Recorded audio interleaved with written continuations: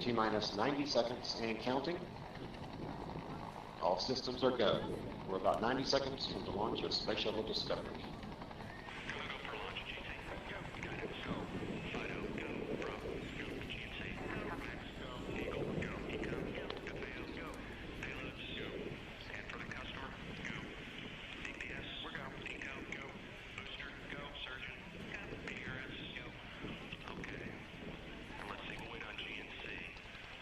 T-minus 60 seconds and counting. We are transferring to orbiter internal power at this time. Discovery is now running off its 3 onboard fuel cells. Coming up on a go for auto sequence start.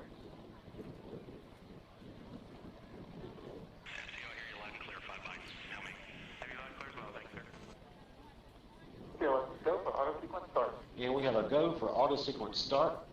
Discovery's onboard computers have primary control of all the vehicle's critical functions. T-minus 17 seconds and counting. 15, 12, 11, 10, 9, 8, 7, 6, start, 2, 1, booster ignition, and liftoff of the Space Shuttle Discovery, returning to the space station, paving the way for future missions beyond.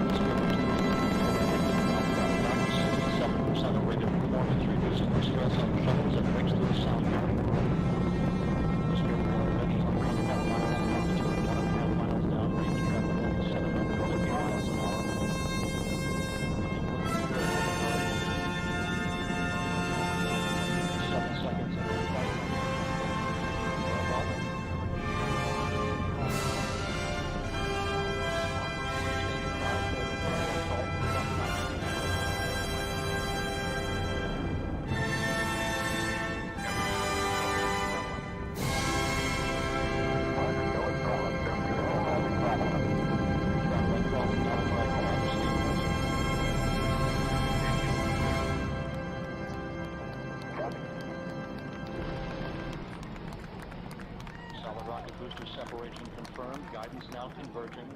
Discovery's onboard computers commanding the main engine nozzles to swivel, aiming the shuttle for its precise target in space for main engine cutoff. Should have a good forward link now and then. You sound good.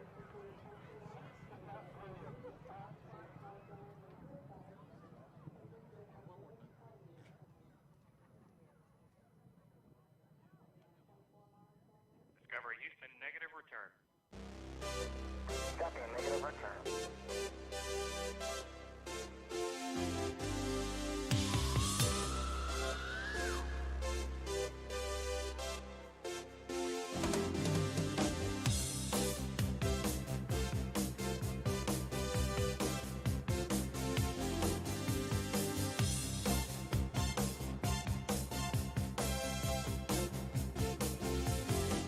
I get up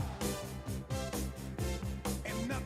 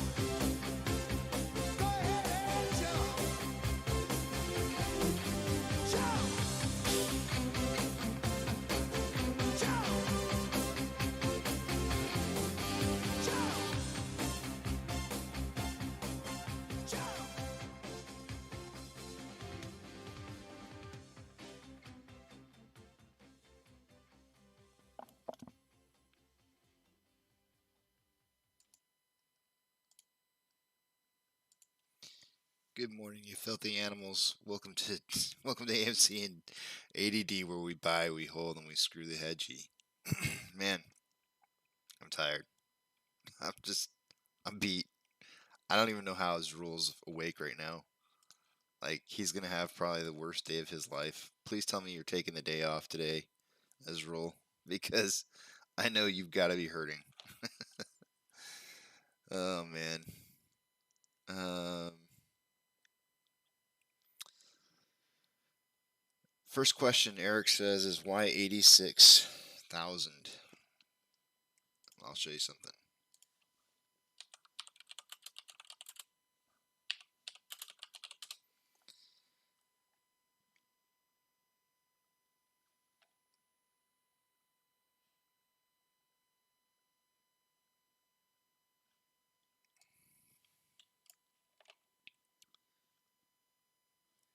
'86 or '86 is American English slang used to indicate that an item is no longer available, traditionally from a food or drinks establishment, or referring to a person or people who are not welcome in the premises. Its etymology is unknown but seemed to have been coined in the 1920s or 1930s, which happens to be the period of time when the stock market crashed.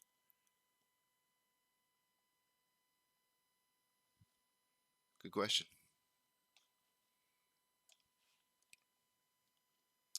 Why 86,000? Such an odd number. Everything means something. Everything means something.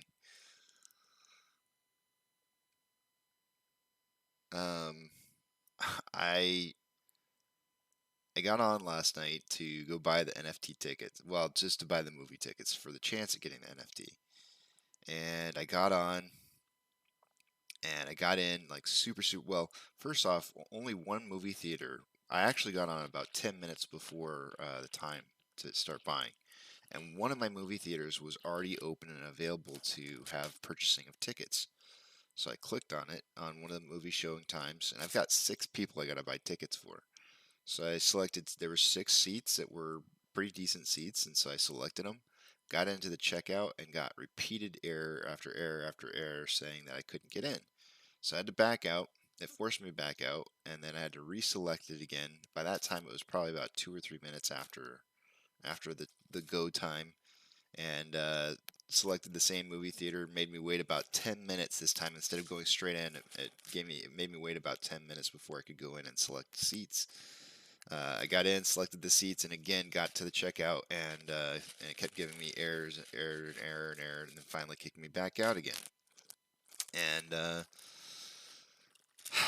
really started kind of getting a little frustrated at that point. And then my normal movie theater, by that time, this is probably 15-20 minutes after the hour. My normal movie theater was open and available to buy tickets, so I went to that one. Got into there, was able to select seats, and got the errors on checkout again for third time. And then I passed out at probably around like, I don't know, 1:30 in the morning, waiting for my next opportunity to get in. It said would take an hour to get into the seats. so, so I was up till, I think I was up till 1:30, trying to get seats to the movie theater. My wife, on the other hand, had a little bit different luck than me, but I'm not sure when she was able to get on and actually start buying and all that kind of stuff. But she told me she got tickets.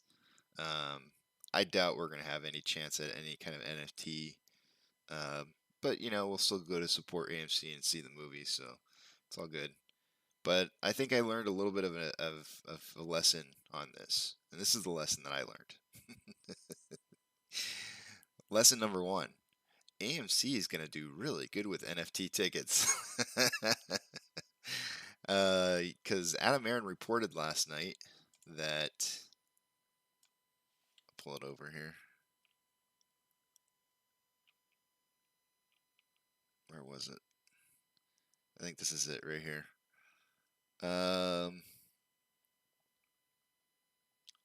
Sony Picture. Okay, so our AMC first ever NFT with at Sony Pictures and Spider-Man No Way Home caused AMC's online ticketing staff or traffic Sunday night, Monday morning to soar to the highest ever in AMC's entire history.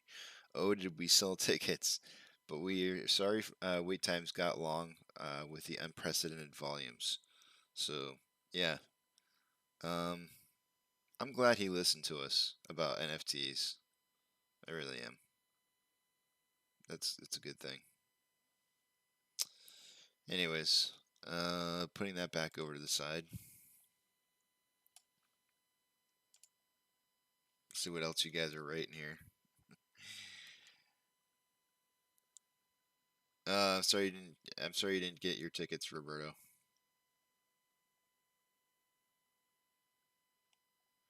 The second largest public pension by assets in the U.S. increased its stake in AMC. That's great news. That is awesome news.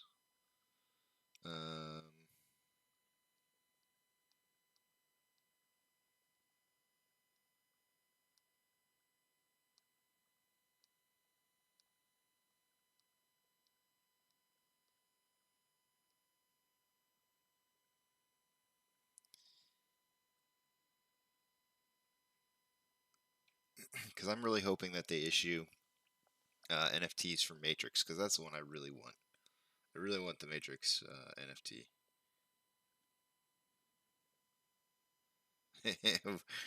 Yeah, I'm pretty sure we all did kind of figure that app was going to crash.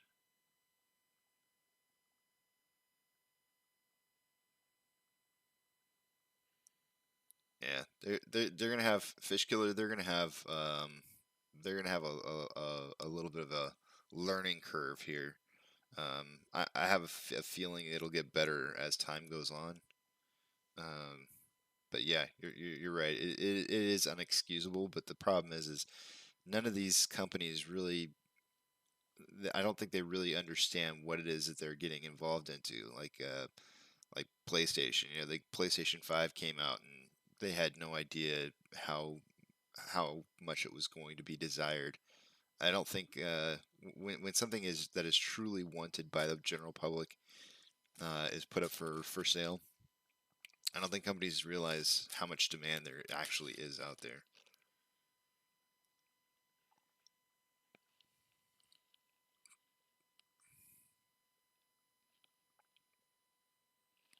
Oh, dang, Anthony coming in. Look at this. Anthony coming in saying, anyone see the Spider-Man number 86 published in 1970? He fights a copy of himself. That's kind of cool. Let me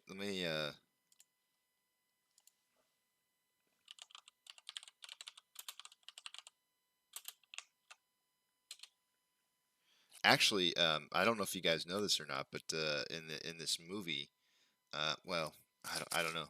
I mean, if you've seen the previews for the movie, there might be something there that you can kind of gather from that as well. Um,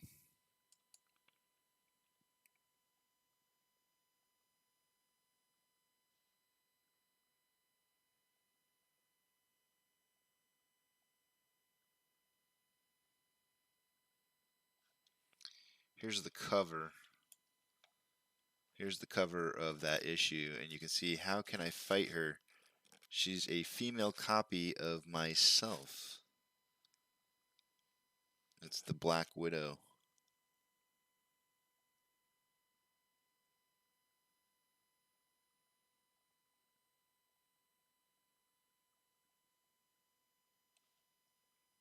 It says beware the Black Widow.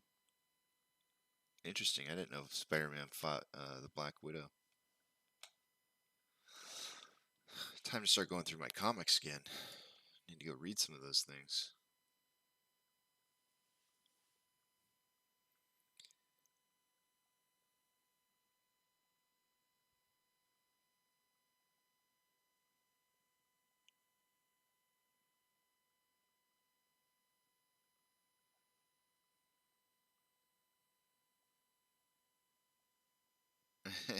Monty says, I'm not worried about the NFT. I just want the MOASS to happen.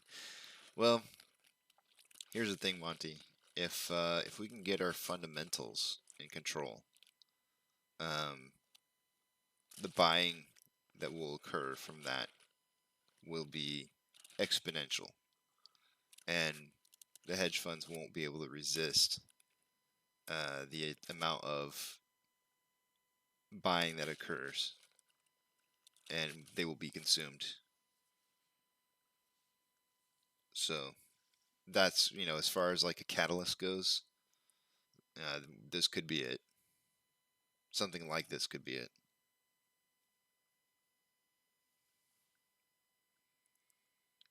Oh, thank you for saying that, Roberto. I need to put up the poll. To remind you guys, last week what your polling was. These were the results from last week.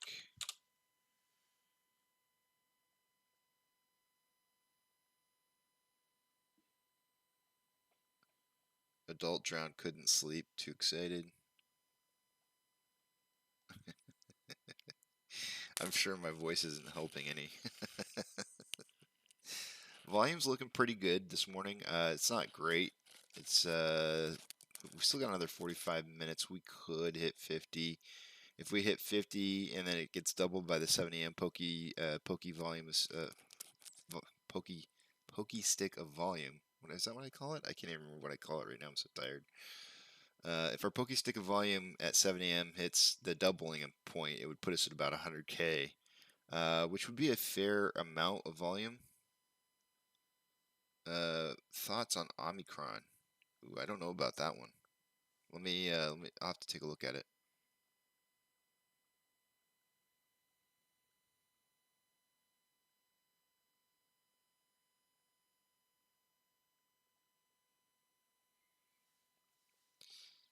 Yeah, I'm kind of with JP. The potential value of those tickets is what really kind of counts to me.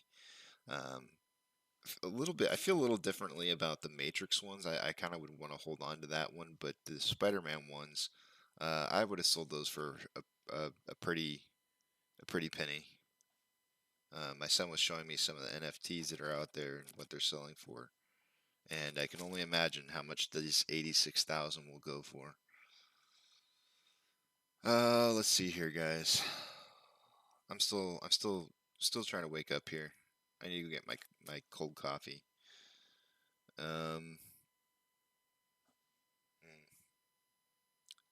don't know if you guys noticed or not, but Ortex changed a little bit today, so Ortex is a little bit smaller now. Hopefully you guys can still read that information. If you can't, please let me know. I do have a way to fix that. Oh yeah, Omicron. Omicron is the new COVID strain spreading. So I read a couple different news pieces saying that it's not as like the people who are getting sick from it aren't experiencing that bad of symptoms so far. One of the other things is that it is spreading pretty quickly, though.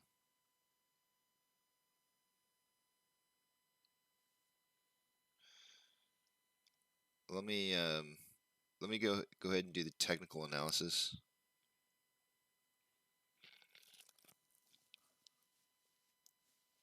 And we'll see where everything stands right now. Trying to think what I want to do. Oh yeah, I gotta update this first. All right, let me take you guys over to the other page. It's gonna look a little different in here. Since Ortex did shrink a little bit, I went ahead and made my Reddit and Twitter accounts a little bit bigger on the screen so you guys can see it. Every once in a while, I do get people who ask like, "What's your account names for those?" So hopefully it will be kind of hard to miss now. Has man, I'll tell you what, I had a day of it yesterday. So Ortex changed, so I'm like, oh, okay, so I'll just start changing some of my stuff on OBS. And so I went to go modify the sizing of some of the things, and then I thought, oh, here's one that does an automatic resizing, and it changed my whole canvas, and everything got screwed up on my stream. How the layout looks. It was like, oh crap. So if things look a little differently today, I had to go back through and change a lot of stuff. I was telling who was I telling this? I don't remember who I was telling this to. I think it was AP. I think I was telling AP or Jason or somebody about this and said and said at one point I was pretty much like, okay, that's it. I'm never going. The show's over. I'm not doing the show anymore. It was so frustrating. I was like, I'm done. I'm just done. I can't deal with this. All right, I'm logged into Fidelity.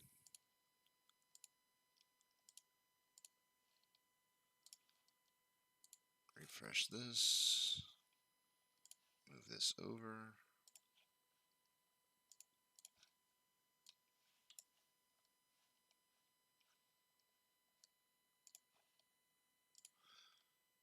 And we'll start on the top left-hand side with the price prediction tallies.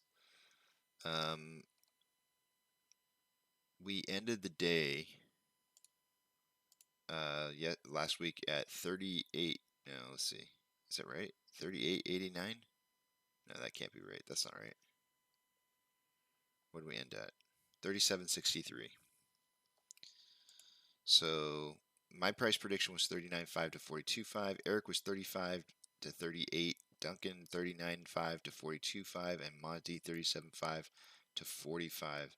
Monty squeezing in just barely by 13 cents, getting a point. So it's just Eric and Monty with points for last Friday. I will leave up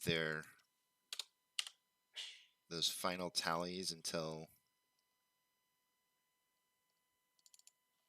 a little bit later today. So Eric won the week out with 3 points. Myself and Monty tied, and Duncan coming in last, and the missed column getting a tally mark as well. Short exempt volume. Where does that stand? Since volume was up a little bit on Friday, I don't expect it to be too much up, but somewhat. Let's see here. Oh, it's actually kind of down. So let's see. Short exempt volume went from 50.5K to 31.6K. We did have a partial day of trading.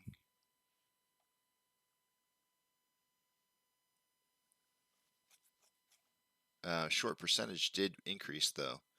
It went from 51.2 to 58.6. So the percentage of the amount of short volume was higher.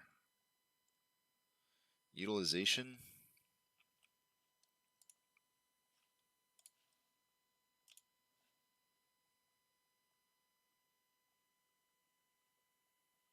$73.13 or 17. So it did drop. Day over day price was a decrease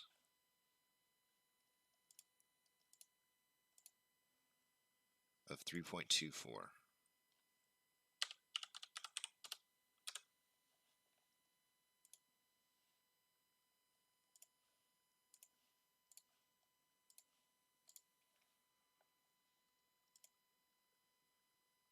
Our current estimated short share interest of the free float this morning is at 15.78%.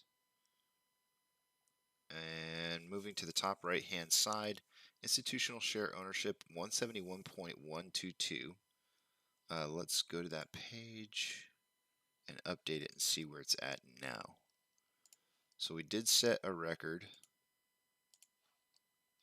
Institutional ownership was the highest it's ever been that I've been recording for, and it's was set on Friday. Let's refresh it and see where we're at now.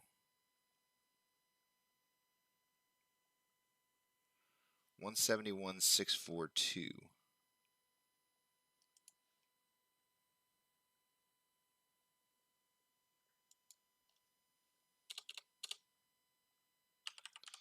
So even higher. That was also set on Friday. So we'll continue to leave the date for the high on that date. I'll refresh it again a little bit later when I do the next technical analysis. after 30 minutes after market open, and then if it changes to a new higher number, then I'll change the date from that point. Let's see. I'll put up the new poll here in just a little bit here, guys, for the weekly prediction for this week. But max pain for today, I wonder if it's going to be like, I'm gonna guess 37. It's 38. 38 is max pain, and refreshing the options chain.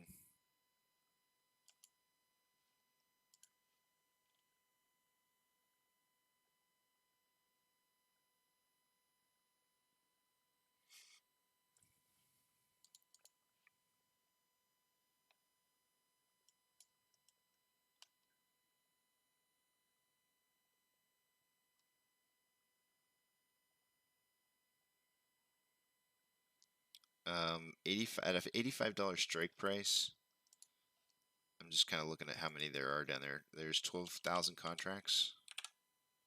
Those are long, way out the money long positions. Looks like to me okay, that's probably, this is a tough one. This is a really tough one. Let me There's a lot of gaps in here. A lot of gaps. So if I scroll down a little bit on the left-hand side, what you'll notice is that the amount of open interest keeps increasing every, what is this? Every $5.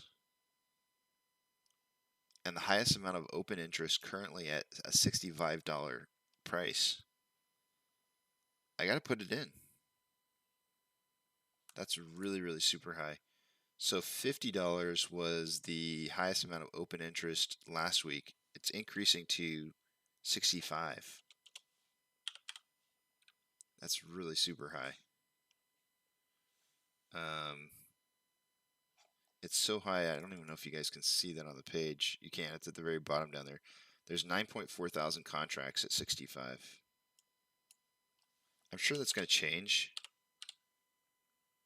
as the week starts here and progresses. So we'll just have to see how much it changes by. As far as the puts go, the highest amount of volume for puts on open interest currently at a $30 strike price. That's $5 down. It was 35 on last week. There's currently 7.3 thousand contracts. So there is a $35 spread between puts and calls. Let's see here.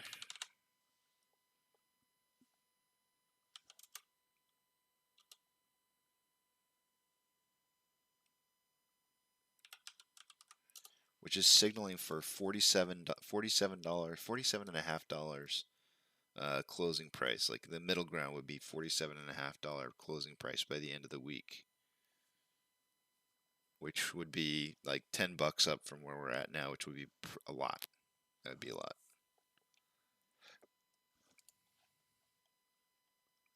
Taking you guys over to Ortex.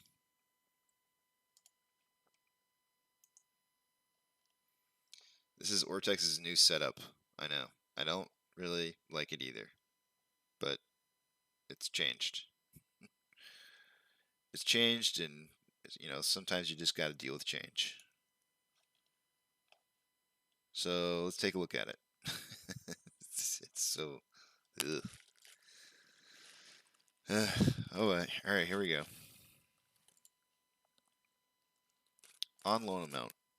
There it is. Boom. On loan average age per day. Right there. So on loan amount still dropping. Going from, let's see here. 87 million shares on loan to 85.5. And the amount of days on loan average is now at a new all-time high, going from 76.46 to 77.7. Oh no, it's not an all-time high. I'm sorry. 80 is the all-time high. It's getting close. Getting really close.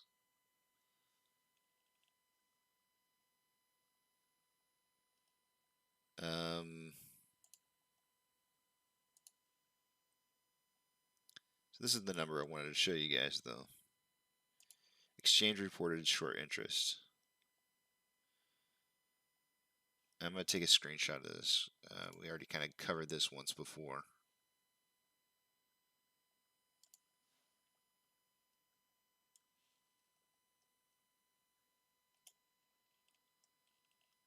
So if you notice up here at the top, our exchange reported short interest is 87.46 million. Our shares on loan is 87.09. There's no way that this number can actually be lower because these are shares on loan. So there's no way that this number over here can be lower except for the fact that it's reported late. So this number is obviously dropped down. It's probably somewhere around here. But these numbers are really, really close. Super, super close.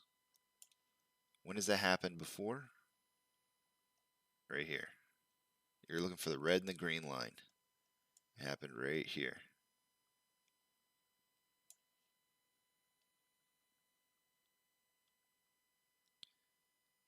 If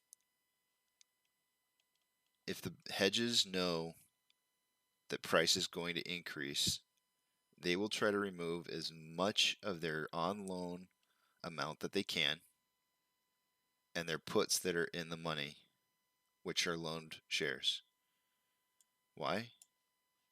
Because they don't want to get stuck with them as the price increases.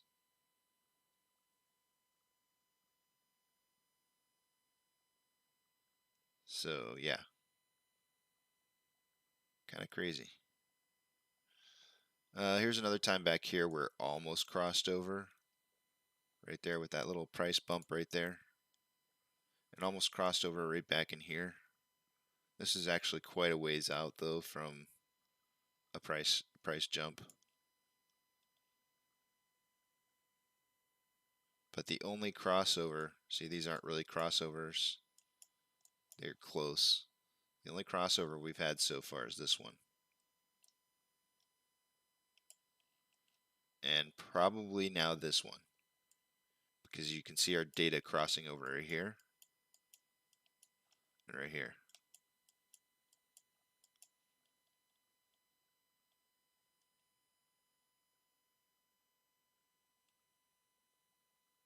Anyways, might be excited about that. You might not be. I don't know. I'm kind of pumped about it. But let's take a look at the rest of the numbers, though, and figure out why our utilization went down.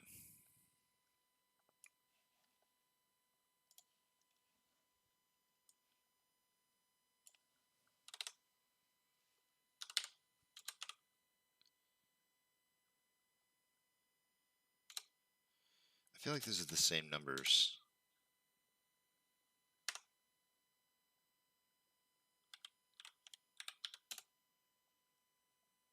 Nope. Okay, so our total amount of shares available to borrow is now shot up from 116.2 to 119.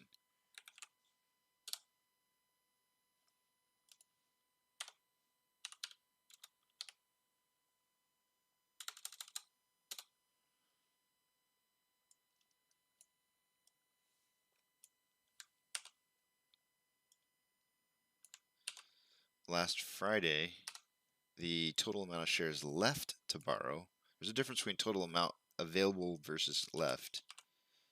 There's a total of 119, in which 87 million were borrowed. The remaining portion of that would be this value of 31.934 million.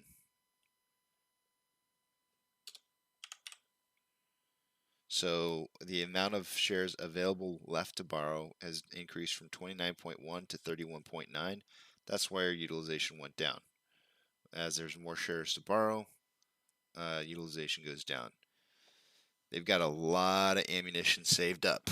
You can only guess what they expect to be coming.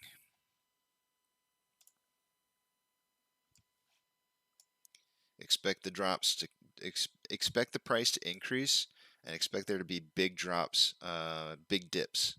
Once we start seeing those big dips is when things start getting really nasty.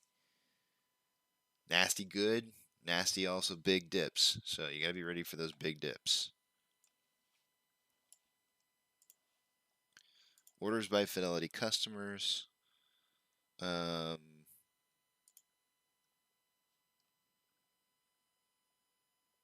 AMC currently in 18th position with a very strong 76% buying to 24% selling. GME in 29th position with 80% buy orders to 20% sell orders. Looking super strong.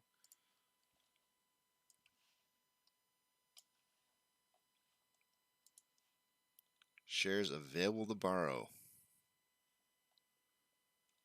Let's do our maths.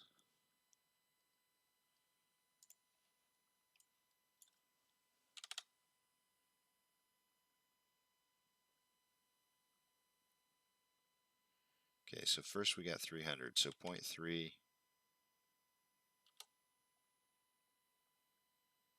plus 3.4 plus 0.1 plus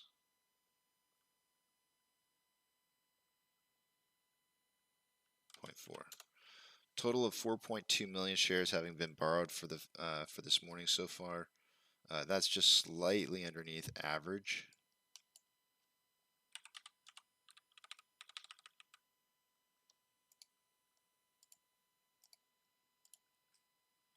On Friday, they borrowed 5.1 for a partial day of trading.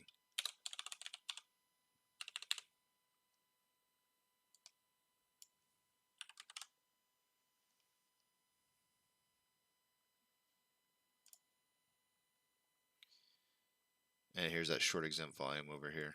And then the increase in short percentage, 58.6. It's one of the biggest numbers we've had in about a month.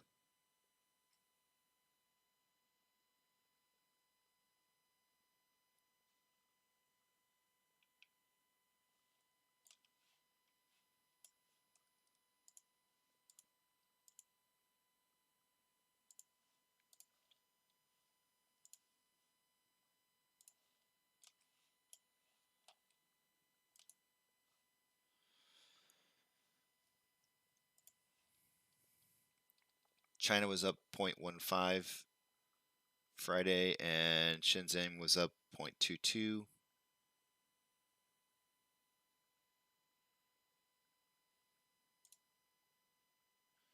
Tesla is up 1.44.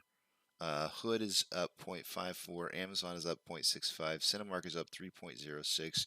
Doge is up 1.43. GameStop is up 1.64, and we are up 0.85.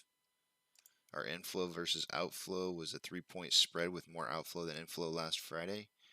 Our volume currently at 40,000 shares having been traded for the day today, with 20 minutes more to go.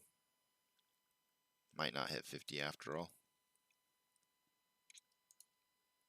On the daily interval, we currently have more selling pressure than buying pressure with an RSI of 43.59.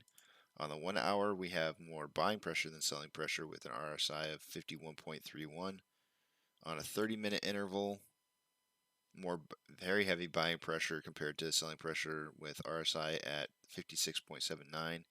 And a 5-minute interval, more buying pressure than selling pressure with an RSI of 67.33, which is above average, definitely high.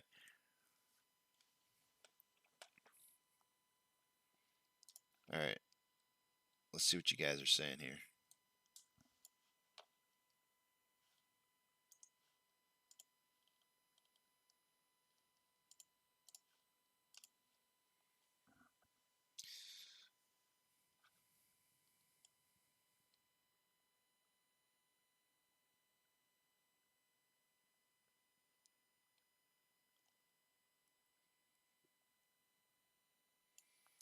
Roberto, they did try to blame the crash, or a little bit of the crash last Friday to the Omicron.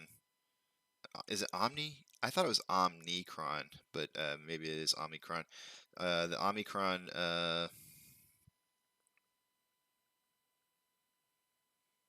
new variant of COVID. They definitely tried to blame it on that on Friday, but I'm not buying it. Good morning, Paul.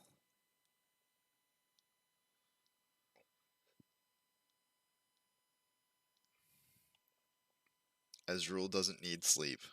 I can only imagine going ha ha ha ha.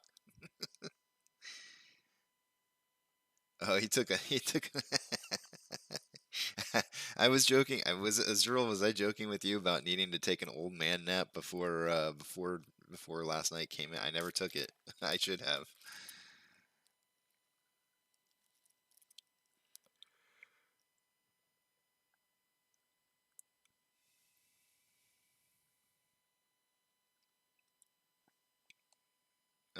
Brett's saying that they banned no new cases of the new variant found in the U.S. and they've have travel bans for those locations. Some cases found in North America, some cases in Canada. Salty Dog, good morning.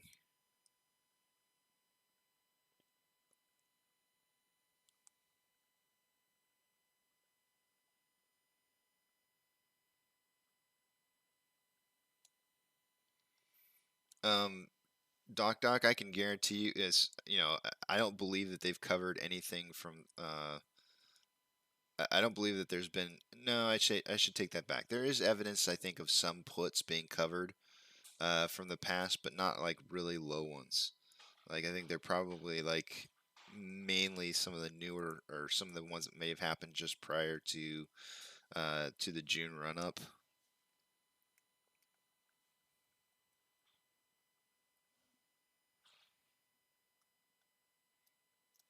And then obviously all the puts that were in the money from the last couple months, those have been cashed. Those appear to be have been cashed out as well.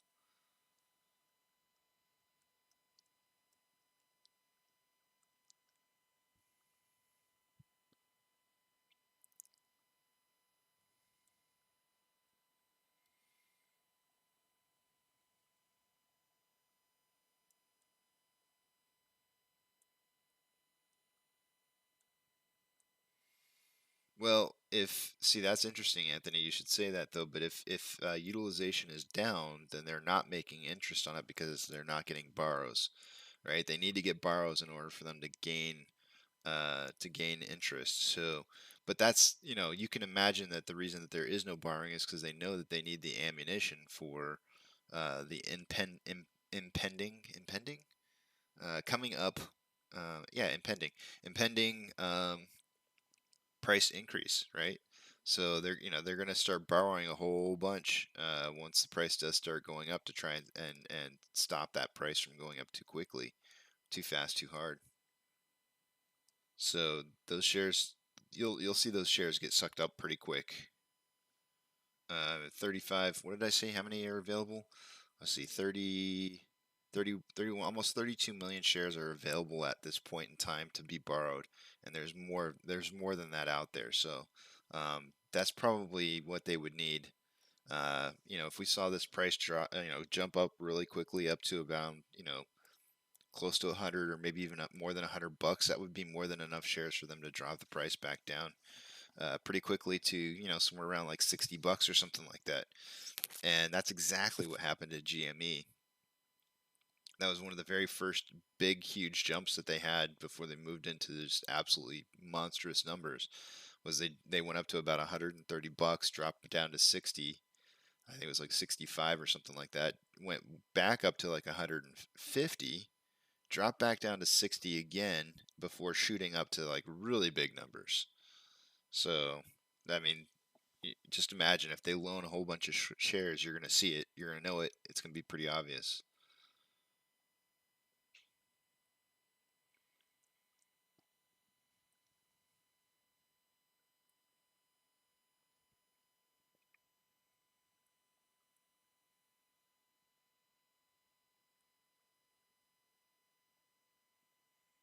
Brett saying, I can't imagine what's going through the minds of someone who's shorting AMC right now.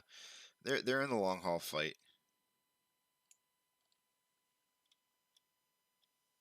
I did talk about the NFT. So there's a couple different things. I apologize to whoever it was that had mentioned it because I can't just my mind's not working right now. But somebody came in and said that the 86th issue of the Spider-Man issue is where he fought himself. I pulled up the cover for it, and it looks like it may not necessarily have been himself. Looks like he says he's talking about the Black Widow. He says, "How can I fight her? She's a female copy of myself."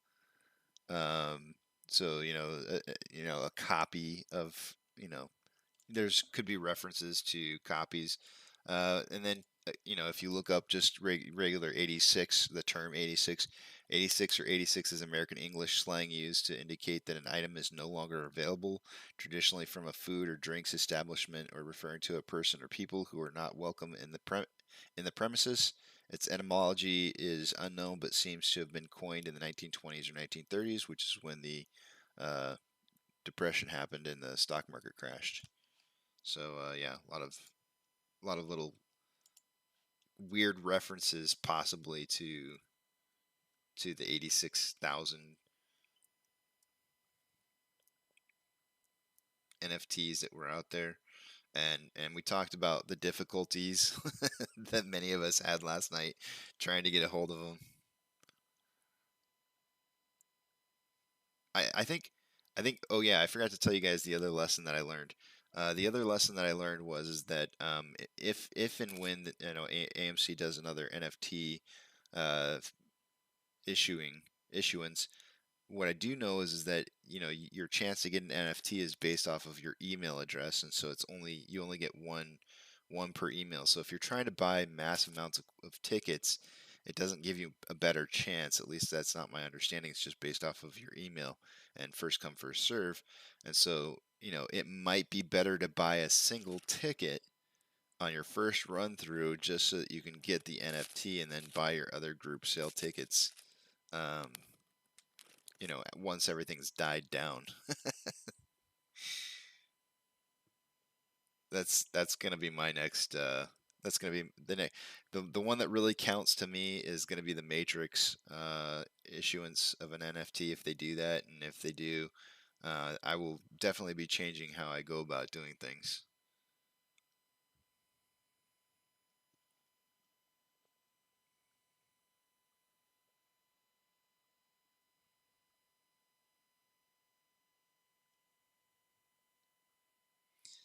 Yes, the volume did drop right before the June run up, which leads. Oh yeah, thank you for reminding me.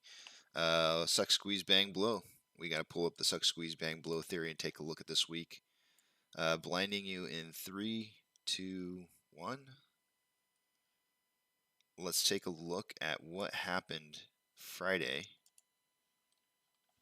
Our ending price, we needed to hit 39 and 45 million shares traded for me to consider it to be the below phase. Instead, what we got was 37.63.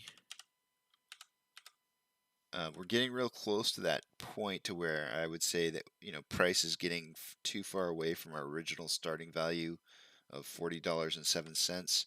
So I would expect to see that to correct and come back up.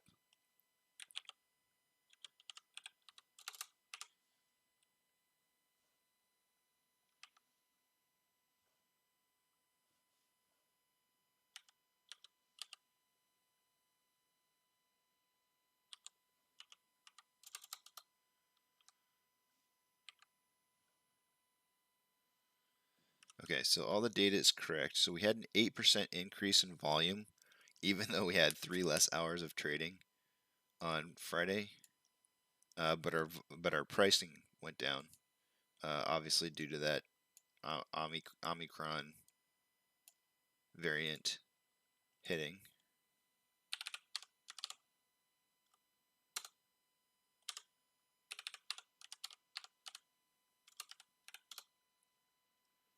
Come on.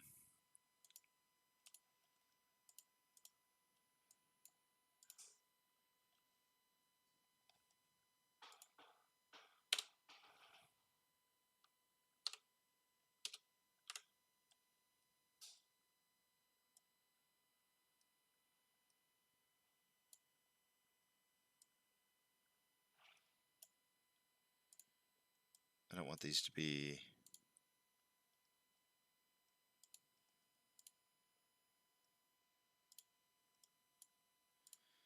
So what do we need to see volume at today? My guess is probably 50 million shares traded. Yep, that's about right. And 39 bucks. Nope, 40. Let's do 40 and a half. All right. I think we would need to see today about $40.50 and 50 million shares traded for the day-to-day to be considered us moving into the below phase. So who was it? Who was saying that? Okay, Brett. If you don't know about Suck Squeeze Bang Blow, go check it out. It's in the description box. There's a link to it to where you can go click on that and read that. This is to be expected with low volume. It's definitely the sign that we're moving into the final phase of our cycle, and it's happening. So low volume is a good thing. Really, what low volume is a sign of to me is that people are holding, right? I think the high volume is a generation is generated from a couple different things. It's either generated from loaned shares and the creation of synthetics, or people selling shares and the market makers moving those shares around in such a fashion to where it creates artificial volume to uncouple a lot of the synthetics that are out there, which is why you see such large amounts of volume. So low volume means people are holding, which is good.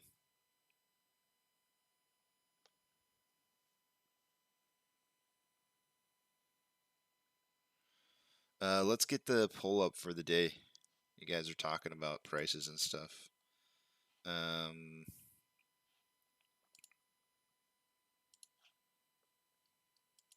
me get up. Let me get it going here.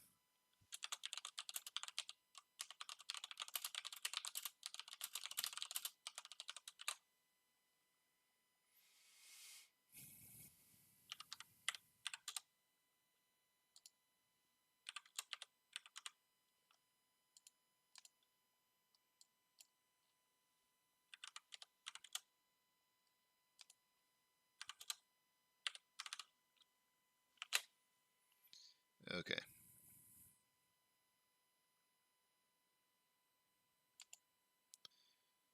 There's the poll for the day, for the week, rather.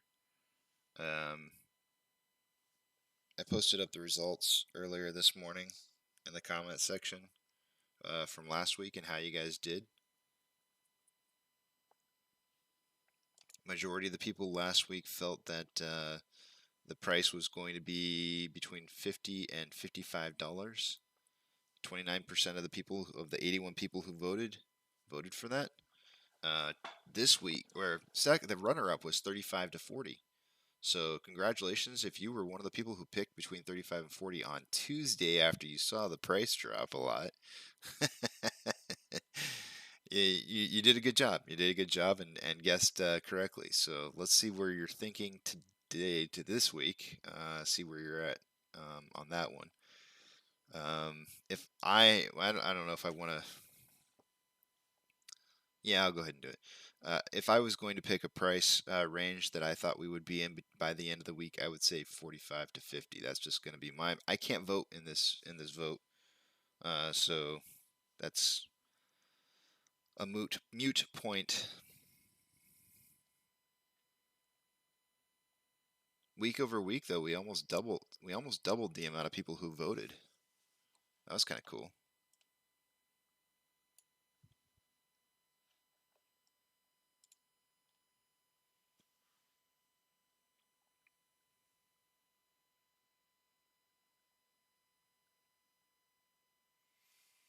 Roberto. So, yeah, you had to be either premium, A-list, or investor, be tied to the Investor Connect in order to be eligible for the NFT. So you didn't have to just be a share owner. You could have been just a regular Joe, but you would have had to have been a part of the premium or A-list part of the Stubbs program. And I'm glad you read my suck, squeeze, bang, blow theory. You almost got it right.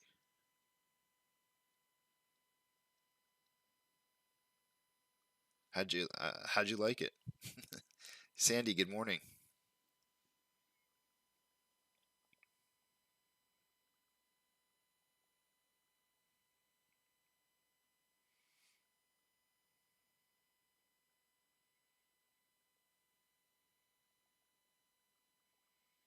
I'm curious if Adam Aaron will put out a post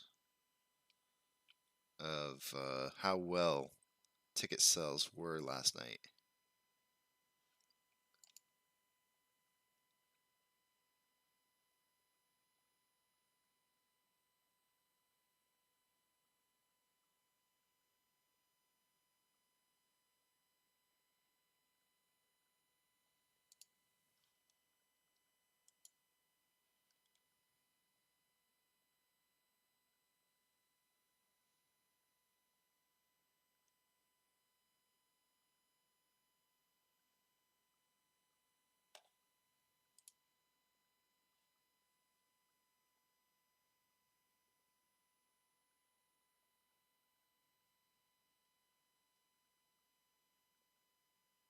An Apple car, huh? I guess I did see an interview where Elon had talked about it not being a mystery that they're making a car.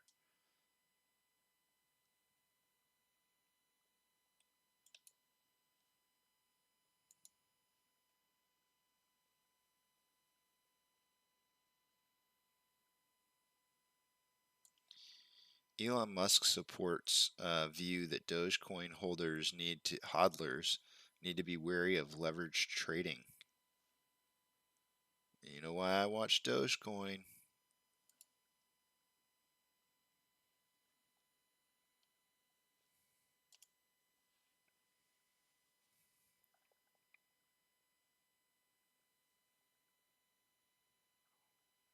Good morning, Sean.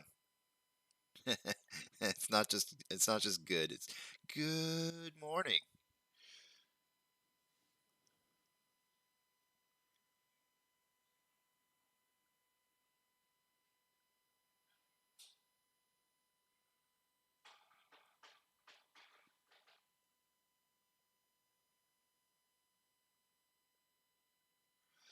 Yeah, I saw he mentioned a lot. That was actually one of the things I pulled up on the page earlier this morning. Um, but you know, it didn't say how much, right? So this is what he said right here. Our AMC first event NFT with Sony Pictures and Spider-Man No Way Home caused AMC's online ticketing traffic Sunday night, Monday morning to soar to the highest ever in AMC's entire history. Entire history. Uh, oh, did we sell tickets? But we are sorry, wait times got long with the unprecedented volumes. So this is going to be a learning process, right? Think about like any kind of time, anytime any company ever came out with a new idea or a new product that was in high demand, there's always going to be hiccups, right? There's always going to be hiccups. It's hard to know how much demand there's going to actually be. I'm trying to think of like there was a video game that had problems with like on launch with their servers because they didn't have enough servers set up. It was like just an epic failure, and I'm trying to remember what it was. It might have been like I don't know. I can't remember. Here's our 7 a.m. pokey stick of volume coming in. Uh, looks like it did a little bit more than double. Yep, it did more than double. 55 million in volume. Sorry, 55,000. I said million. You guys probably freaked out the second I said million.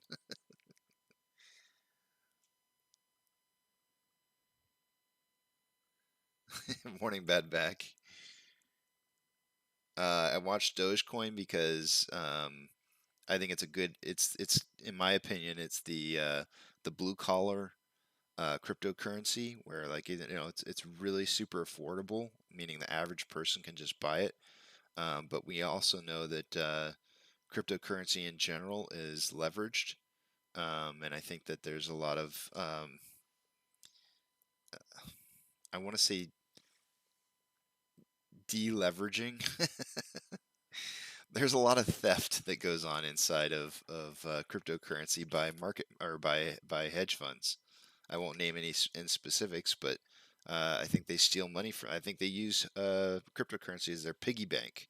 You know, they pump and dump, pump and dump, pump and dump, and so I watch it. You know, I think Dogecoin is a great one to watch for those pump and dumps.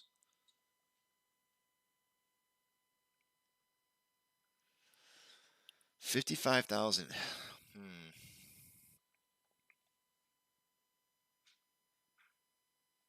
I'm gonna go with 50 to 70 million shares traded for the day today, which does put us in range.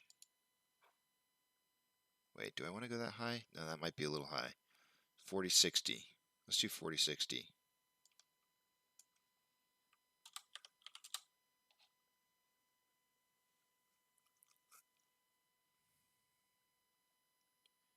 $100.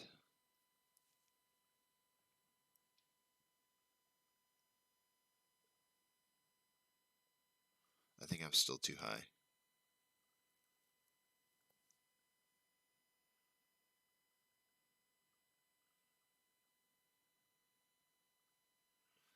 Yeah, I'm gonna drop it a little more. 3050.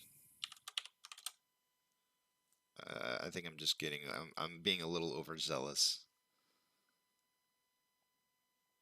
30 to 50 million per volume prediction for the day today. I'd rather be on. I'd rather be below than above actual volume amounts.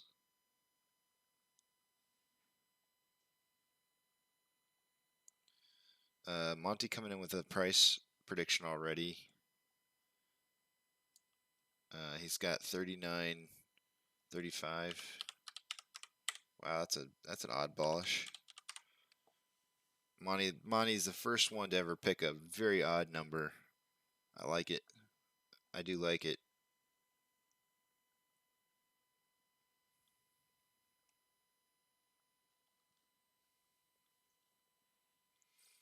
I think we're going to see excessive buying going on today. I don't know. Maybe.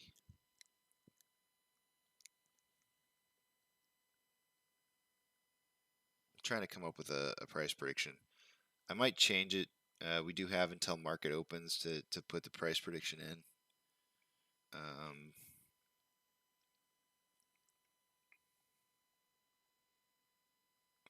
I might say 40 to 43.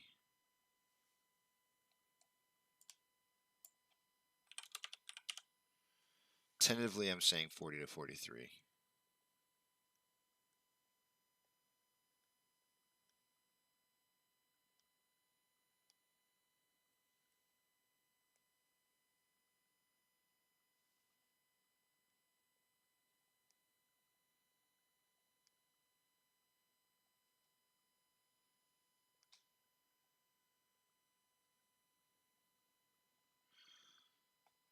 Brett, if you're referencing Bad Back, that's Bad Back's. He's family.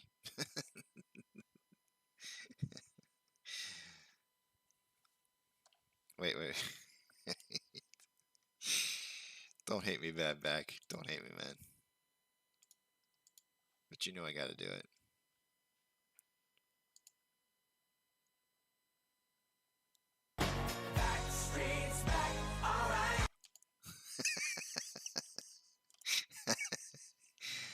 Um, Bad Back and me, we go way back. We go way back, Bad Back.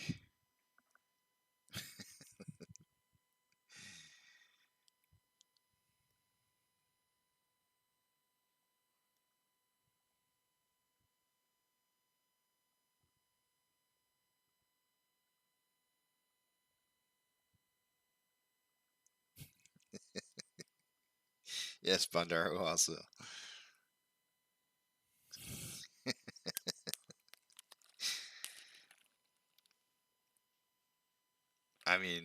I'd feel pretty special. I don't know. You got your own song, man.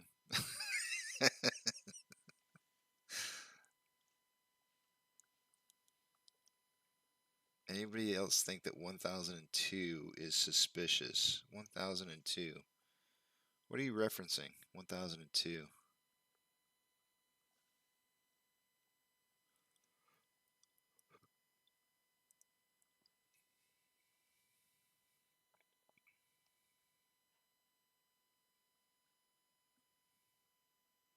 See, the great thing about this channel, Brett, is the shills stand out really obvious when they come in here. Really obvious because you know, we've got family here. And so when the shills come on, they stand out pretty large and proud.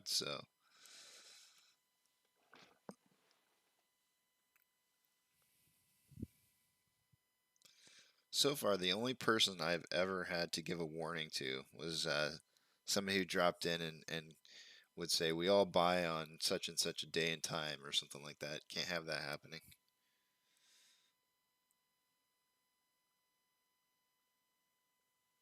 Oh, on the tier 2 ask.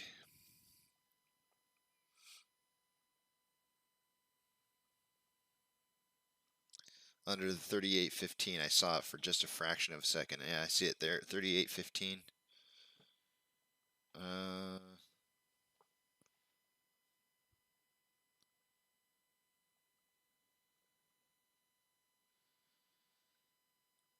I've seen it said before that the last digits of the bid and the ask side can give you an idea of what is signaling to what's coming. But I don't know how accurate it is, or if I'm sure, like in baseball, when you have codes, I'm sure they can change those up pretty easily. If depending on what day of the week it is, what month it is, I'm sure they have some kind of like, I'm sure they throw codes differently.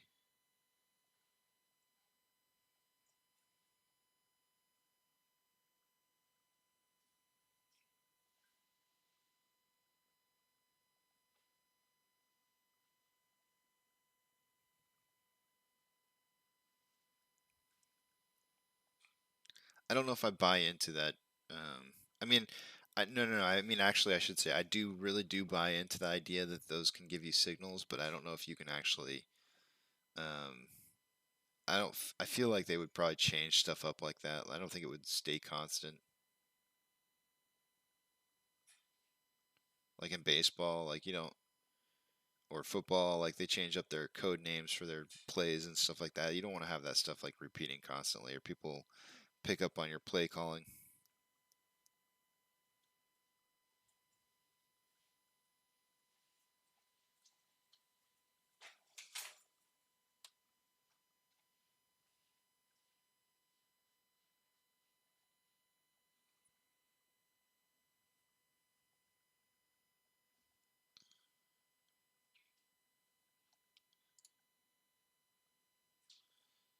So far, we have an overwhelmingly strong push for $50 to $55 for the price predictions by the end of the week.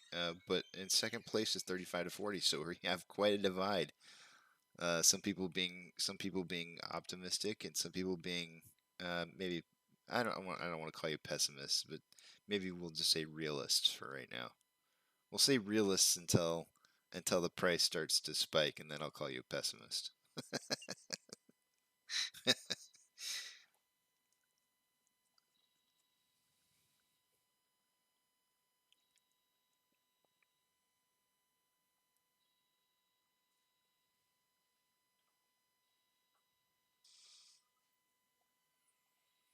Yeah, I wish I could buy 1,000 more shares too. That would be nice.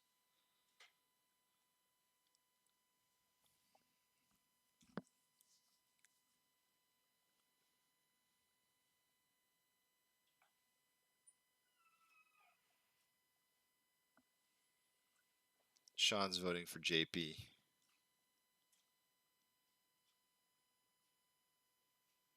Yeah, it is doing better. It is definitely doing better. I expected to see a more of a more of a spike in volume.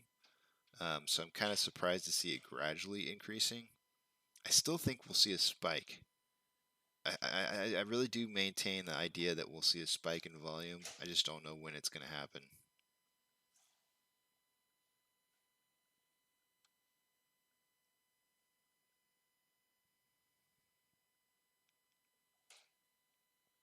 Good morning, GD.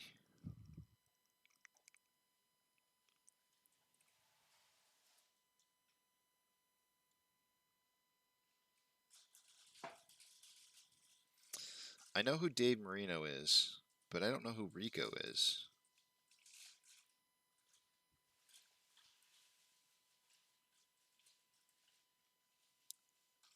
You know, that's the way to do it, Roberto. That's, you know, that I think I don't remember exactly at what point it was. I do remember that it was the exact same time that Trey did it. I had bought into AMC, you know, late January, and then when the price got down to around like $6, it actually dropped to 5. But when it got down to $6, I kind of made this decision. I was like, you know what?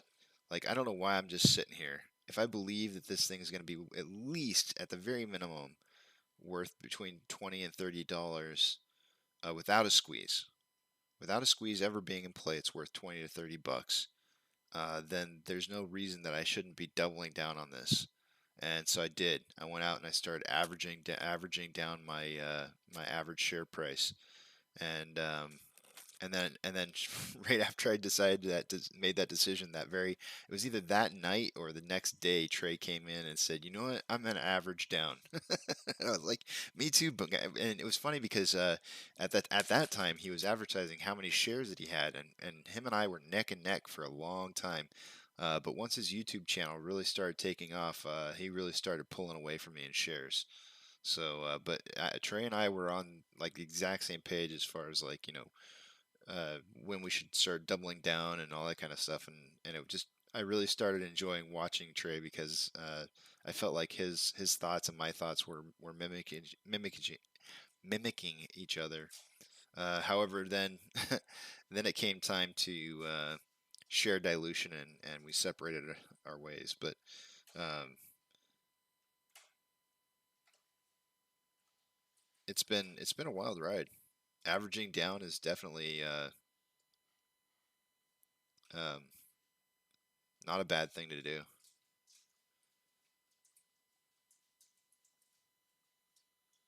I mean, sometimes you just don't time the buying in part right, you know, and it sucks. But if you believe that the price is going to continue to go up, that's the best thing you can do.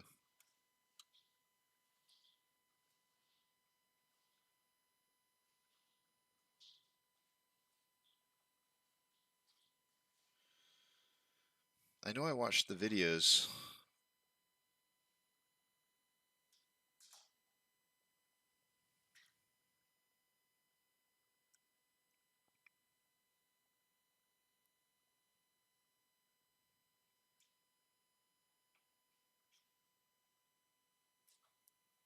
You know, there's an interesting thing, Brett, when you start looking at the patterns and the Wyckoff theory and all that kind of stuff. There's an interesting thing that happens, and it's time intervals. Depending on what time interval you're using, you get different patterns, and there's some really weird stuff that's happening with the patterns, and it's all time based, and it's really difficult to figure out where we're going. Um, there's days where I feel like it looks like the chart patterns are rushing, and then other days where it's completely slowed down to a halt. And I'm not sure what causes those pattern fluctuations in timing, but that's why I look at volume so heavily, because I think trying to chart the patterns on AMC is like super super difficult, and I think volume is really where it's at. Volume tells you everything that you need to know.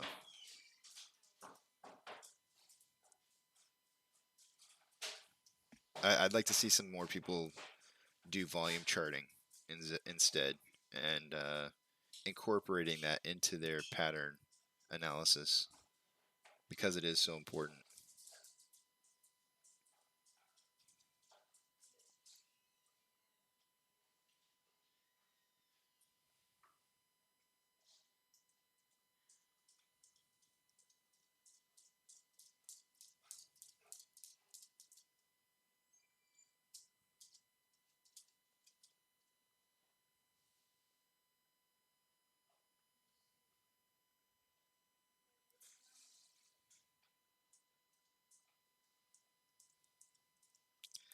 Eh, I don't buy loose theory.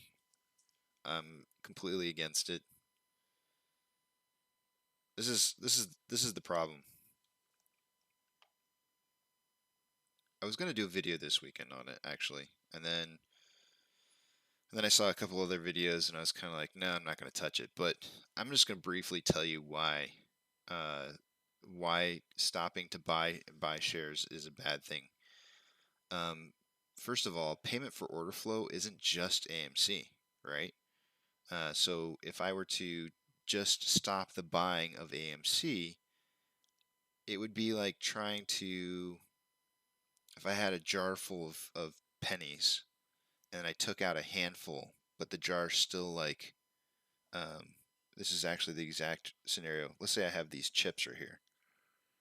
I've got some poker chips that I have on the side over here, right? These poker chips right here represent all the money that that market makers make from payment for order flow, right? And if you take away the buy button from AMC, there it is, right there. But guess what? They still got this. And so what you're suggesting is that this one little chip right here is going to make the difference between us seeing price discovery and not seeing price discovery, because they're earning money off of us, and that's a fallacy, a major fallacy in that thinking, because they still have this over here to this right here that you just took away from them. Okay, now you take this out, they still have this. They're going to use this to punch down the price, right? They're going to do these wash sales where they drop the price rapidly. And one of the things that stood out in my mind the most that Lou said was, what's the worst that could happen if the price drops to $12? What's the worst that could happen? All of those out of the money puts that are causing the price to go up in the first place will be in the money. If they're in the money, they cover, they close their positions, they cash out for money, and they use that money, and it's going to be much bigger than this stack. This little tiny stack right here is nothing compared to what they will make from their puts going, their long out of the money puts going into the money. You do not want to have that happen. And if we sit here on our with our thumbs in our butts, not hitting the buy button, that's what's going to happen. Price will drop. Absolutely, 100% it will drop. Um, this don't matter. Yeah, sure, they're making some money off of our payment for order flow things, but you can stop that. You know, you could have a broker. You could get in with a broker where it allows you to buy through the lit market and bypass giving that money, which I believe some of the newer videos are saying that that's what was meant by taking away the or stopping the buying, was to stop the payment for order flow. And if that's what was truly meant, then fine, but that's not how it was received. Everybody said stop buying, and that's how it was received. And that's wrong, because our price will just drop and we will cost ourselves months and months worth of working to get this price up to where it's at, and we will have like major setbacks.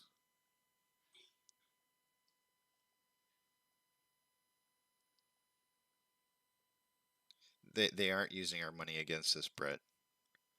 I mean, they are, but if we don't continue to buy, they will drop the price at will. All they have to do is just use synthetic shares to drop the price down, and they will trade those synthetic shares back and forth like they always do. The only thing that stops price from moving down faster than it does is us actually buying and resisting the pressure to drop the price. I mean, the the whole reason, and I'm sure you've heard this many times, but the whole reason that the um, the GME squeeze ended back in January was because they took away the buy button, right? And everybody got scared and sold because they lost their ability to be able to buy. They sold off their shares. And more than likely, the same exact thing will happen if we see the price drop too hard. Like, let's say it did go to $12, you're going to see a lot of apes selling. Now, here's the other downside to the whole idea of price dropping to $12. Not only will they cover some of their long out of the money puts because they will have been in the money, but the worst part of it is that if there's not too many puts left, leverage positions left to cause a squeeze, then we're all left sitting holding $12 shares, and then the hedge funds don't have to hedge anymore. And so then what ends up happening? The minute that any ape sells shares, any ape, that price plummets, absolutely plummets. And there will be a sell off so fast, so hard for people to try and get any remaining cash out of the stock that it will drive it to $0, and we will do the work for the hedge funds. And just through attrition alone. And that's what you really want to avoid happening. And it's a really bad scenario that they're suggesting.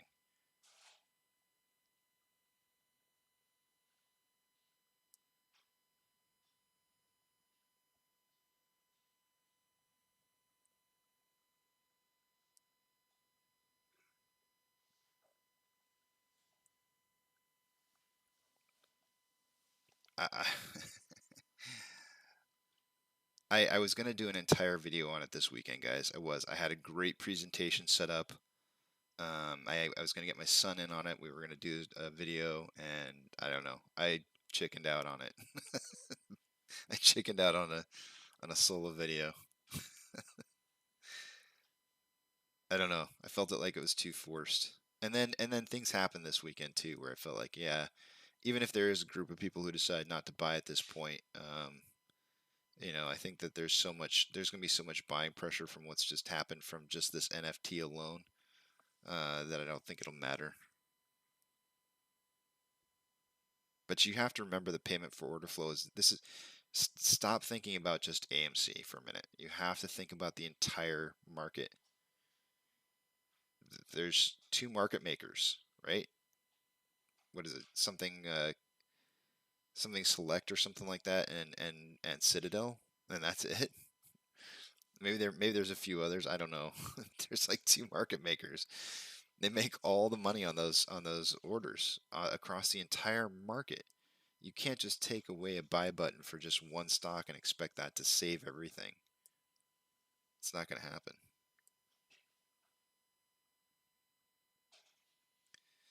Let's check it out, Brett. I'm gonna look at it. I do want to stay on top of that because that's exactly what they do. They borrow the shares and they return them.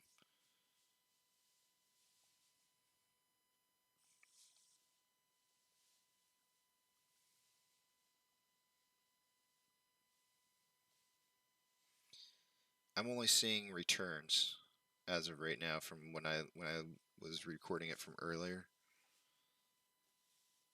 So far I have a total of 4.2 million having been borrowed this morning, roughly. I kind of rounded a little bit.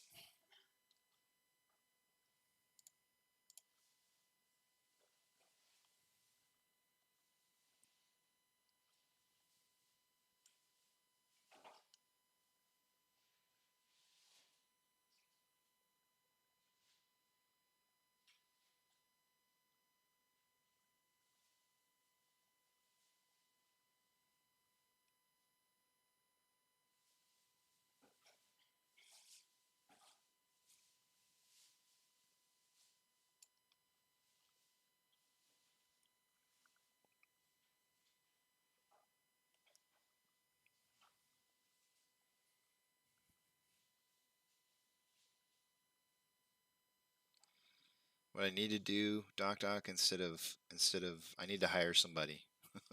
I need to hire somebody to do clips for me. I don't have the patience for it. I already put in 9 hours. I already put in 9 hours. I'll tell you what though. I will bookmark that little talk, and I'll set up a bookmark for it, so you can link people to the bookmark if you want to. At the end of the stream, I'll go in. I didn't do it this last week. I think it's been actually maybe a week or two since I haven't been putting in the timestamps. Kind of got a little bit lazy. I'll start doing it again today. I'll put the timestamps back in, and and you guys can click on those timestamps. But it'll be in the description.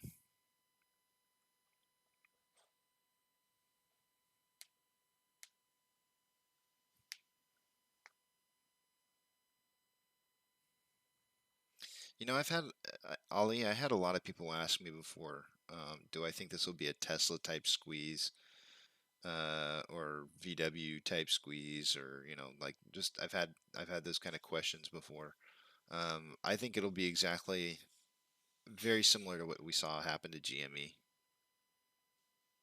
because I don't see any differences in what's. I mean, actually, there has been some differences, but for the most part, though, the type of squeeze that we have, I think, is very similar to what happened with GME, other than the share dilution that we've had along the way. But once that, once we've um, kind of recovered from that, which is what's been going on for the last 5 months, we'll be seeing new price movements upwards. The one thing that I would say is that we're getting really close to the new year. Can almost expect there to be another push for share dilution, and all I can say is if you don't want to see this continue to take longer, share dilution is a bad idea, I would suggest that, and I think Adam Aaron's doing a good job of it, but he needs to start making start having the company make money. If they want money, they need to make it. They've already got, what is it,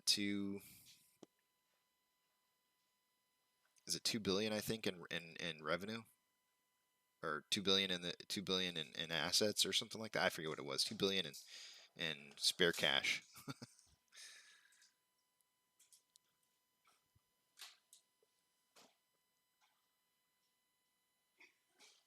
I mean, don't get me wrong, Ali.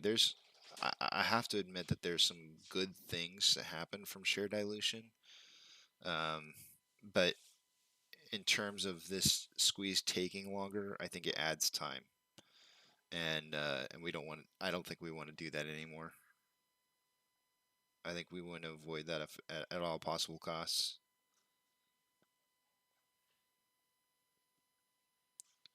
And you're right. GME didn't squeeze overnight. I like to bring that up as a point. I think I forget how long it was DFE was holding its shares, but I almost want to say it was close to like 2 years. I don't expect this to go that long, but yeah, he held for quite a while.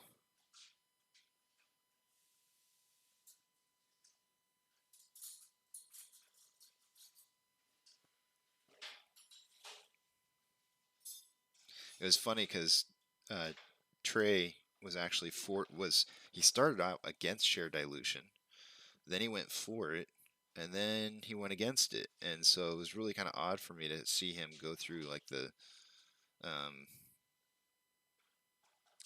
I don't know. I want to call it like the learning curve of understanding what share dilution does, but I think that he ended up on the final right determination of what share dilution is, and where he doesn't. I don't think he stands for it any longer. Yeah, I think a year and a half or something like that. I can't remember exactly how long DFE held those shares, but he held them for a long time. I mean, he's the guy that started all this. Genius, absolute genius.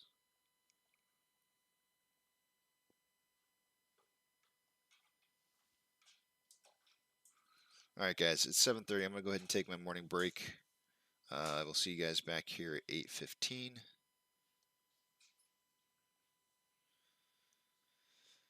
Yeah, I'll just leave you guys this music here.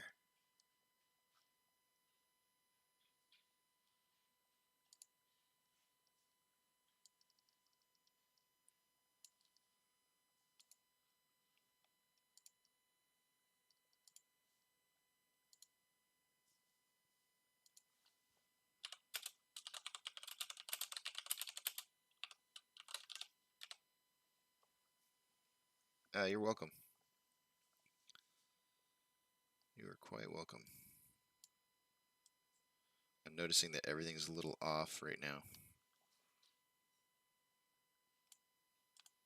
After my snafu on Sunday. Alright, again, let's see, if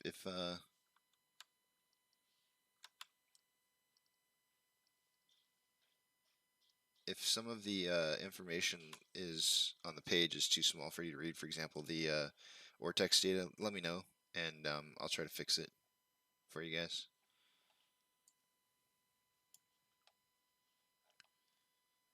Let's see here. Alright, I'll see you guys in a bit.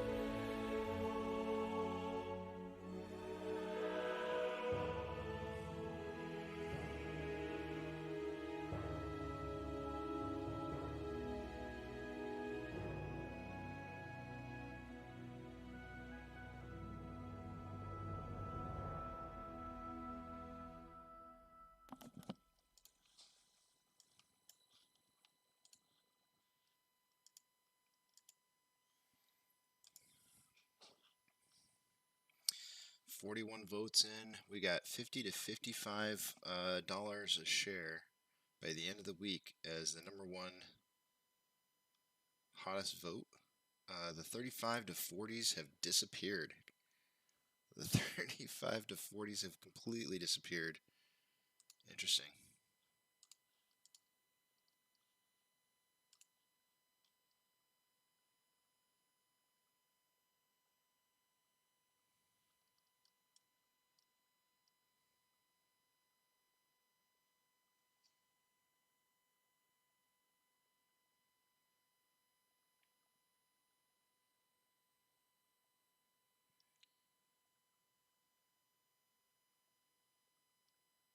I'm scrolling back here, guys, to see what you said.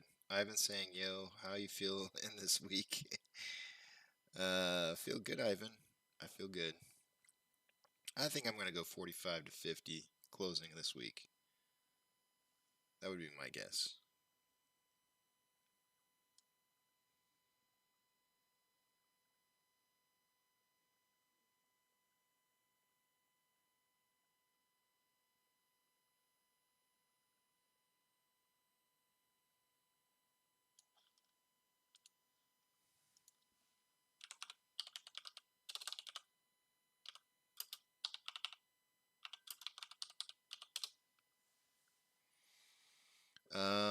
I'm showing the Russell 2000. Is that right?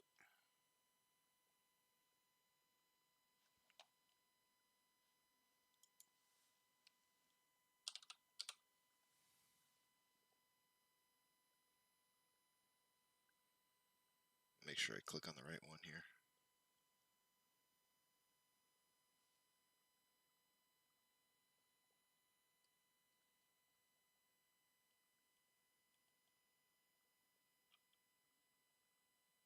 I don't know if I can. I don't see it.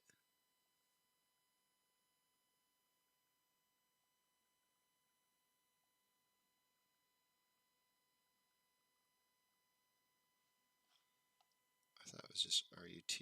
Let's see.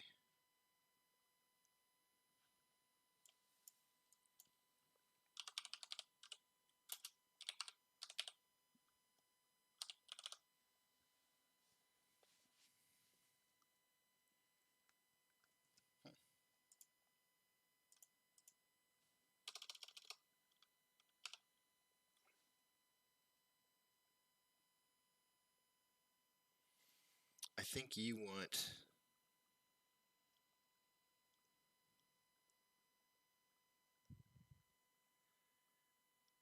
You probably want the iShares Russell.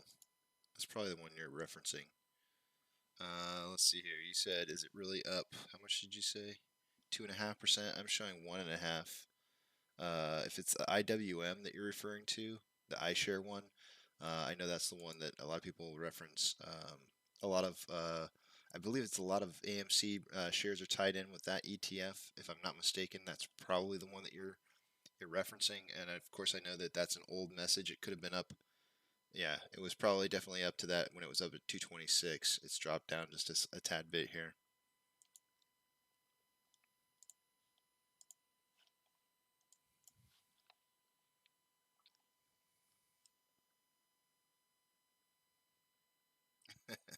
MCon saying blue is boo. So let me tell you why. I had a video that I was going to do this weekend, guys, on kind of like trying to break it down to like a really simplified version of why stopping buying would be such a really bad idea.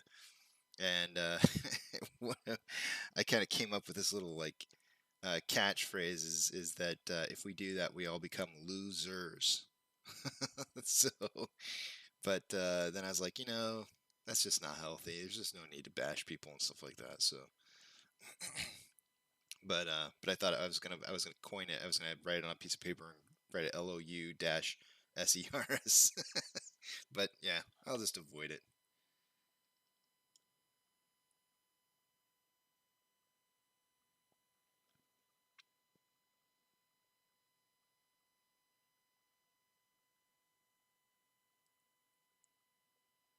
Someone buy him a new t-shirt.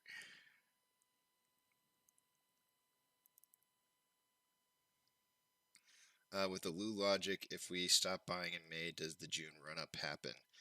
So there is a point, Anthony, where, and this is Casey theory, right? This is obviously not going to be scientific, but there is a point where these runs, when we get on these runs, that really what causes the mass amounts of volume and the mass amounts of price increasing is a combination of both selling and holding.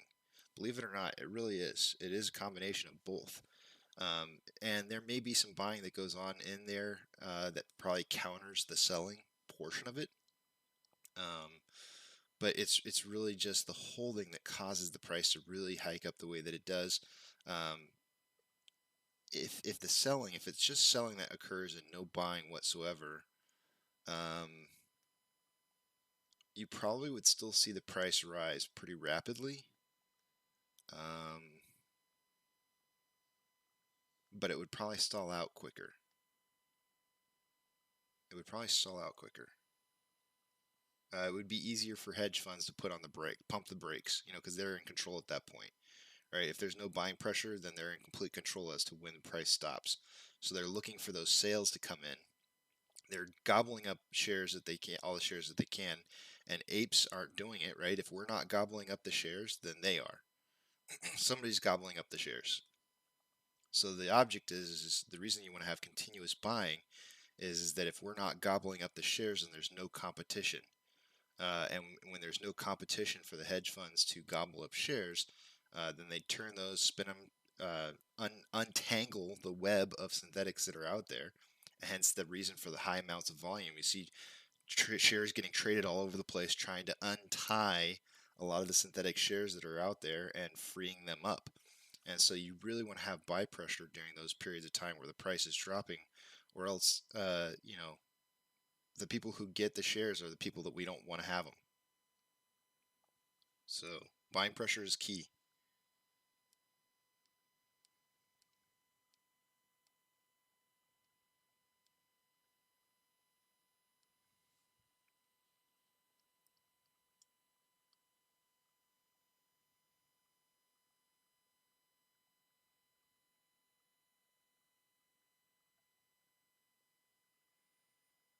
Only 140 billion left in the treasury balance. I had said that I was not sure if we would even make it to December. So it doesn't surprise me.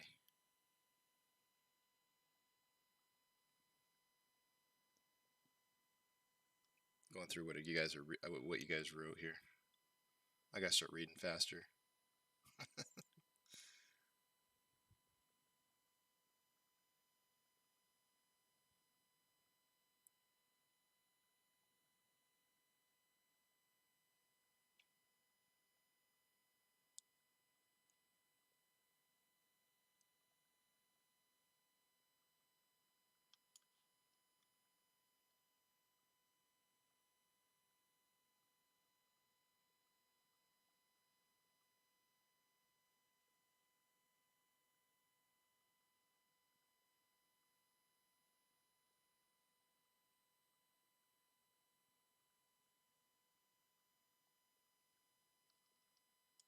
Thanks, GD.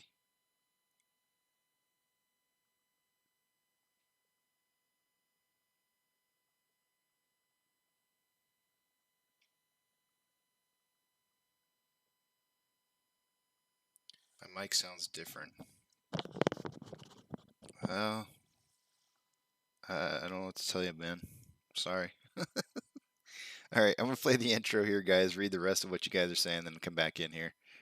I lost track of time. I need to learn to read faster. All right. See you guys on the other side of the opening.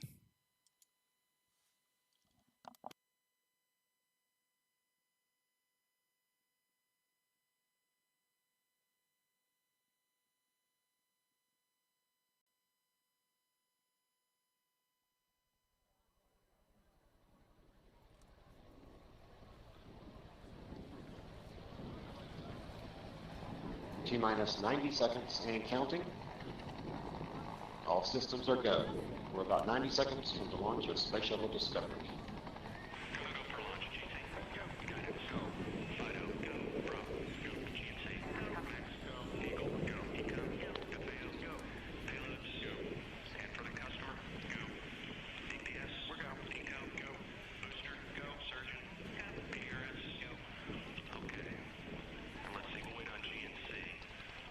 T-minus 60 seconds and counting. We are transferring to orbiter internal power at this time. Discovery is now running off its 3 onboard fuel cells. Coming up on a go for auto sequence start.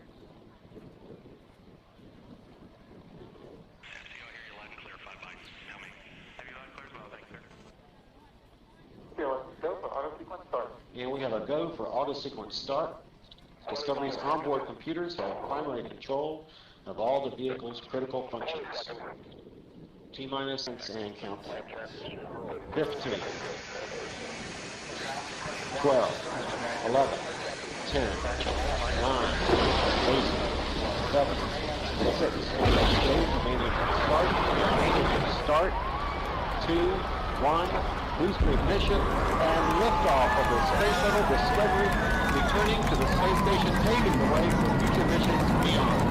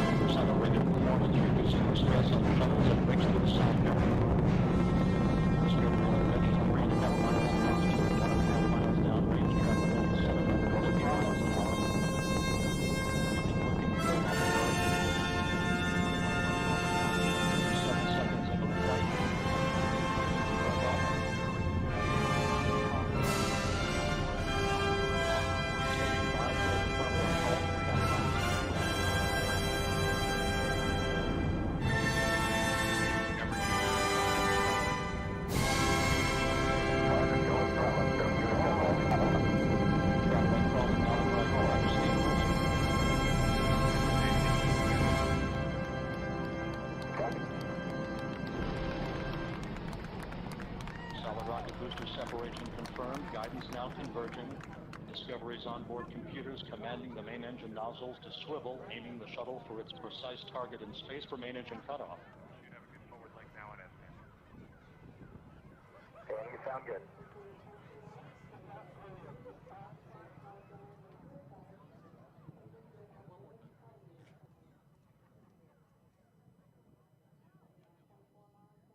Discovery Houston, negative return. Copy, a negative return.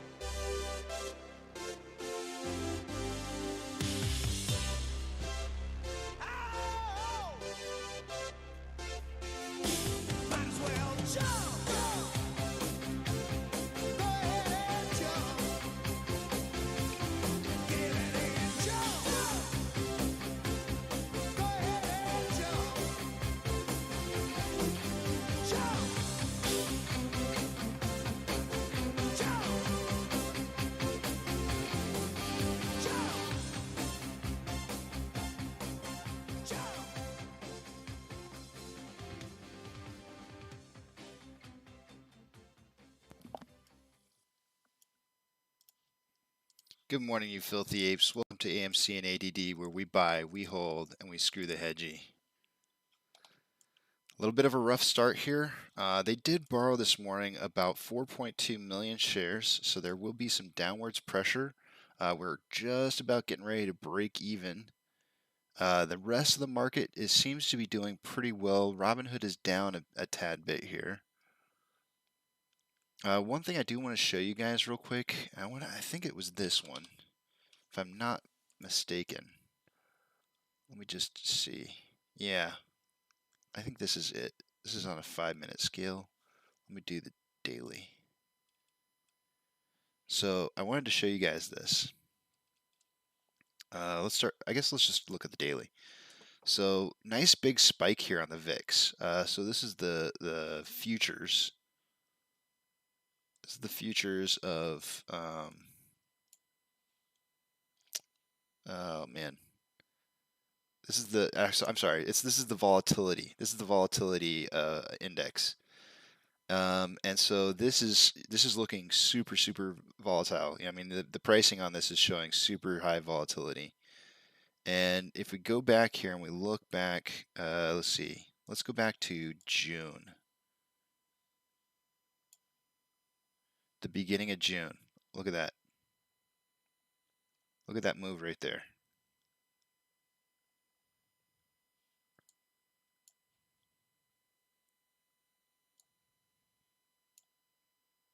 I don't know. Maybe there's some parallels.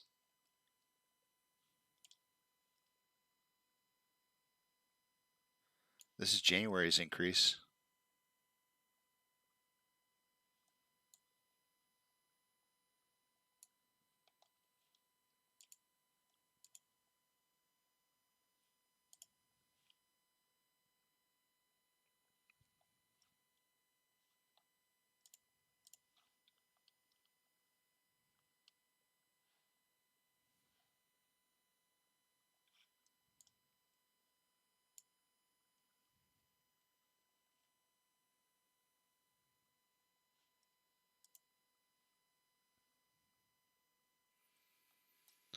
See, we got about 20 minutes here. I haven't seen him borrow any more shares at this point, so there will be, obviously an attack down in price until those are exhausted. They typically try to set the mood for the morning on volume based on those numbers. Usually the attack hits us close to 10 a.m., but in this particular instance, let me see what our volume's doing here. We're averaging about 100, just a little over 100K in volume consistently, very consistently for the last minute since pretty much opening, and still hitting those numbers. So even though price has fallen, even though price, I guess we should say, it looks like it's fallen since the open, but from the closing of last week, we're basically just about even. So with it falling a little bit here, volume is still remaining relatively the same. So good volume. You can imagine that they will want to try to set a precedent here that as long as volume is high, they will continue to tack the price down. So we probably won't see this attack down stop until they drop the volume, if they can. If they can.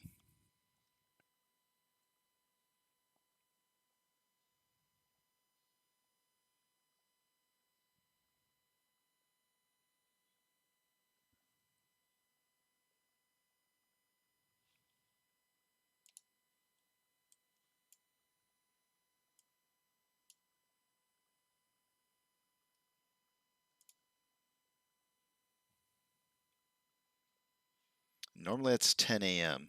is when the attack really starts hitting. This morning I would say they started way early. I mean, this whole stuff is normal. The big volume dip here really kind of happens here. I would say they started the attack almost a half hour early this morning.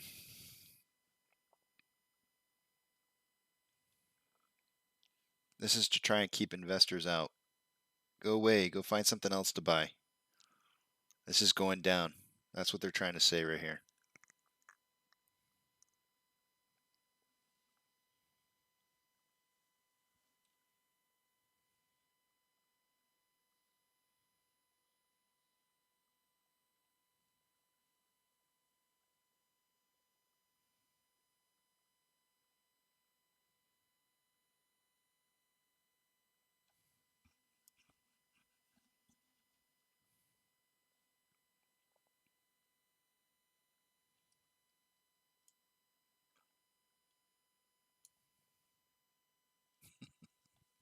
This makes me just want to laugh.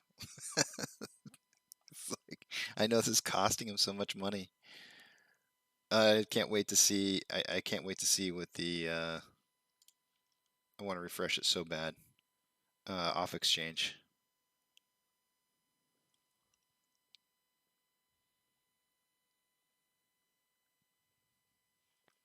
So volume did drop. We were very consistently over 100K.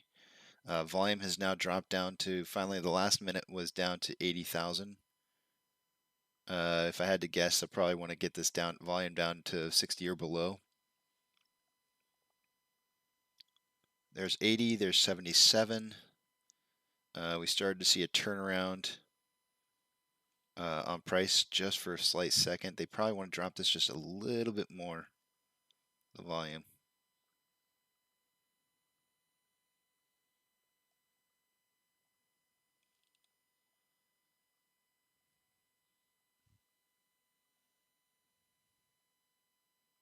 It's like setting a pace. It's like when you got a runner.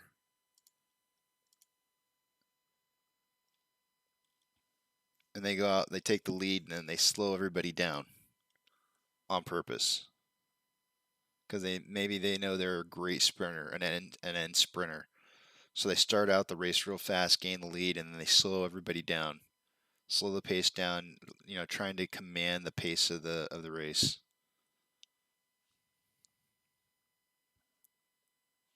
Okay, this last minute was 58.5. Just underneath 60.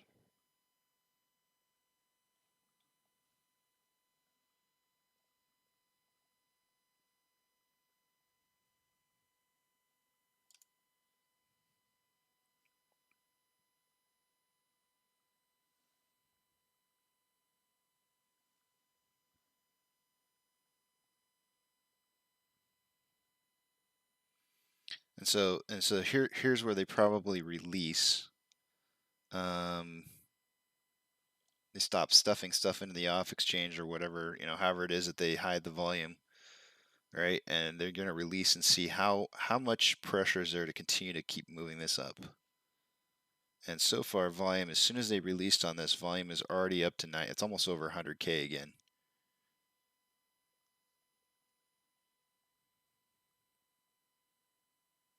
So, maybe they'll let it go for like 2 minutes and they'll be like, no, you don't understand. We really want volume low.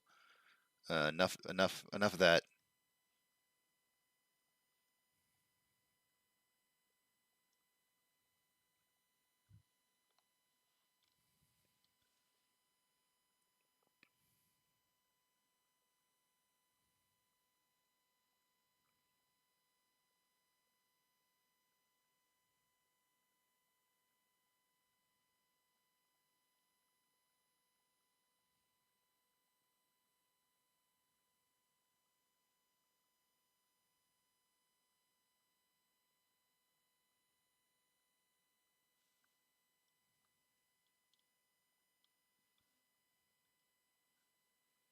Got about 14 more minutes before I do the first technical analysis. Can you guys read the Ortex data? Is that okay for you? Like, can you?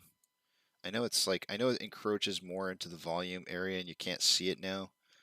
They kind of screwed it a little bit. I had thought about taking the Ortex Ortex data and putting it up here, like that. I don't know what you guys think. I was going to take Ortex data, put it over there, put this data over here, make it a little bit bigger. What do you guys think? Like, I don't know. I need your input. Like, would you rather see some of the volume data and more of the chart in the middle of the screen, or like, does it bother you guys having this up here like this? So I was thinking about doing like this.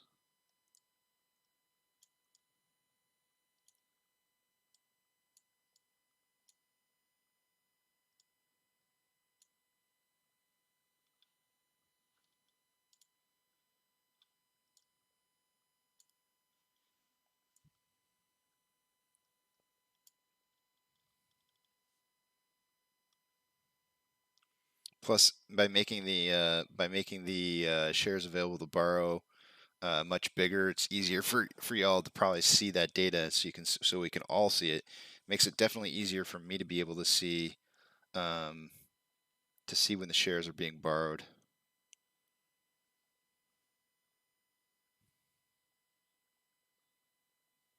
I don't know. Let me know what you guys think.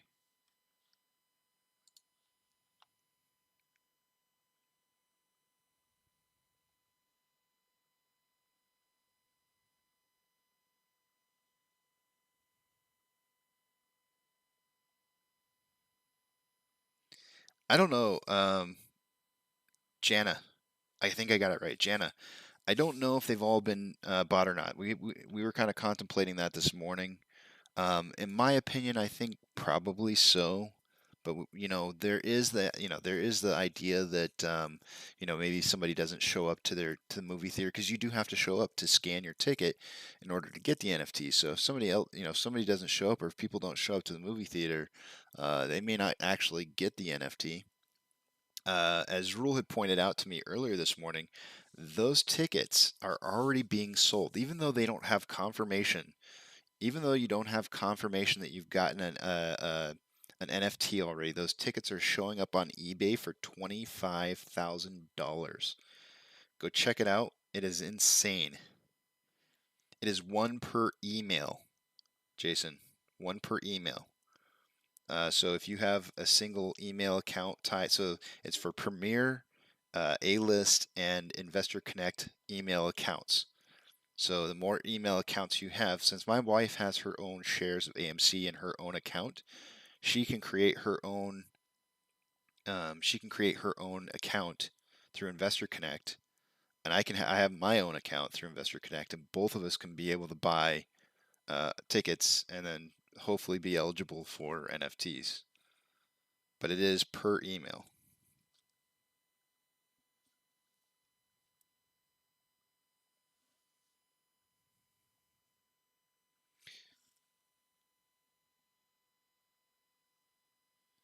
Yeah, we'll see. So that's the lesson that I learned, Jana. Like I really was hoping this was going to be for the Matrix. I kind of thought, like, there's no way Disney's going to hand over the NFTs to AMC. When there's so much money to be made from that. But boy, was I wrong. Uh, but I'm still in high hopes, super high hopes that what we end up seeing is a Matrix NFT. And if that's the case, I'm going to do things a little bit differently. I will be buying the worst seat in the house, a single seat with my email account, and then um, just try for the one seat, because I have a feeling that if you were going for more seats, like I say, for me, as an example, I was trying to find 6 seats. And I think because I was in competition with other people in the movie theater, that was part of the reason why I had problems getting the tickets to go through, because every time that I get errors, I got errors from the get-go. I got to check all the way to checkout, and it would get error screens that would say things like, as an example, I took some screenshots last night. I think I had 3 specific different errors. One said, error creating order, please try again. Another one said, nope, that's the same error. Another one said, oops, something went wrong with order creation failed. So I have a feeling that it had to do with the idea that I was trying to buy so many tickets. I think there were other people who were also trying to buy tickets at the same time. Either I was competing with the system, being bogged down by others' purchases at that time, or it may have had to do with um, the seat choices that I had made. So I think next time the way I'm going to do it is I'm going to pick the worst seat in the possible place, buy one ticket from my email account, and then I'll just go see I'll go see, I'll just go check in if I have to.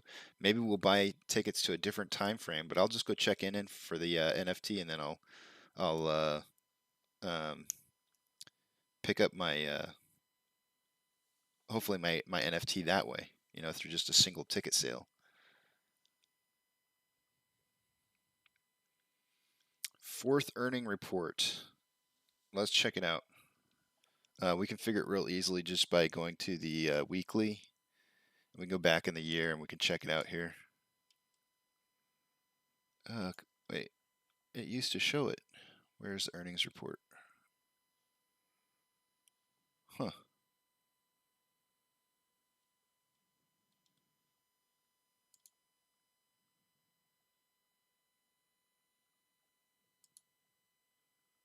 Why do I feel like it used to say show the earnings reports on here? Now it's not.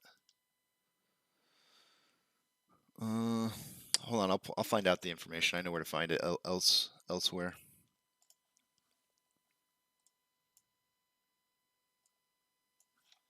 Give me just a second.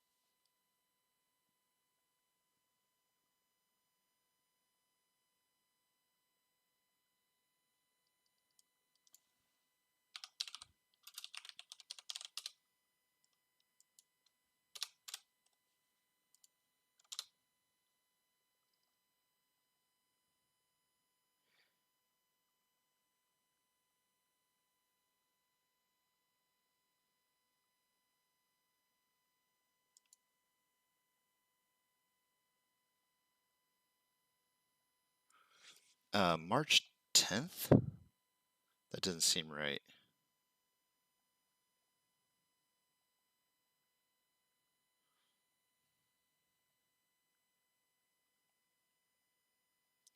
That might be right.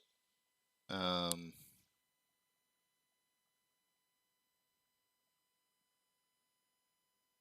I do feel like it was in March that we had the year.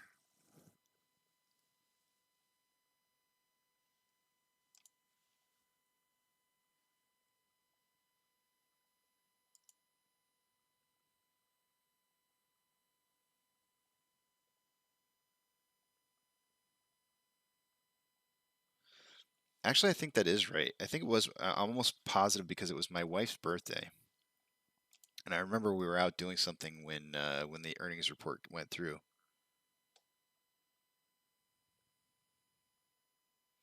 Friday's max pain was 40. Today it is 38.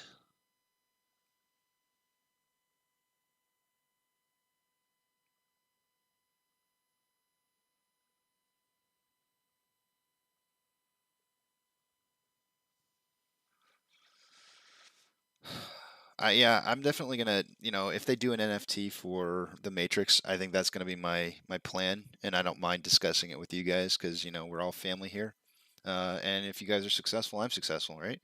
So, my personal plan is, I really want a NFT from the Matrix. I mean, I almost view this Spider-Man as like a kind of a test run to figure out what the kinks are.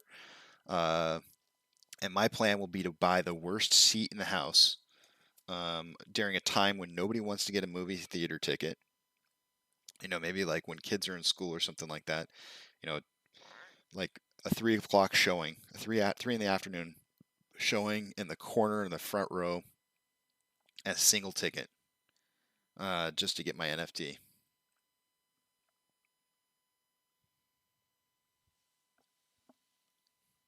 And to be honest with you guys, like I don't even like even if the NFT's worth crap tons of money, I don't even know if I'll sell it. I really don't want to have the NFT just to have it.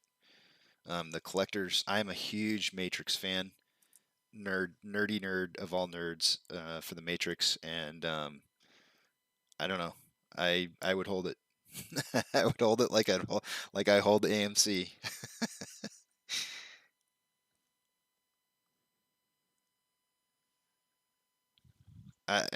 Maybe not even like AMC because AMC I plan on selling. I would hold it longer than I hold AMC. Yep, if I have to show up to get scanned, I will. I will do it, Anthony. I don't care what. I don't care. I'll scan it. They're not going to scam me on the way out, too. I don't think. And if they do, we'll find out through this first run through with Spider-Man. That would be something, huh? Making somebody scan both on the way in and the way out.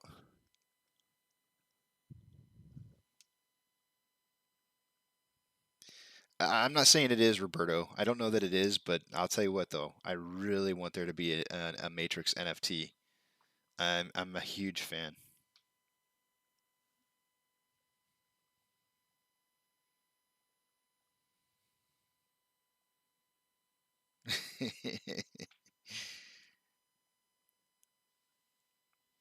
I don't know if they apply to Canada either, Dan, but I would assume that they would, and I'll tell you why. It's because I know you guys get counted in the votes. The votes are counted in North America, right? So there shouldn't be any reason why you guys wouldn't be eligible for the NFTs.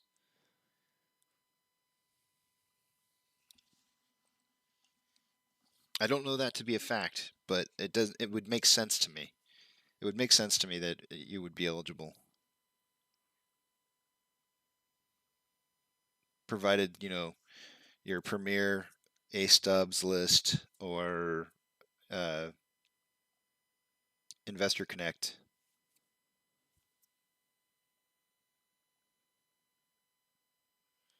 Boy, I hope so, Brett. I hope so. NFTs for shareholders is coming.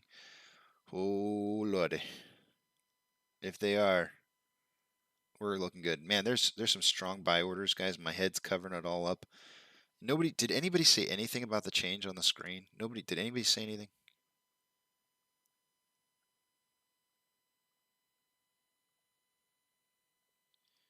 Like, what do you guys think? What do you think about the change up? Do you want to sit? Do you mind having Ortex at the top of the screen like that?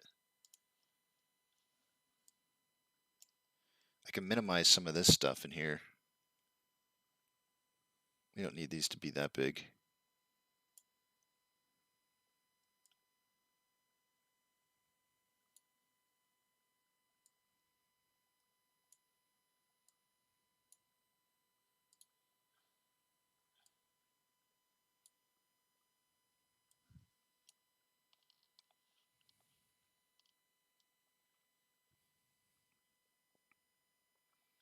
I mean, at least this way you guys can see. You can see the shares being borrowed when they're borrowed.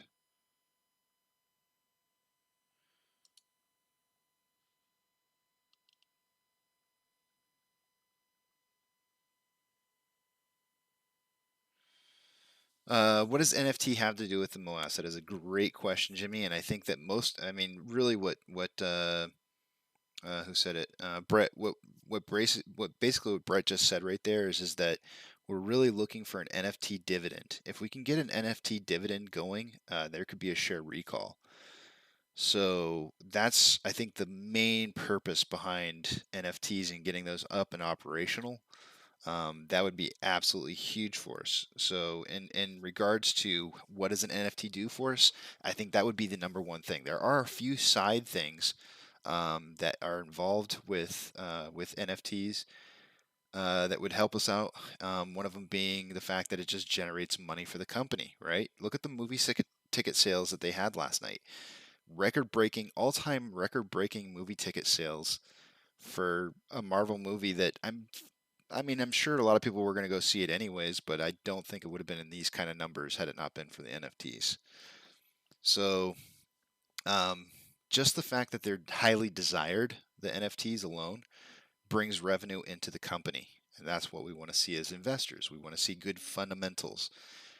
We have poor fundamentals with AMC. And if we can get that corrected, it'll bring investors, good investors, like people who are looking to hold AMC for a long period of time, not just make like quick buy and sell kind of stuff.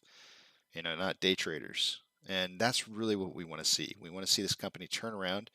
We want to see it be successful. And to get there, it needs to generate revenue, and it needs to do something different than just movie ticket sales, because we know that those have been suffering over the last, I don't know, probably decade.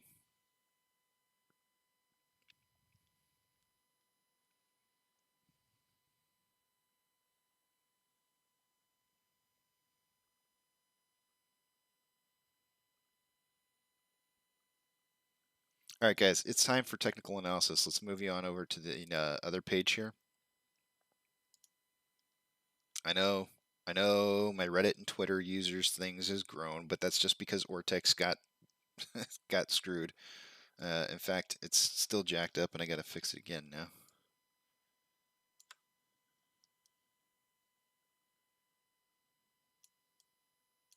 Okay. Let's start on the top left-hand side. As for price predictions, I'm sure some, I'm going to say real quick here too that when I'm doing the technical analysis here, guys, I can't read what you're writing. So bear with me for just a few minutes as I get through all this, and then I'll be able to catch up.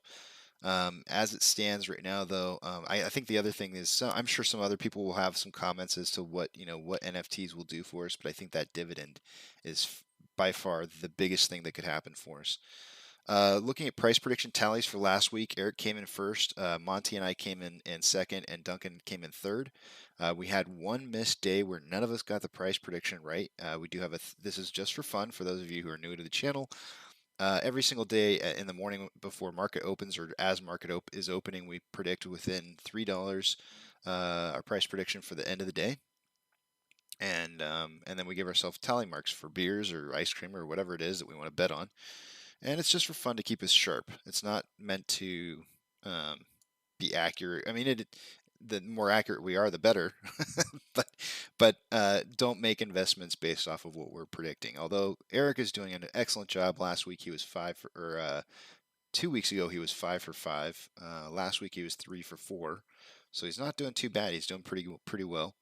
I'm going to go ahead and reset the tally marks for this week, and then I will read you guys off our price predictions for today.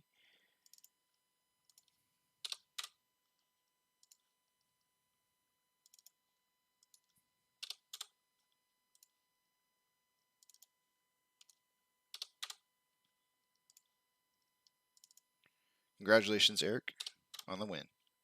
Again, I'm going to owe him like a truck full of beer. He's going to have kegs for the rest of his life. I might as well just buy him a kegerator and just get maybe I'll build this distillery behind his house. Let's see here. So price predictions for the day today. I'm between 40 and 43. Monty has 39.35 to 42.35. Eric coming in at, let me pull up his text. Eric coming in at 37.50 to 40.50.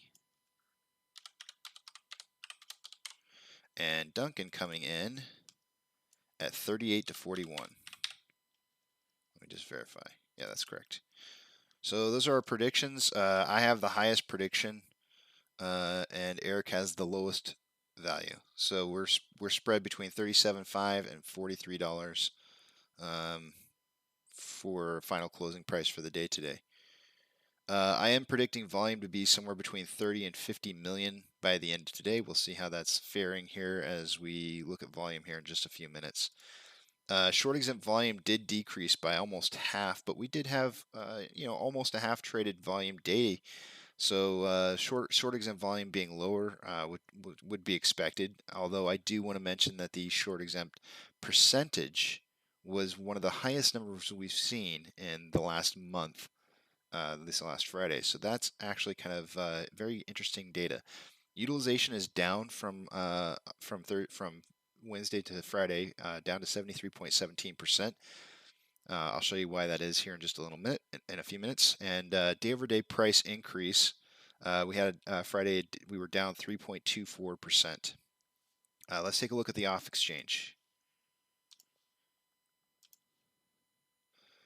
Off exchange, I would normally expect to see around 53% as of right now. Right now, it's only showing 45.84, so it is much, much lower than I would expect to normally see where it's at. So that's actually kind of interesting to me. Let's see what's next. Ortex.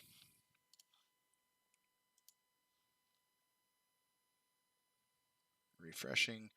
Looks like there's a total of a return of 54,000 shares for the day today. On Friday, they had a return of 1.55 million shares.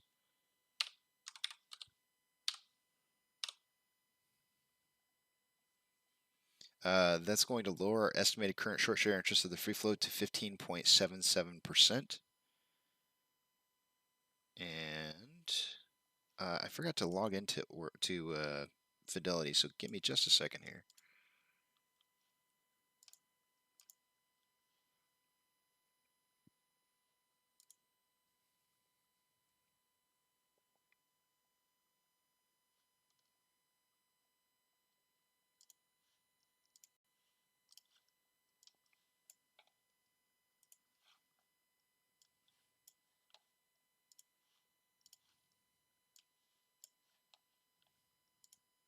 All right, moving on to the top right-hand side of the screen, let's update the institutional share ownership. We are at a record high as of last Friday at 171.642. Let's update that. Okay, that went down just slightly. It went down from 171.642 to 171.619.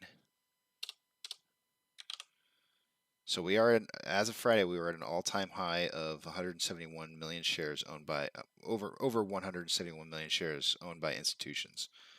That equates to approximately 33.39% of the free float, I believe. Yes, I think that's correct. So that's pretty significant. Max Pain moving down is at $38 for the day today. And let's refresh this options chain and figure out where we have our highest amounts of volume at, what strike price. This is going to kind of help us to figure out what investors are looking at for closing price for the day today. Okay, highest amount of volume currently at a $40 strike price for the calls. That is up from closing on Friday, which was $39.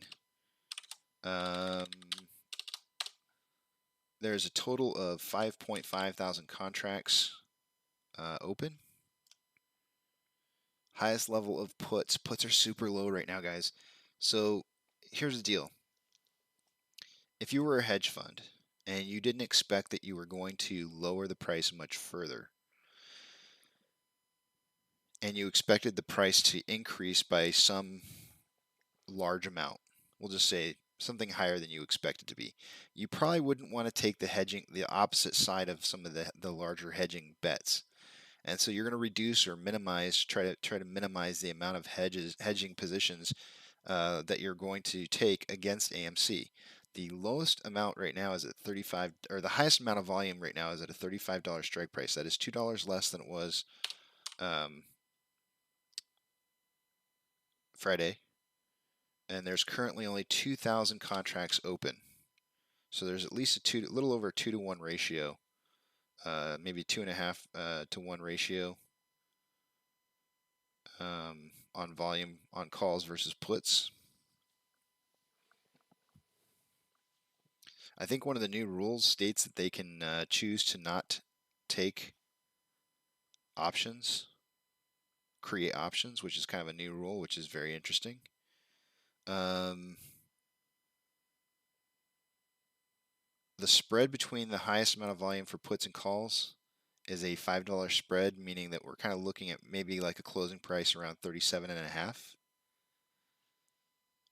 That's it. That's what the volume's kind of telling me right now.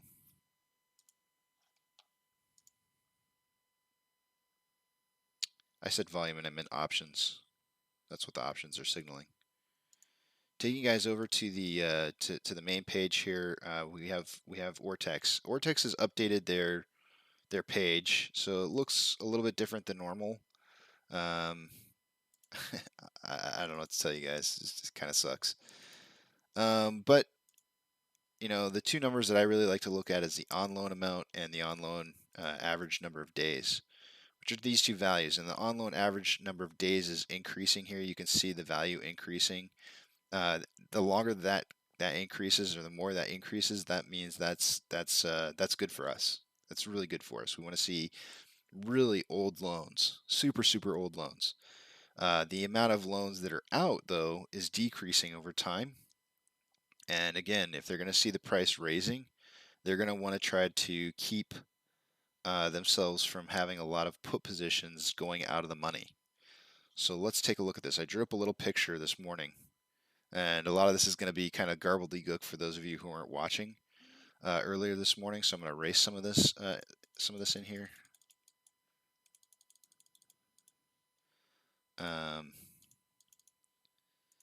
All right, so I guess what I'm going to point out to you is this.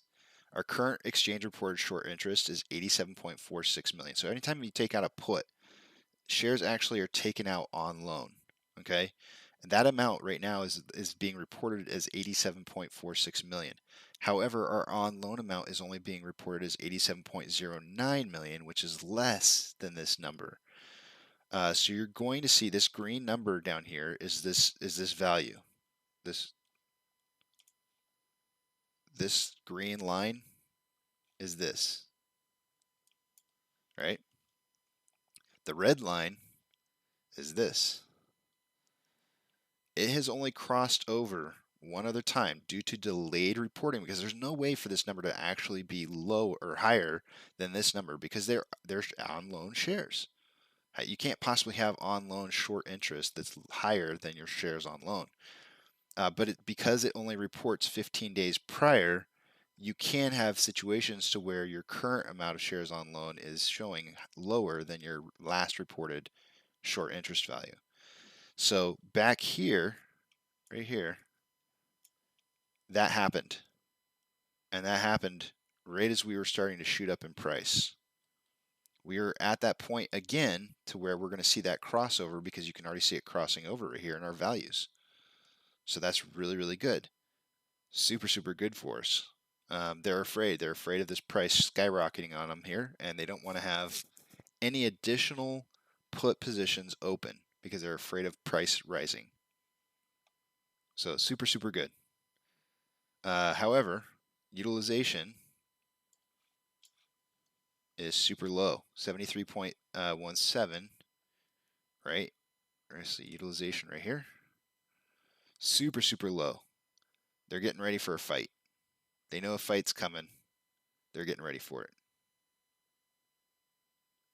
Utilization means how much they have available to borrow. And it's low. That number is low, meaning they have a lot to borrow. So they know a fight's coming. They're getting ready for it.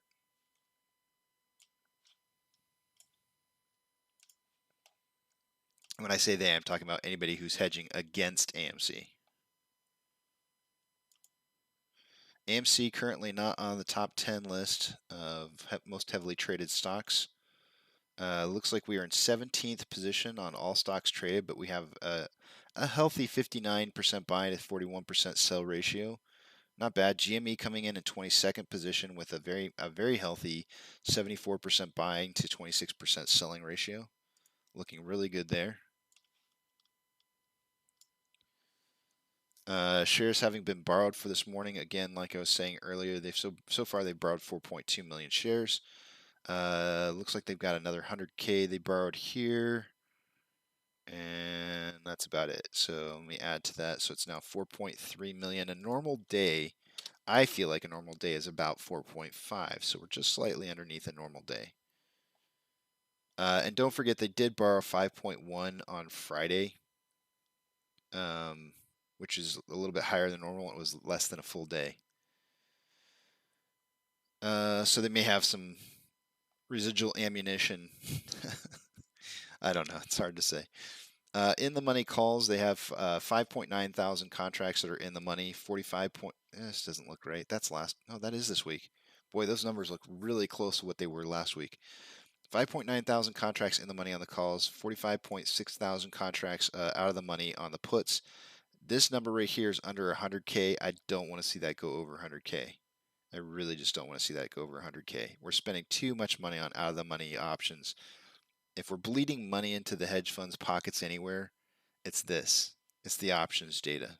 You know, if you're not consistently winning on this, stop it. Stop giving them money. That's the only place that I feel like we can improve on bleeding money into the pockets of the hedge funds. And I'm not saying don't trade options. I'm just saying get better at it. You know, like practice before you actually do it. Make sure you got it down. You can paper trade. There's a way to do that.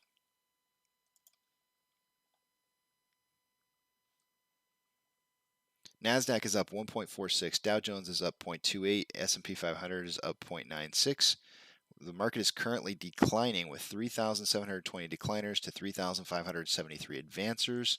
It's a very neutral market right now, not really leaning one direction or the other. Although the indices are showing positive gains. Tesla is up 4.5%. Hood is down almost 6%. Amazon is up 2%, looking really strong. Got some more news coming out here. Looks like they're doing some stuff.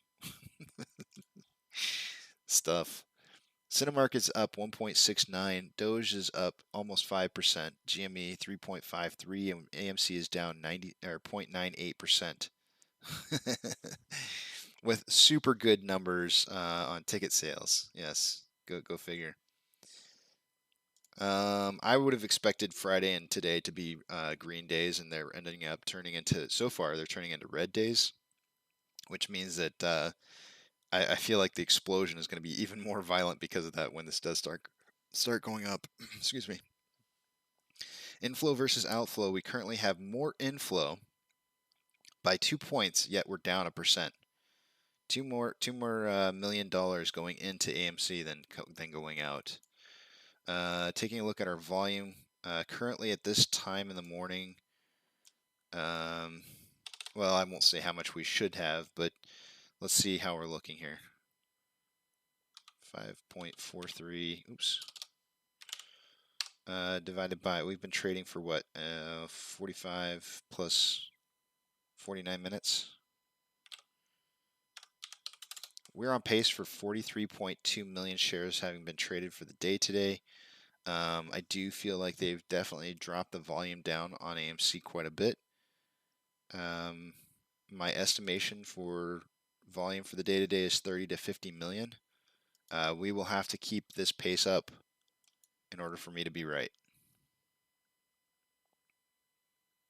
At a bare minimum. Because they have definitely dropped, starting at like 9.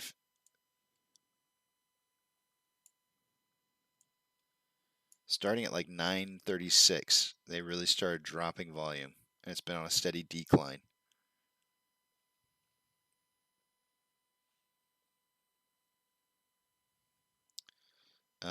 On the daily interval, we have broken outside of the 5-month wedge. We almost broke out back here. We'll see if this is a real breakout or a fake breakout. I would expect after a 5-month wedge, and here's the deal. Normally speaking, if you had a 5-month wedge like this, and you broke out down on the bottom side of it, I would expect to see this thing punch hard down, like super hard down. But I don't think that's going to happen. I really just don't. According to our Vortex indicator, we have more selling pressure than buying pressure with 42.78 as an RSI. On a 1 hour, we have more selling pressure than buying pressure with an RSI of 43.17. On a 30-minute interval, more selling pressure than buying pressure with RSI at 43.66. On a 5-minute interval, maybe just slightly higher buying pressure than selling pressure with an RSI of 35.71. Let's take a look and see what we got going on for a pattern here. It looks like I'm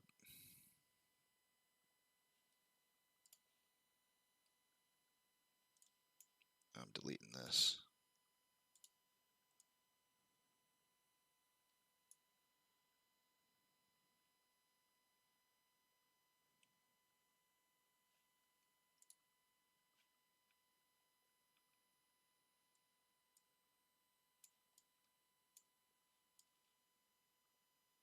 Uh-oh. I'm going to have to take you guys back to the other page. I just lost. I'm not even moving it. It's just doing it on its own now. I just lost Webull. Webull down.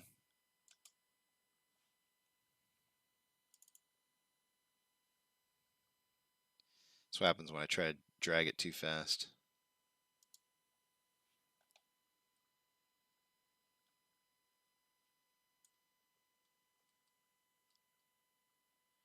Trying to look for a pattern here. I want to see where we're heading to.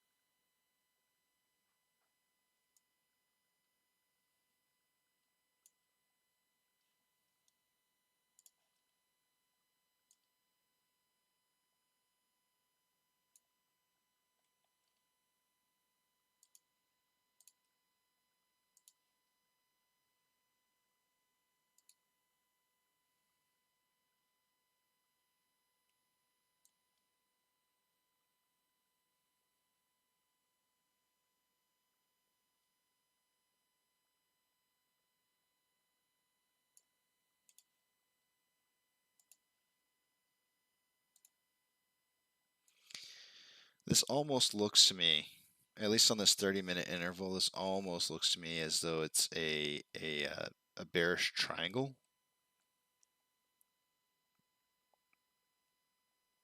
But this bottom side actually does traverse down ever so slightly, so it's a wedge. Wedges are really difficult to figure out which way they're going to break out of these wedges, because I mean, there's certain indicators that you can look at, but it's never 100% certain. There's not 100% certainty. If I were to draw like a trend channel on this, it's usually the opposite of whichever way the trend channel typically points to. So it's pointing towards the top. So that could mean a breakout going down. However, this is price decreasing. Let me drag this back just a little bit and see if it changes anything. Yeah, this is price decreasing, volume decreasing. Price decreasing and volume decreasing is bullish. So there's a possibility that this breaks out going up. I'm getting conflicting data. One piece of data that I don't rely on too heavily with the trend channel is saying a breakout going down, but then volume and price analysis looks like we're going to break out. Let's see. I would estimate, just kind of leave the tip in here. I would estimate a breakout maybe in this region here. So this is Monday, Tuesday, Wednesday, possibly Thursday or Friday breakout. This pricing at the bottom down here doesn't get us much lower than that blue line. And that blue line is that key value number that I keep telling you guys about with the synthetic price failure, 3576. 3576, what is that? It's 19.5% down from our last previous high. Our last previous high was 44.43. That's what I'm tracking off of, which is right here, which you can't see because of the Fibonacci retracement, but it's right here. 44.43 is what we're looking at. A 19.5% drop from that value is this 35.76. A drop in price to 34.89 would be 21.5% drop, and that would be that would usually happen if there were some paper hands along this way. But because volume is decreasing, I think they've hit rock bottom on how many shares they're getting to bleed away.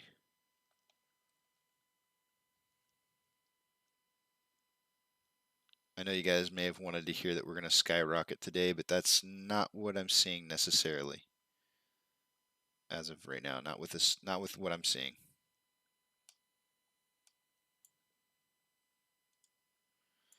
All right. Analysis completed. Take you back to the 1 minute. We'll see where we're going to go from here.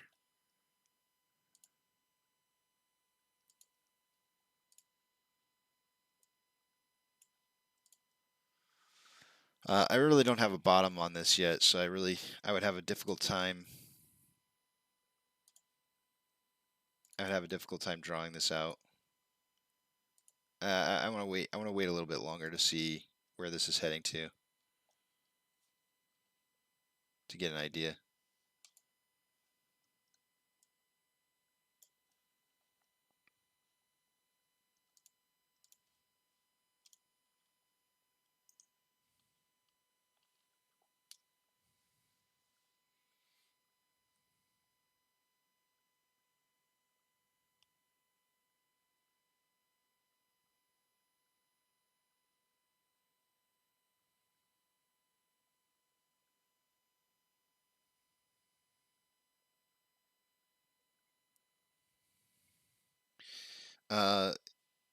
Jana, absolutely. I 100% agree. If they made NFTs that were only for shareholders to buy, that would be insane. Buy sell ratio so far is currently at 59 to 39, was it? Sorry, 59 to 41. Sorry. I can't math. 60 40. 41 30, 59. Yeah, it's 59-41.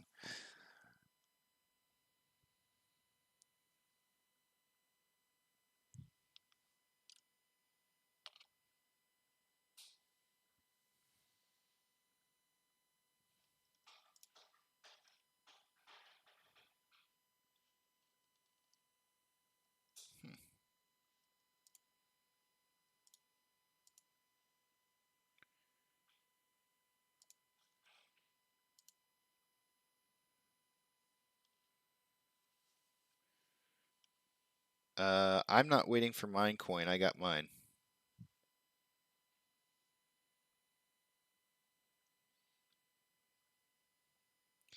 Doc said, to quote William Shakespeare, something is rotten in the state of Denmark. And Dr. Peter Venkman, excuse me, Egon, you said crossing the streams was bad.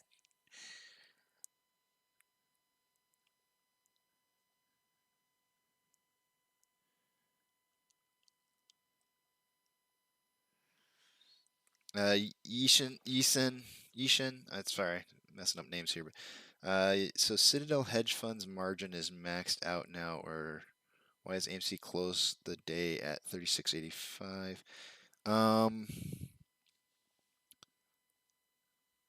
I don't know what price we're going to close out today, but I remember I told you guys that this synthetic price failure is always a possibility. When we go back to last week, we got really close to it. 35.94, but we never quite got to it. It was really super close. The hedge funds will try to push this back down to it. I can almost guarantee it. Synthetic price failures are very common. They don't like to miss them. So I won't put it past. I will never put it past hedge funds trying to drive the price down to 20%.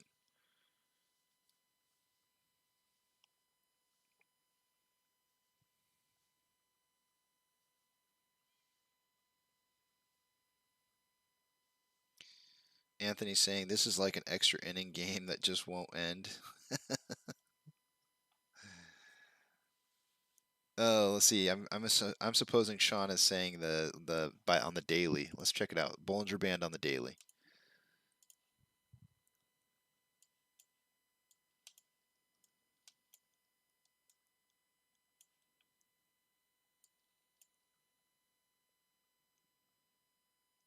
Oh, you've got the 2 sigma set up. I always forget that I've got mine. I'm like, wait, no, it's not. I've got mine set up on 3.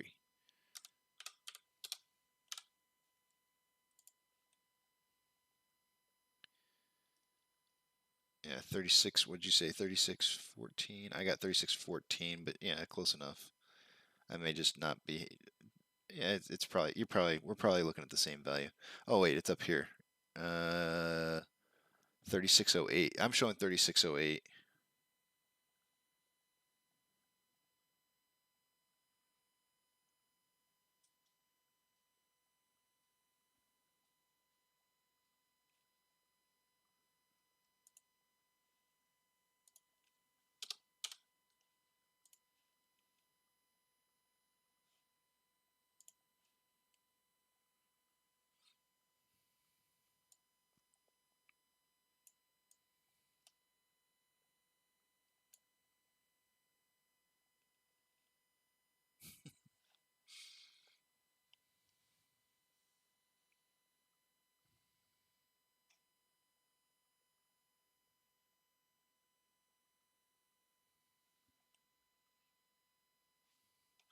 Let's see what the AMC news is. 5 short squeeze candidates to watch.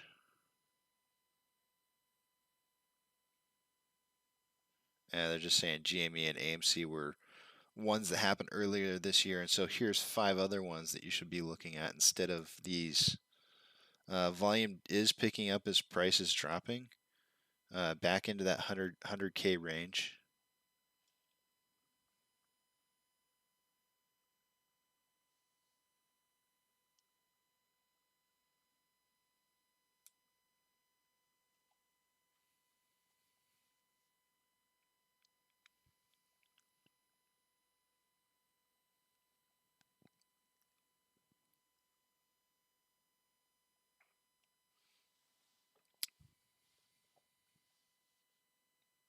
The last time we touched it was at the end of September.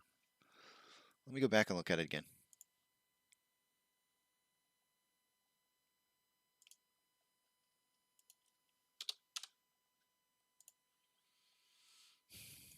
See, I prefer. You're saying the bottom. The last time we touched the bottom of it was in September. Yeah, 9:30. 9:30 was a really big volume day today. I remember that. September 30. You can actually see the volume down here. In fact, if I remember correctly, September 30th, I really thought something amazing was going to happen.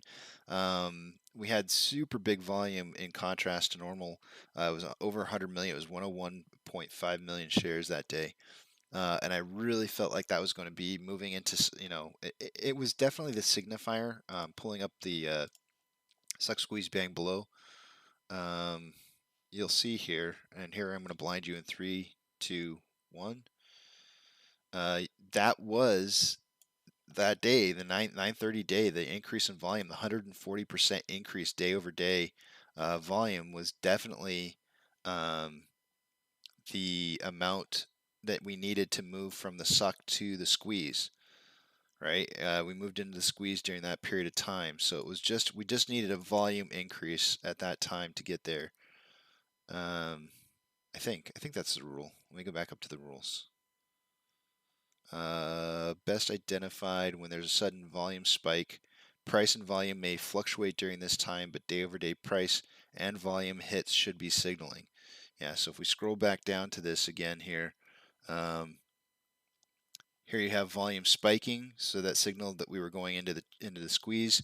We had true, false, false, false, true, false, false, false, true, true, false, false, true, true, false, false, true, true, meaning we had hit and misses. You'll notice up here in the suck part, there was only one hit in this entire amount, and otherwise they were all misses. So hit or misses is what we were looking for to identify. First, it's the volume that's a really big increase in volume to signify that you've moved into that period of time. And then you have hit or miss days. A hit to justify a hit, it has to be both volume and price increasing in the same day. So we had 1, 2, 3, 4 days that we had hits on in that 10-day period of time. Then we moved into the bang phase when we had a 102% increase in volume and a 5.7 increase in price. That really put us in there. And so price is supposed to remain relatively close to this $40.07. Anything less than 37, I think, would be too far down. Anything higher than 43 would be too far up, and we did have that happen in here, but then we had a correction, right? Price drove all the way down to 34 bucks and then shot really fast back up, overcorrected to 45, and then came the very next day after it shot to 45, right back down to 39.93, which was the correction. So there was something that happened between 10:22 and 11:08. This period of time where they pushed the price down super hard, super fast, and we had a rebound off of that super quick, and then it normalized. It normalized back to that $40 range. And volume never really shot up in here. I mean, we had one day where it's like 85% increase day over day, but nothing like drastic, right? All these numbers are kind of pretty regular numbers. A little bit positive, a little bit negative, a little bit of this, a little bit of that, a little bit of nothing, right? Well, today, all we have to do is hit $40.50 and 50,000 shares. Our volume is so stinking low right now. It does not take much volume for us to move into the next phase, which is the blow phase. And when it hits blow is when you've exhausted. Everything is exhausted, and so it has to blow up. The share consolidation has consolidated too much. the price is consolidated too much. It's blow. Blow up.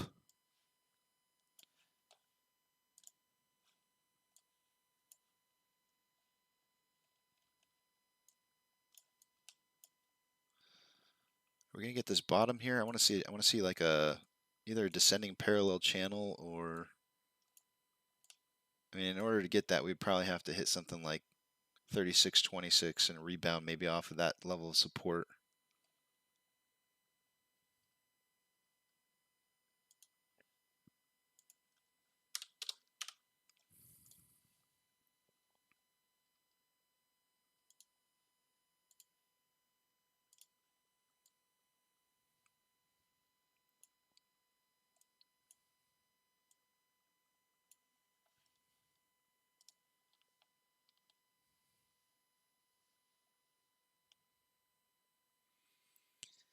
I don't think 32. If I had to guess, Monty, like really 35.76 is a 35.76 or 34.89 would be a good turnaround point for us. Based on this wedge that I've got built out here on a 30-minute interval. Let me zoom in on it just a little bit. I would say that for today, the lowest that we would probably see is like 36. We could see it spike. I mean, we could see it drop pretty hard, but if the faster and harder it drops, the more of a rebound we're going to have coming back up off of that. So I would suggest that, on this 30-minute interval where you see I've got this box drawn out here, you're just going to see like a slow decline here, and more than likely bouncing off of like 36.26 is a level of support, or more likely that 35.76, that 19.5% turnaround point that I keep talking about. I'm really waiting to see us hit that number. I think we'll see a big turnaround then.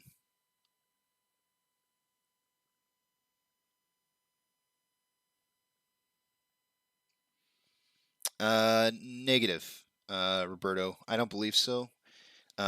So the number one thing, or the number one sign that would indicate to me that people are selling would be volume, right? When this is so opposite of what I am not telling you guys to sell. That's not what I'm trying to say here.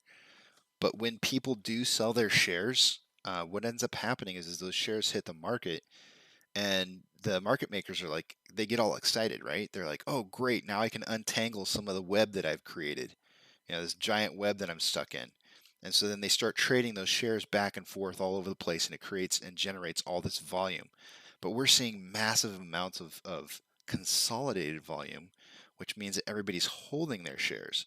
Nobody's selling their shares, and so you see volume just going nowhere because the market makers have nothing to throw out to trade to each other back and forth. The only place they can get it from is through borrowing shares, and they don't want to borrow. They just don't want to borrow shares right now. It's too dangerous for them to borrow shares. They know that this thing's about ready to just absolutely blow, and if they get stuck borrowing shares when it blows up, they're going to be stuck between a rock and the hardest place you can imagine.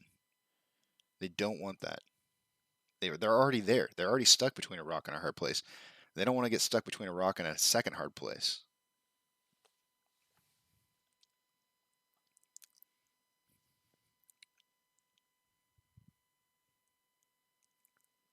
If we hit down to like, if we hit this red line down here, Roberto, some people have sold shares, but it's okay. It happens. It's normal. It's normal for us to always have, there's day traders, there's people who are trying to swing trade this. There's always going to be some portion of people out there who are swing trading this stock. Don't be discouraged by that, because this volume right here, this low volume, means that people in general are holding. It doesn't mean that they're selling. If they're selling, that volume is going to spike back up big time.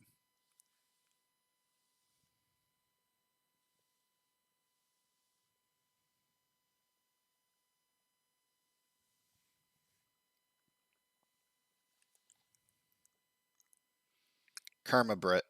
Just remember karma, man. It's a bitch.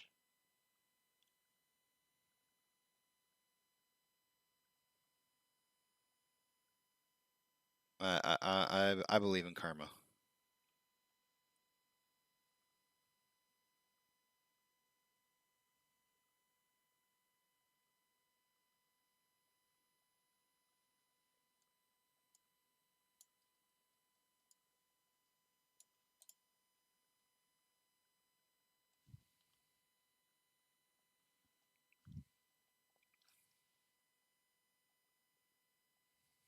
All right, let me pull up and see what we got going in the news.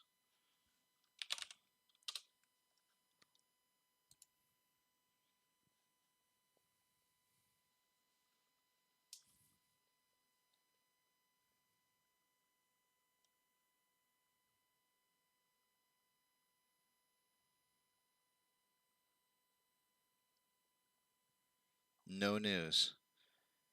Adam Aaron launches NFTs, has record-breaking sales, announces it in Twitter for the whole world to see. And you go to okay, no wait, I take that back. There is news on it. There's one one media outlet with its with an article on this. AMC and Sony to offer NFTs to people who buy advanced Spider-Man tickets. This is by the New York Post, of all people. AMC is getting into the NFT game, the world's largest movie theater chain, which in August said it would accept Bitcoin for online ticket concession purchases, as well as a range of other cryptocurrencies. I'm only going to read this stuff to you guys that AMC said, well, you guys all know this information.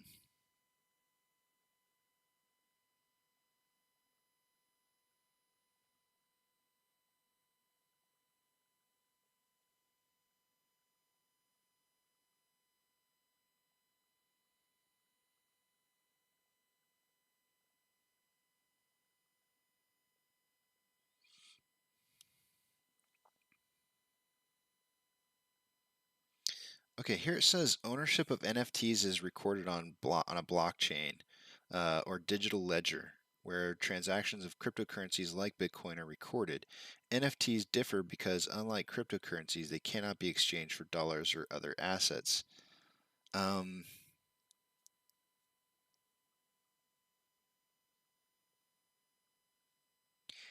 This says customers who qualify for the Spider-Man NFT will get an email with redemption instructions on December 22nd. I had read somewhere that you would get an email notifying you on December 1st, but they may be talking about the email that tells you that you actually are receiving it with how to redeem it on the 22nd of December. By the way, guys, like I was saying, as Rule pointed out to me, and I'll pull it up to show you guys.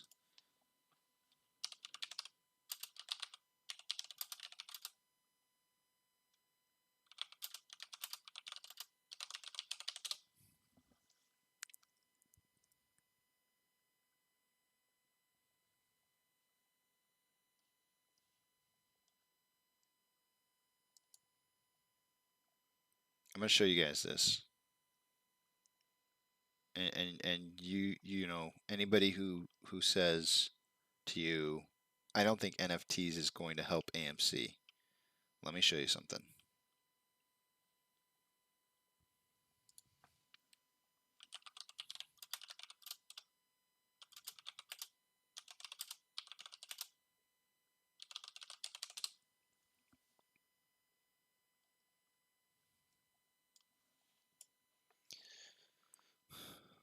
New listing, Spider-Man No Way Home tickets. $10,000 or best offer. $20,000 or best offer. Here's a $1,500, $24,000, $900, $750, $1,000.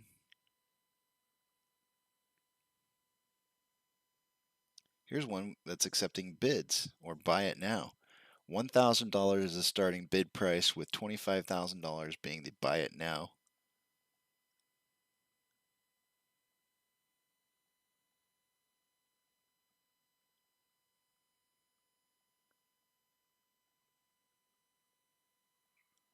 I wonder if it's possible to see if there's any that have actually been purchased.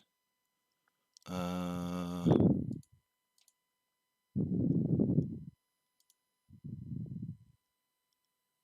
not familiar with eBay, so give me a second here. I know there's a way to do it.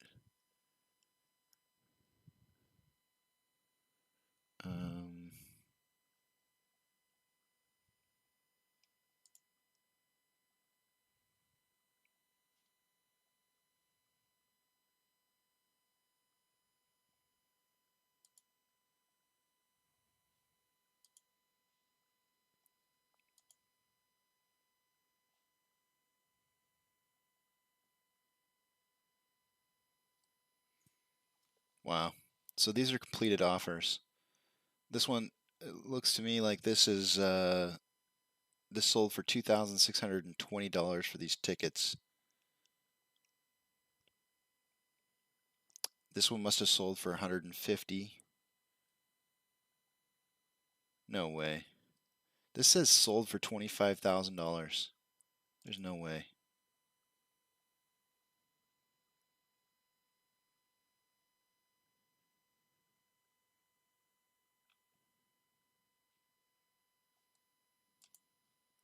I don't know. I have a hard time believing it, but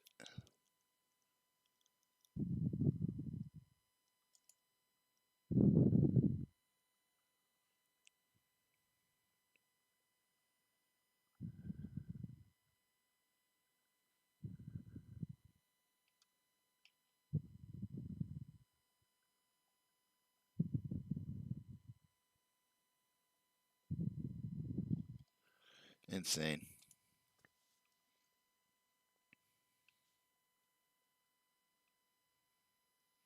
Looks like a lot of them are going for around 120 to 200 bucks a piece.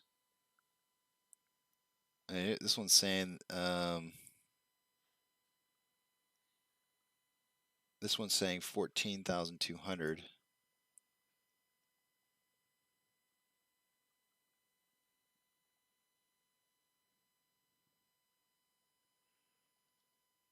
It says brand new, so it's sold at 2:06 a.m. for $14,200. Let's see if it shows how many tickets.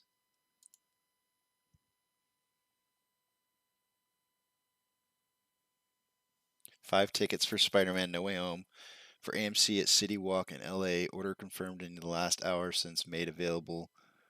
It's an IMAX showing. Five tickets. $14.2 thousand. Holy cow. That's insane. Insane.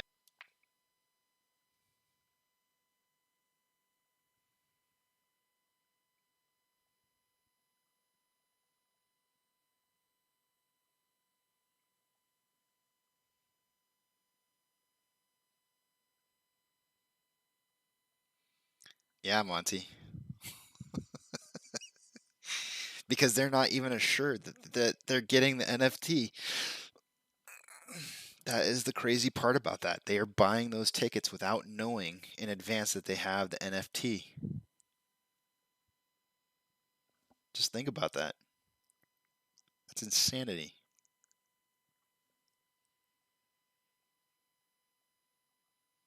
Hey, Dan the man. Good to see you back. I'm doing good.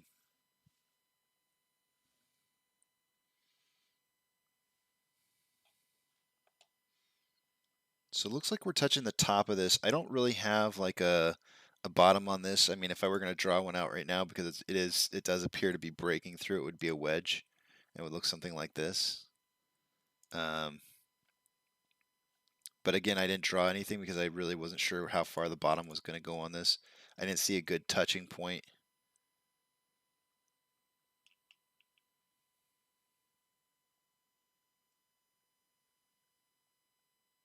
Let's see if it actually breaks through though.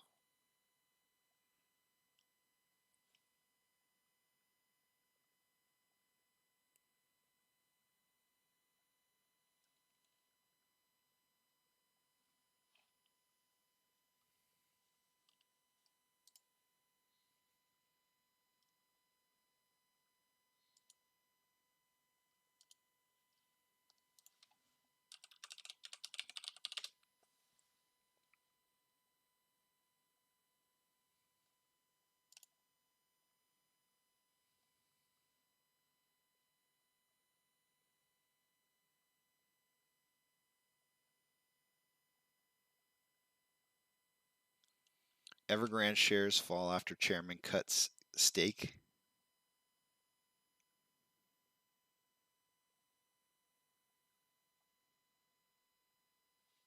That was 58 minutes ago on Reuters.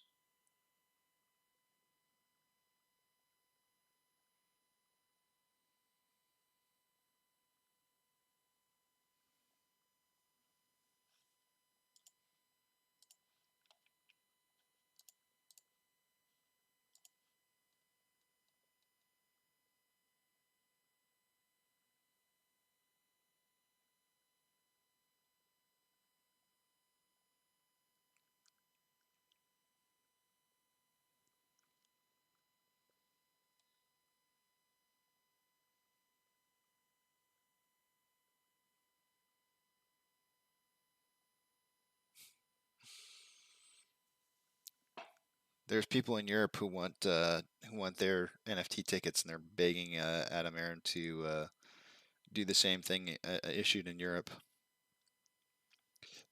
I say go for it.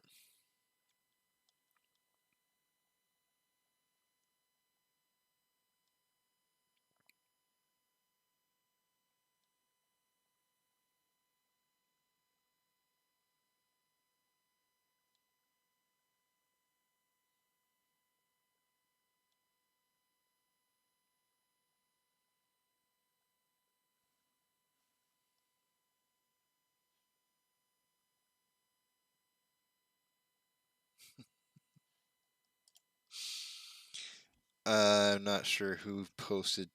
What was this in post response to? Oh yeah, so I tweeted, got all the way to checkout and received an error after error before being kicked back out to the waiting room. And so Rich D posted this picture of a guy saying "nerds, nerds." It's probably from the movie. It's so funny. Yep, totally a nerd. I liked it.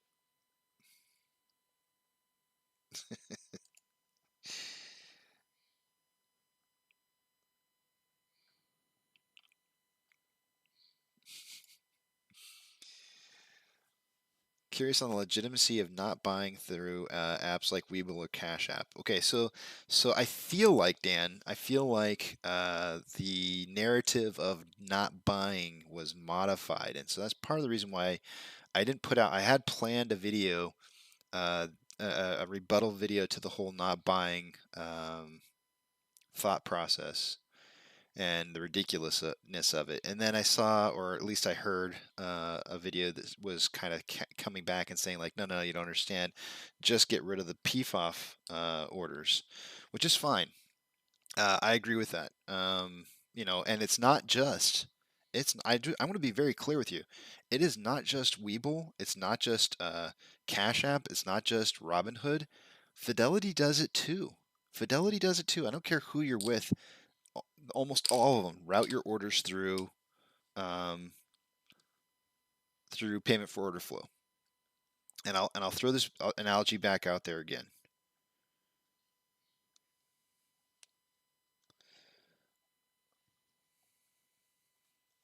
This is the market.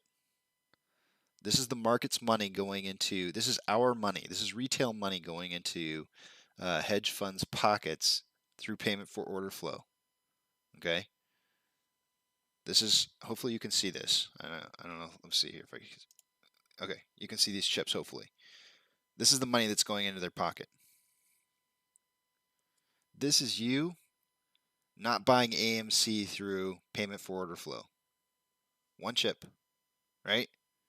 They're still making money off of us and the rest of the market. Okay? It's just the way it's cost of operations. It's what it costs you to trade in the market. Back in the day when we used to trade in the market, guys, it used to cost us an insane amount of money for each trade, right? If you were part of E-Trade or you're part of I don't know, whatever it may be, it used to cost you like just a crap ton. It's like you didn't want to make a trade unless you knew you were selling for sure. It made it very difficult to do day trading and stuff like that. Now you have payment for order flow where they try to make money off of you in the background so that you don't see it, so that you can just do as many trades as you want to, and you don't ever really care about that stuff because they're just making it on you in the dark pools. or in their or internalized, one of the two, right? But this is you taking out the buy button right here. This is what you cut out by not buying AMC through payment for order flow. And I'm okay with that. I'm good with that. I'm like, yeah, sure, let's do that. Let's buy from the lit market and we take out this little chunk right here. But they're still getting this. They're still getting this. So unless you're doing it across the board, you're just removing a dime. That's all you're doing, a penny, right? Like there's everything else still. So I'm cool with it, but don't let it stop you from buying AMC. You know what I'm saying? Because we need the buying pressure. We really need the buying pressure. The volume is everything, and the way that we resist the price from moving down is with buying pressure.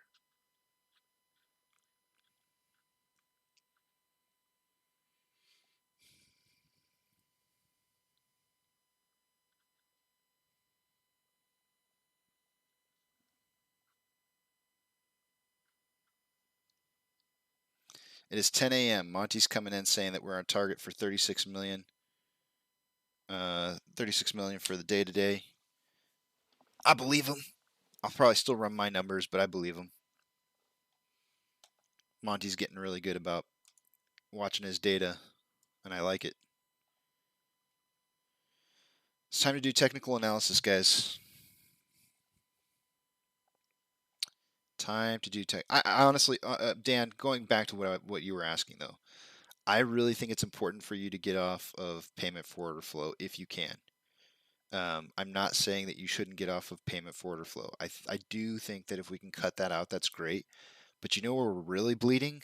we're really bleeding in the options, and I'll show it to you here in just a minute. But we're really super bleeding a lot of money in, if we want to talk about where we're bleeding the most money and how we can reduce the most money going into hedge funds' pockets, it's going to be in the options. So let's check that out, and I'll show you. Taking you over to the other page, we'll do a little technical analysis. It is time on the hour, every hour. Yay! Let's see here. Updating Stonko Tracker and updating Fidelity. Okay, if you guys look at off exchange, just up over here, off exchange is currently being reported. Earlier it was 45.84%. It is now reporting 54.01. Normally around this time in the morning, we would see probably closer to 59%.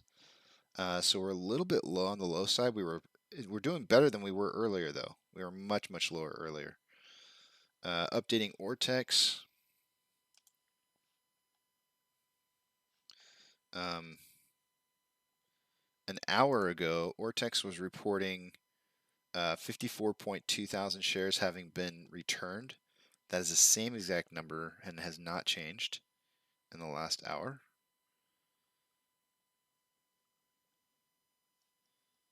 And updating options chain.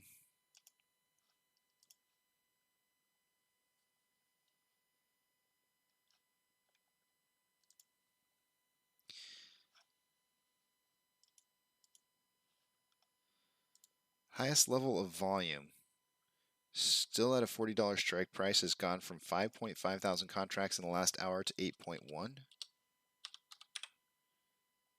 And on the put side, highest level of volume was $35 an hour ago. It is now 34, so it has decreased by $1, signaling towards a close of $36 for the day today.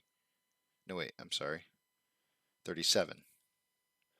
An hour ago, it was 2,000 contracts at 35 strike price. It is now 3,000 contracts at 34.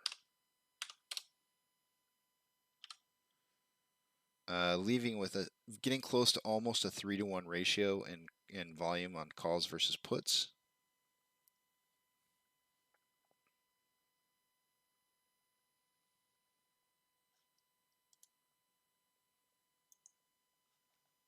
Orders by Fidelity customers. AMC is currently, I think we were 14th last hour.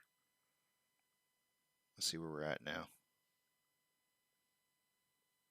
18th. We dropped to 18th.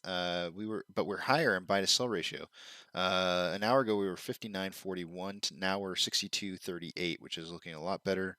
GME currently in 25th position with a very strong 71% buy to 29% sell order ratio. Looking super, super strong there on both of those.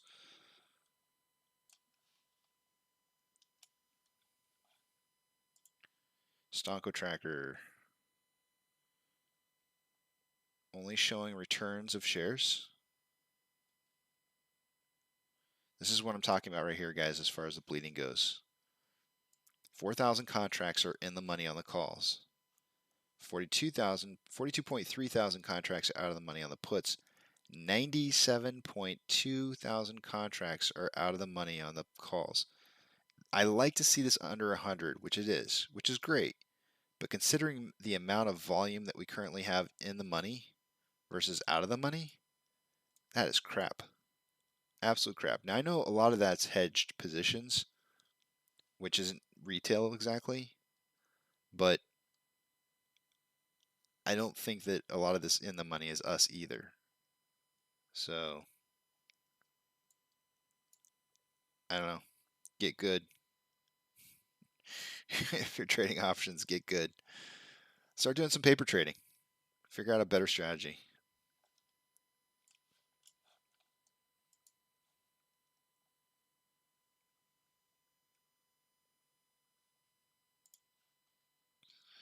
NASDAQ is up 1.29. Dow Jones is up 0.22. S&P 500 is up 0.83. We currently have the market declining over advancing with 4,312 decliners to 3,006 advancers. Tesla is up almost 4.7. Robinhood is down 7.24. Amazon is up 1.7, which is really good for Amazon. Although they're only $64 of the price from when Jeff Bezos left the company, or stepped down as the CEO, I should say. So yeah, it was 3,500 when that happened. Cinemark is down 0.13. Doge is down 2.87. GME is up 1.54. AMC is down 1.91. We appear to have broken out of whatever this formation, wedge formation possibly, but not very hard. Volume not very high. I don't know. It's hard for me to say whether or not this is people just not buying right now. I know a lot of people are going on this kick of let's just do 2 weeks worth of not buying to see what happens. You're going to watch the price drop more and more and more if people continue to go with that theory. It'll look probably much like today for however long it takes before people decide to start buying again.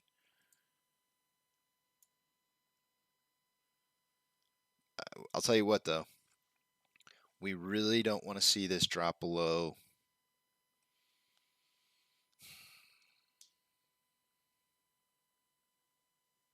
I'm trying to think of a number. Well, let me just look at something here real quick.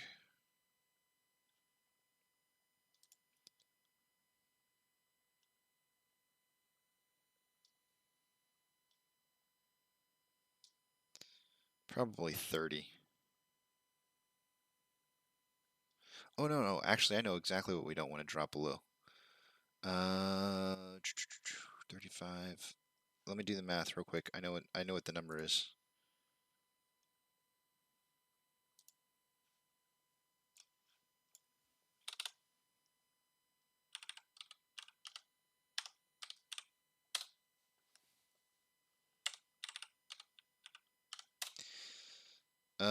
We don't want to drop below 27 bucks. If we drop below 27 bucks, we got problems. Especially if volume starts spiking. Volume spiking and dropping to $26 would mean disaster.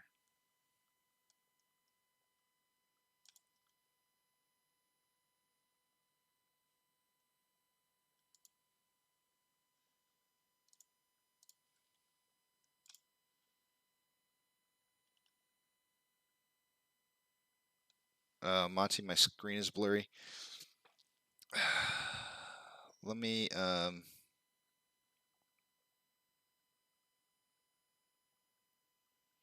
So I made some changes this weekend. I was afraid that was going to happen. Let me see if there's changes that I can make midstream.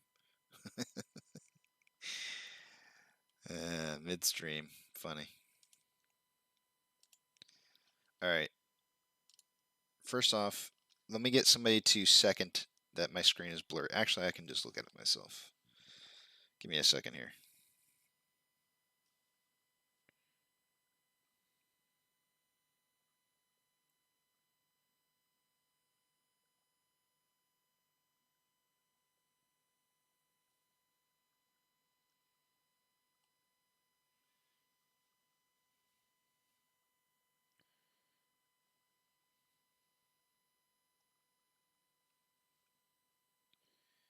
So currently, it looks okay to me. It is a little blurry. Let me try to resolve that. Yep, I can hear myself.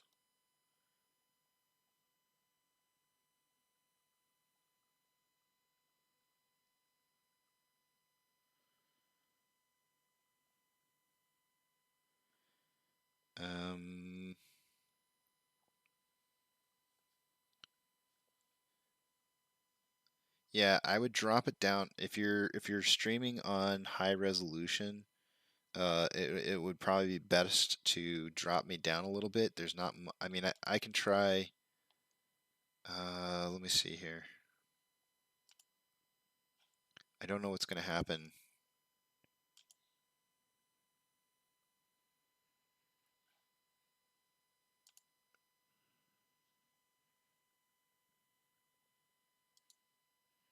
Yeah, it won't let me change it midstream. So what I'll do is I'll try to change.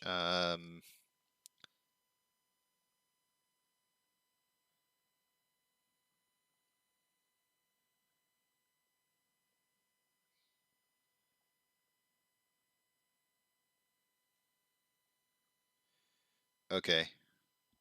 So like I said, I had some issues with my stream where with my I screwed up everything. All the testing that I had done months and months and months ago before I started the show got thrown out the door this weekend by an accidental mistake on my part. What I'm going to have to do is I'm going to have to try and play with some of that on a day-to-day basis. My suggestion to you guys would be to drop your rate down until I can send a feed that's better. So basically, what I'm gonna have to do is I'm gonna have to suppress the amount of um, information that's being sent for you.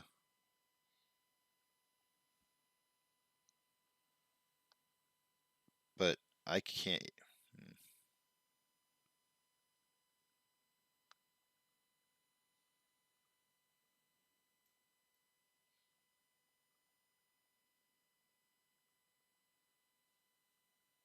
Yeah, I would say it has to do with quality.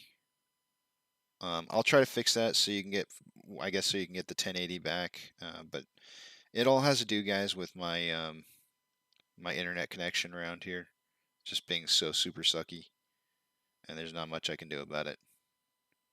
That and I screwed up my OBS this weekend. JP, if you ever wanna help me with trying to fix my streaming capabilities, if you're any good at that kind of stuff, I'd entertain a Discord call with you and we could troubleshoot it. But I had to play around with it a lot before I started this stream, guys. I'm pretty sure it's my side, Monty or JP. I'm positive it's my side. I'm probably streaming at a rate that's higher than I should be due to some of my setting resets, and I needed to tweak them on the off when I'm not streaming.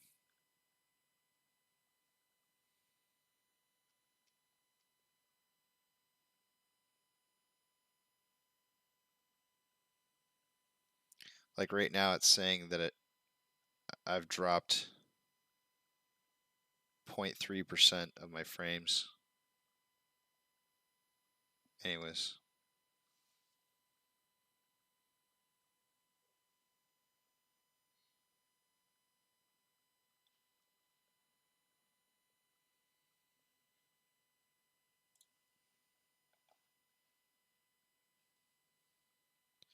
Man, this is just like, there's some volume spike right there.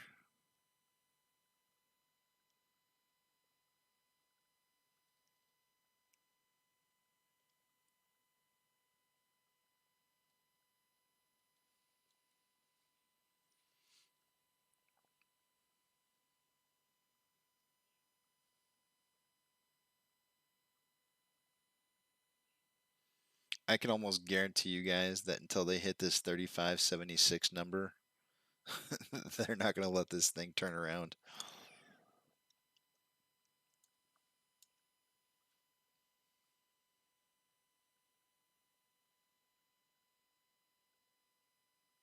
Not very good. Oh yeah, I don't think I covered that yet. Did I cover it? I don't think I covered. Let's look at inflow versus outflow, and then I'll move to volume rate. 61 to 59. So we have a 2-point spread with more inflow than outflow, and yet we're down almost 2.5%, or at 2.5+%.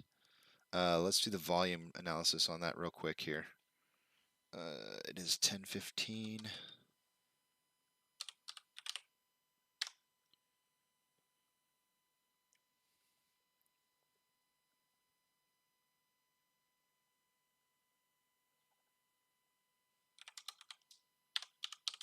I'm getting a pace of 35 million shares traded for the day today. I was guessing between 30 and 50 million. That could continue to drop to even lower levels if we don't see, some kind of recovery on volume throughout the day today. And as they continue to push the price lower and lower, that volume will drop more and more because people obviously want to buy. They want to buy at whatever the lowest point is, and so volume starts to drop off a little bit as people resist buying because they feel like it may not be at its lowest point. So we might just see this like gradual, slow tick down to 35.76. At which point, you'll see either one of two things will happen. They'll continue to push the price down further, or there'll be an influx of buying happening that starts to kick in.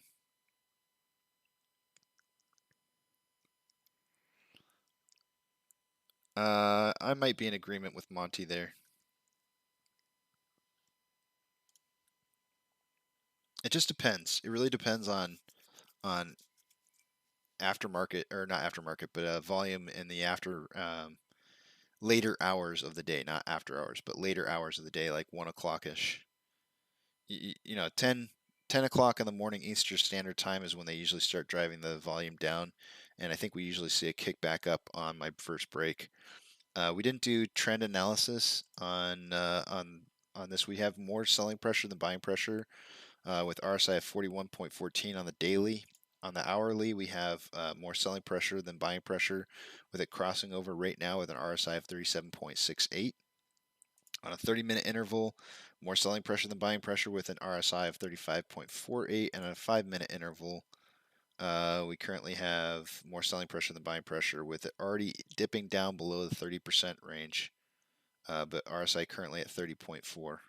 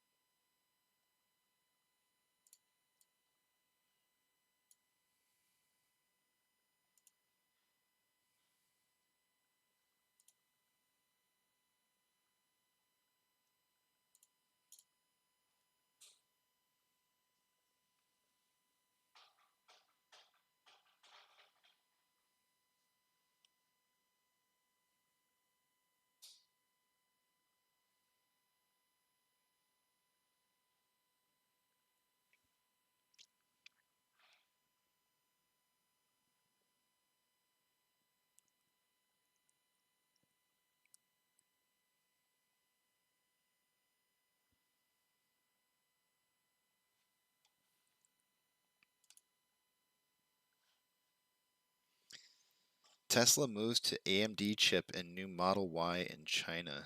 Interesting.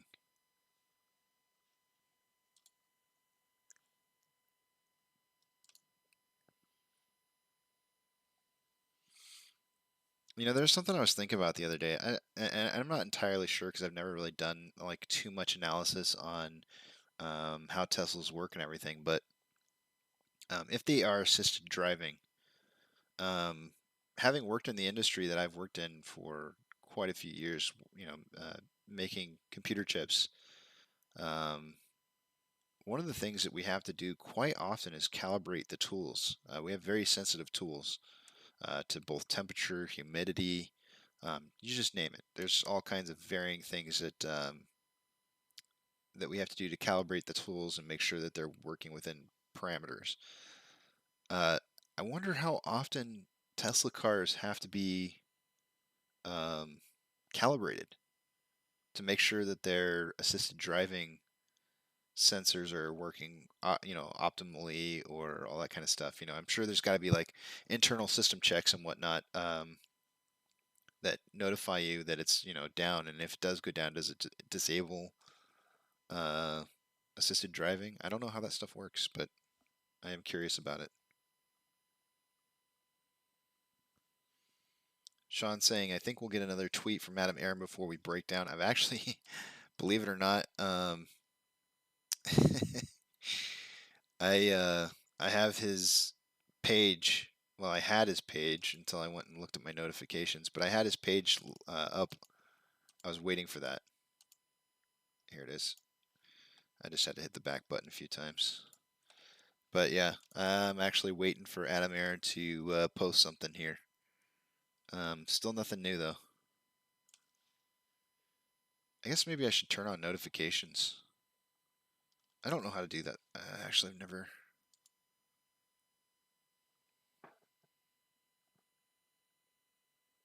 I don't know if I have. I would assume that there's a way to hit, notifications for somebody, but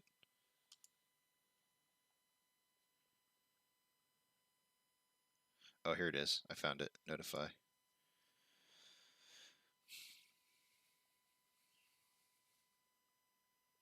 I hate, just so you guys know, with my ADD, I hate getting notifications because, or at least like announced notifications, because if I'm in the middle of thinking about something, it completely throws me off. My wife hates it because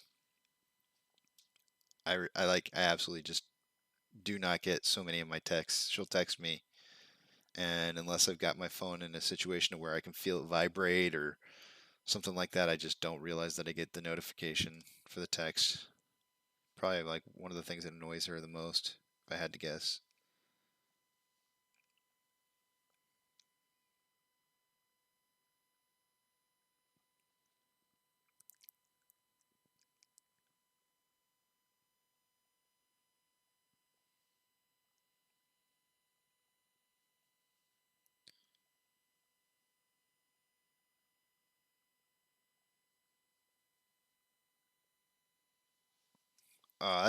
I don't care, JP. I mean, any help is help.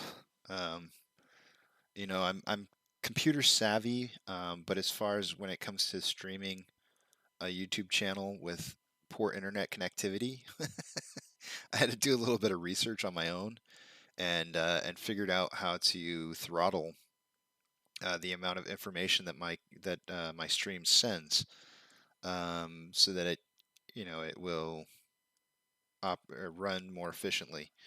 And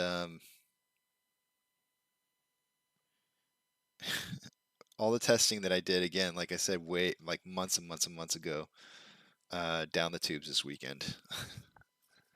So I think I need to reset it. I need to go back in and do some. If you guys get notifications of me starting up some YouTube uh, streams tonight, I apologize in advance because it's probably going to happen. But MCon, as far as what's going on, like I really think that we still need to hit that synthetic price failure. 35.76 is where they're trying to push it to. It's that blue line. Um, I think that if they think that they can, if it's profitable enough for them to get people to sell shares, they will continue to try to push it to that level, and you might just see like a very slow bleed down.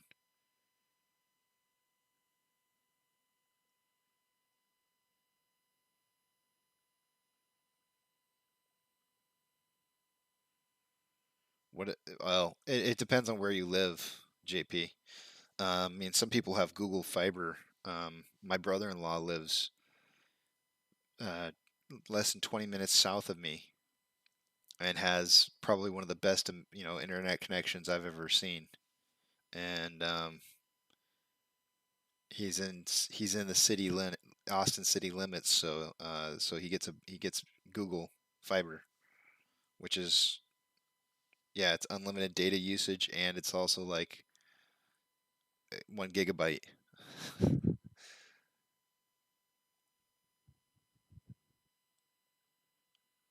Yeah, he gets like, yeah, 1,000 MBS.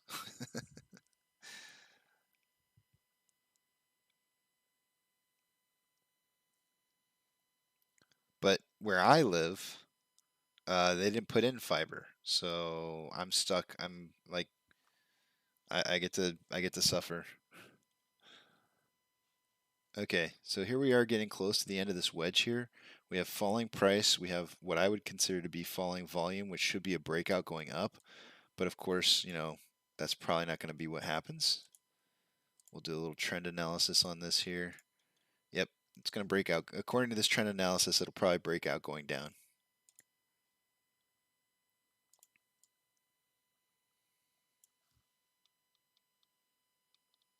Oh man, Sean, I'm jealous. I wouldn't have any problem streaming whatsoever if I had AT&T fiber. But MCon, I just want to say, like, I'm not worried. I am totally not worried about this. This is totally within the realm of what should or normally happen with a squeeze.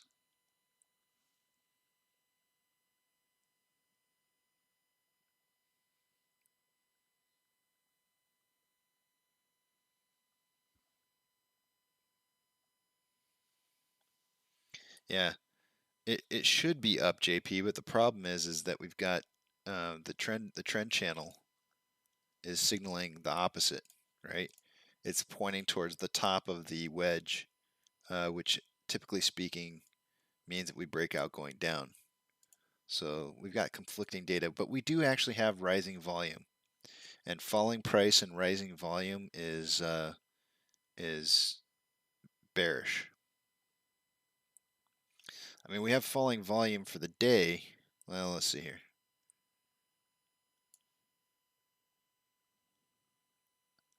I don't know. I guess for the entire period of the wedge, it looks like volume is falling. Kind of, sort of.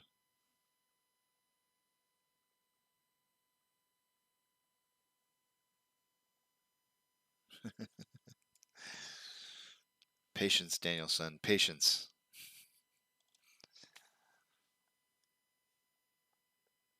I hear you, man. I hear you. We all want this thing to take off.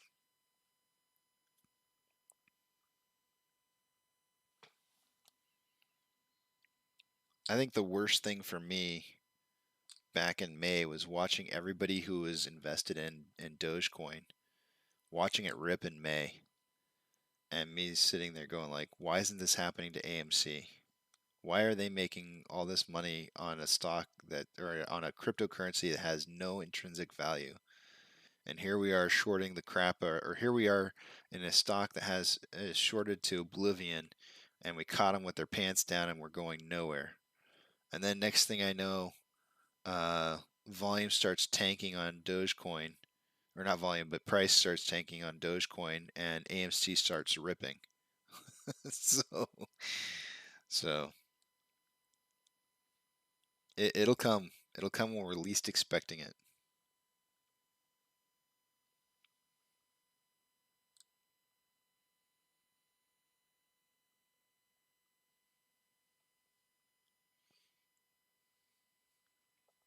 But we know what to watch out for, and that's volume.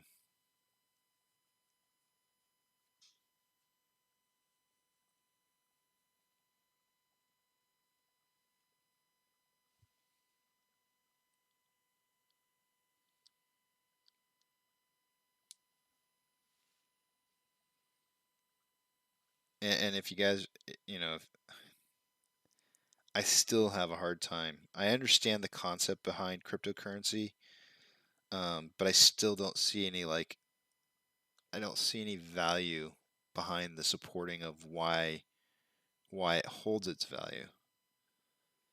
And I don't know.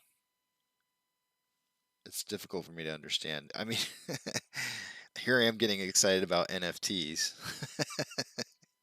And they're about as worthless as cryptocurrency seems.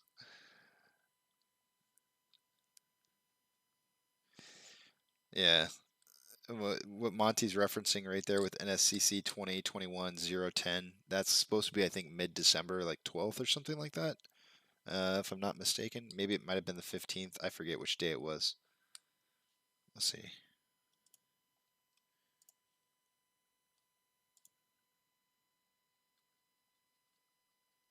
Maybe it was the 13th. No, I think it is the 15th.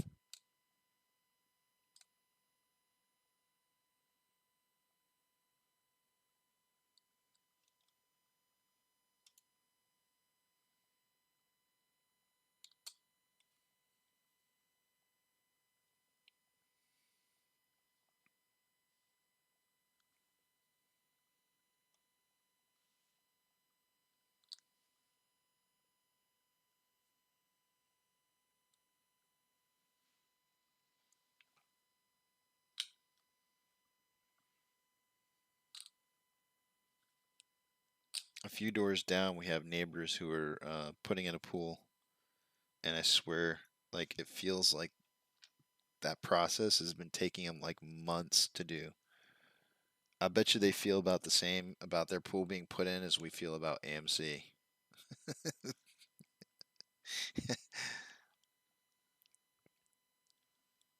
Probably very much the same because they sank a bunch of money into it and now they're watching as their yard get destroyed for months.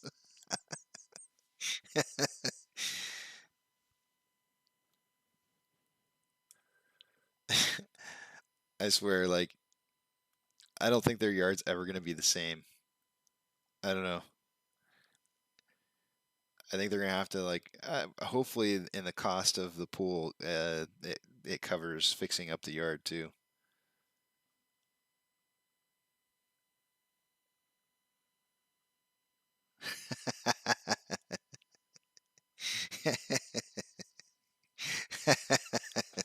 Thanks, JP. That was a good one. Oh man, I wouldn't actually. I wouldn't doubt it. I wouldn't doubt it.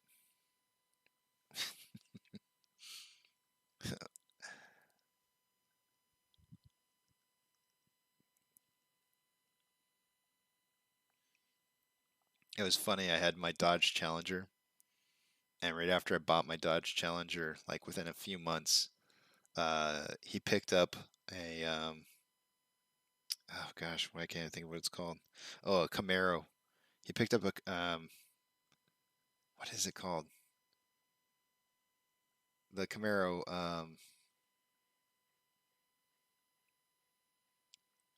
I just picked up a Camaro, and I was like, oh, that's interesting. I didn't know because he always drives really big trucks. I didn't know he was like a car guy, right? So he gets this Camaro, and my brother-in-law has a Camaro as well. So he came over one time, and then I guess he was talking to the neighbor about it, and the neighbor's like, yeah, I almost got a divorce over buying that car. Well, I sold my car to buy more AMC stock, right? And then, like within a month or two of me, maybe even 3 months later, his car disappears, and he no longer has the car anymore. Uh, yeah, but they have a pool now, so so maybe the car turned into a pool. I don't know. Maybe that was the way he saved his marriage.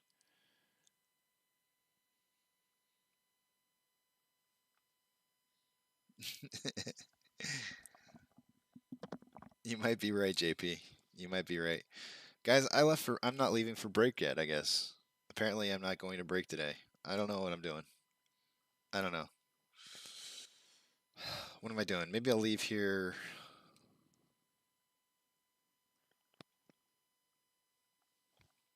Maybe I'll leave right now.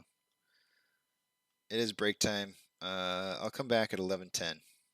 It's a little bit later than I normally do, but I'll be back at 11:10. Looks like we're gonna break out. I would suggest, guys, that we're probably gonna try and touch this blue line. Almost guaranteed they're gonna try and work this thing down to the blue line. You may even see it drop to somewhere in between the blue and the red line and then get a return. So possibly like 35.22. Hit that level of support and then bounce off of it. If we remember, if we do hit the red line, then people somewhere along the way from $44 and 43 cents, which is right here, somewhere from this point going down, we lost some shares. People sold some shares, and it probably would have been possibly in the Friday to maybe this day back here, somewhere in here we lost some shares. Natural attrition. It's going to happen.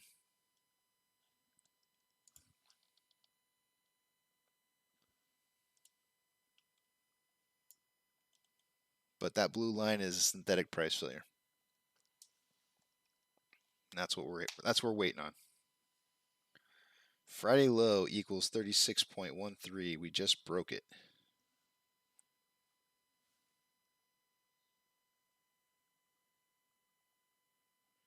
All right, guys. I'll see you back here at 11:10, and we'll do the next technical analysis, and we'll see what happens.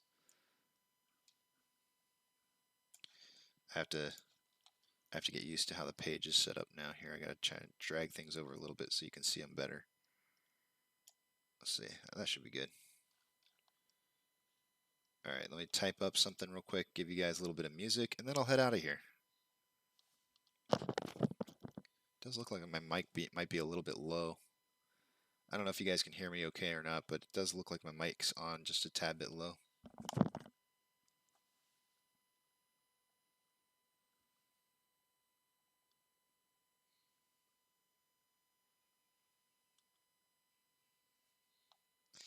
You know what? I feel like sticking around to see that 35.76.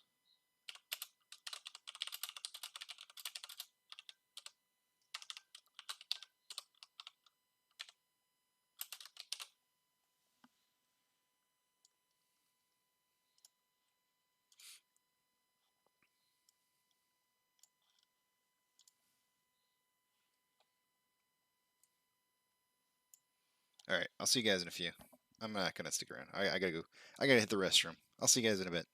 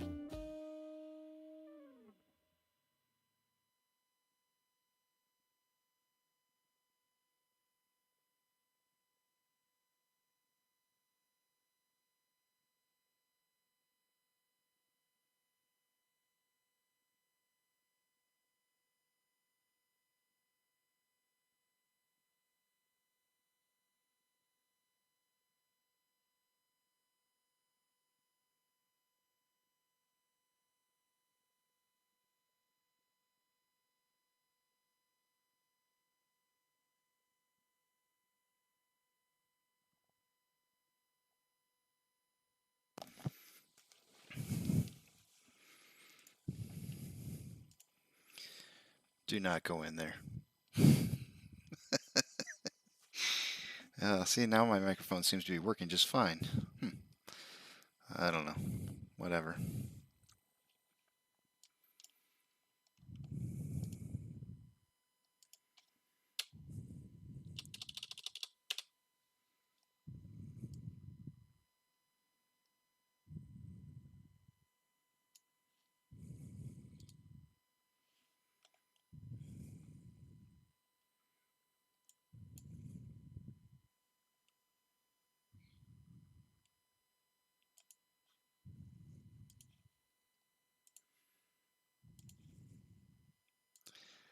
I still expect a run on 35.76.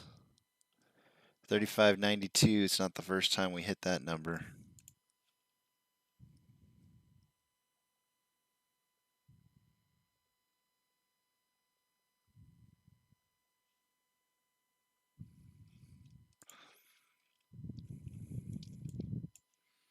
On this 30-minute interval, we touched down on the bottom side, bounced off of it.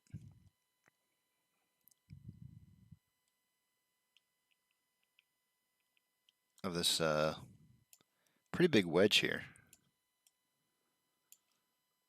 1, 2, 3, 4, 5, 6, 7, 8, 9, 10, 11, 12, 13. We're on the 14th day. 15, 16, 17th day, maybe a breakout. Maybe Thursday or Friday.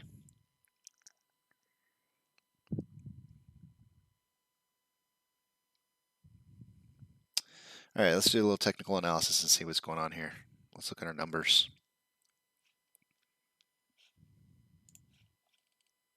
Taking you over to the other page while I update Stocko Tracker and Fidelity.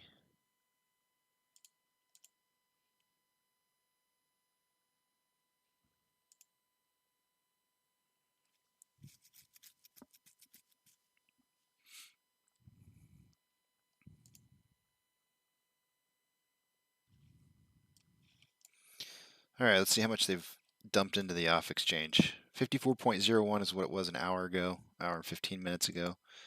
It is now at 55.21, a little bit higher.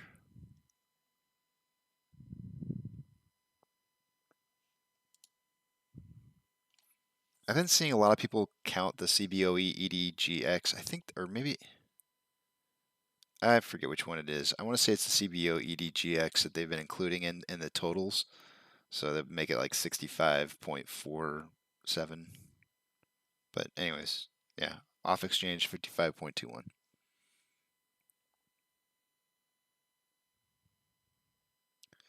Updating Ortex, it looks like 54.2 thousand shares having been returned, which is the same thing that was being reported an hour ago and an hour before that even. So weird numbers. Nothing changing there, which is going to keep our short interest of the free float at the same exact number. Nothing really happening. Strange.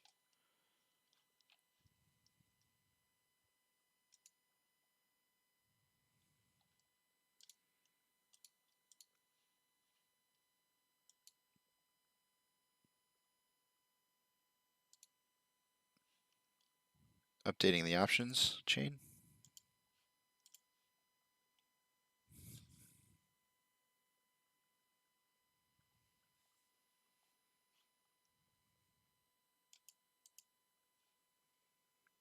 Highest level of volume currently at a $40 strike price. That's where it was an hour ago. It's gone from 8.1 thousand contracts to 11.2. On the put side, $34 is the same high. Is this also the same amount of highest amount of volume with 7.5 thousand contracts from 3,000. And there's actually a lot of activity at the $30 strike price.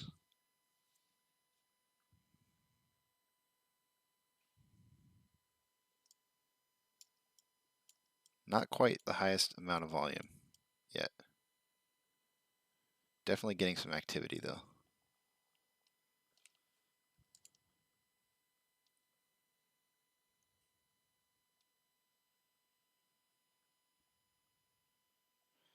Taking you over to the other screen.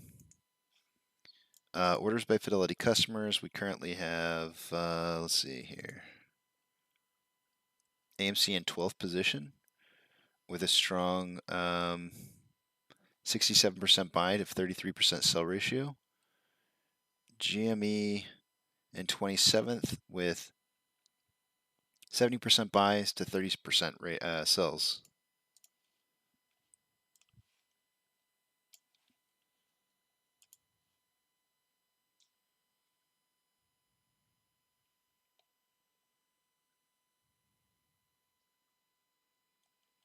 Looks like they borrowed another 100,000 in shares, putting us at 4.4 million shares having been borrowed for the day-to-day. That is 0.1 away from average, an average borrow. Currently in the money calls, 4,000 contracts are in the money. 42.3 thousand contracts are out of the money. The puts, this number is still, the out of the money calls still remain above, below 100K, which is better than normal. Normally we do see a run like on like Monday or Tuesday that leads towards a bunch of long out of the money call options that get placed, and then they never show up in the money as they keep the price underneath. So that's good.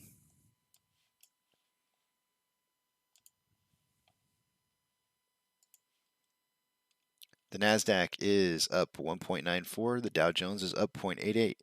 The S&P 500 is up 1.46. The market is currently declining with 3,755 decliners to 3,580 advancers.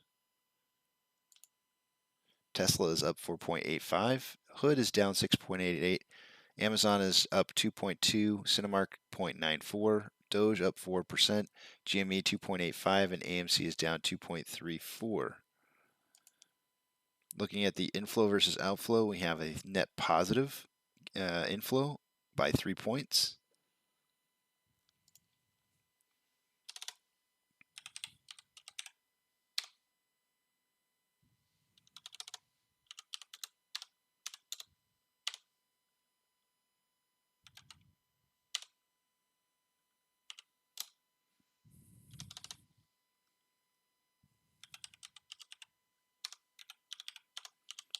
Currently, we are on a pace for 32.1 million shares traded for the day today. That is really close to where we were at about an hour ago.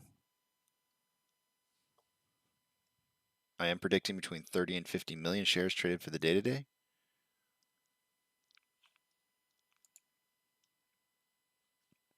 On the daily interval, we currently have more selling pressure than buying pressure with an RSI of 41.35. On a 1 hour interval, we currently have more selling pressure than buying pressure with 39.92 being the RSI. On a 30-minute interval, more buying pressure than selling pressure with an RSI of 39.26. On a 5-minute interval, it just crossed over to more buying pressure than selling pressure with RSI of 48.64.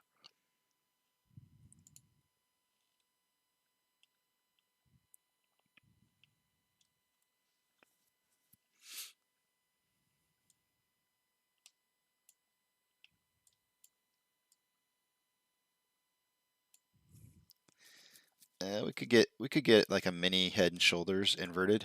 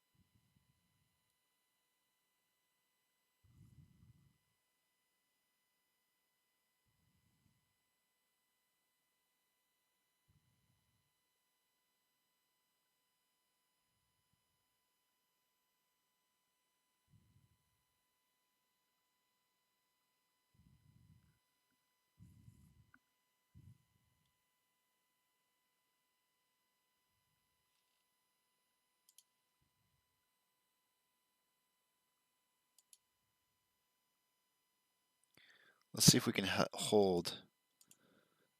Let's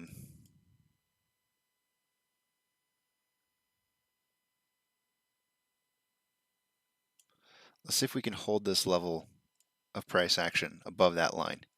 If we can, we could see a little bit of a jump up after this period of time is over. Once it makes it to the end of this.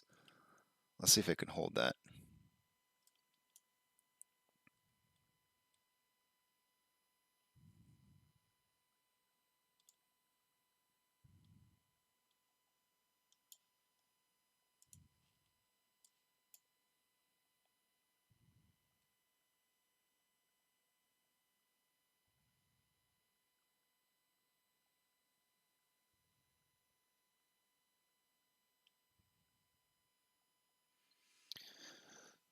On Sunday evening, Benzinga asked its followers on Twitter what stock they're buying on the open on Monday. From the replies, Benzinga selected one ticker for technical analysis. It looks like they go on to talk about the NFTs.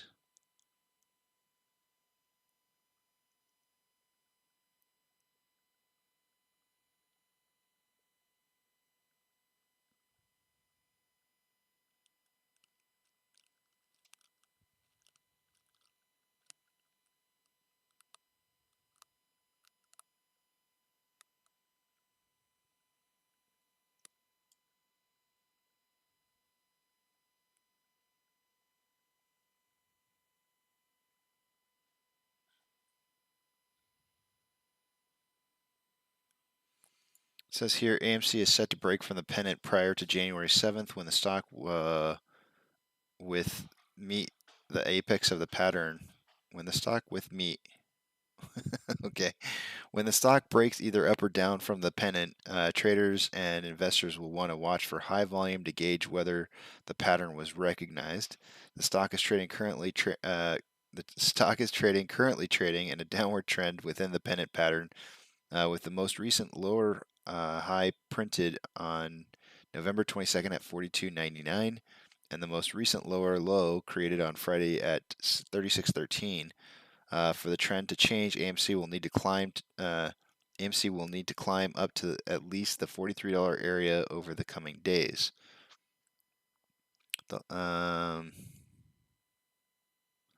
So this is one of the things that I kind of talked about right here.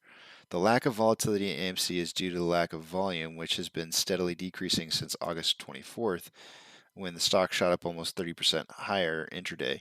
On Friday, 19.73 million shares exchanged hands compared to the 10-day average of 26.52, which indicates there is not a high level of trader and investor interest at this time.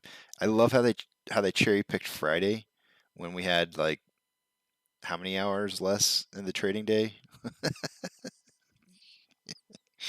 Come on, guys, come on. Oh man, you gotta love it. Yeah, you gotta love that.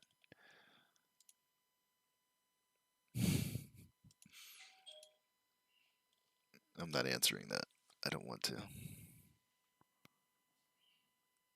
Fine. I gotta go answer the doorbell. I'll be right back.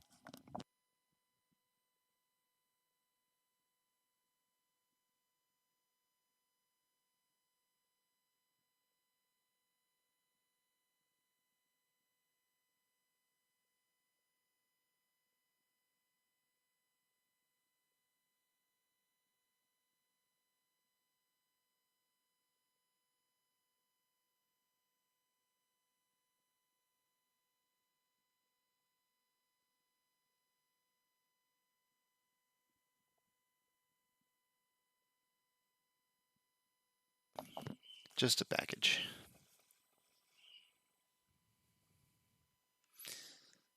AMC is trading below the 8-day and 21-day exponential moving averages.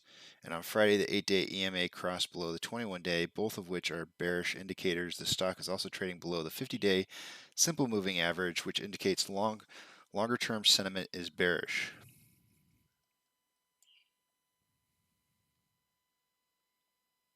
And so this is what I was talking about. Take away the buy button, and it's only going to get worse. The only thing that resists the price from moving down further is us buying more.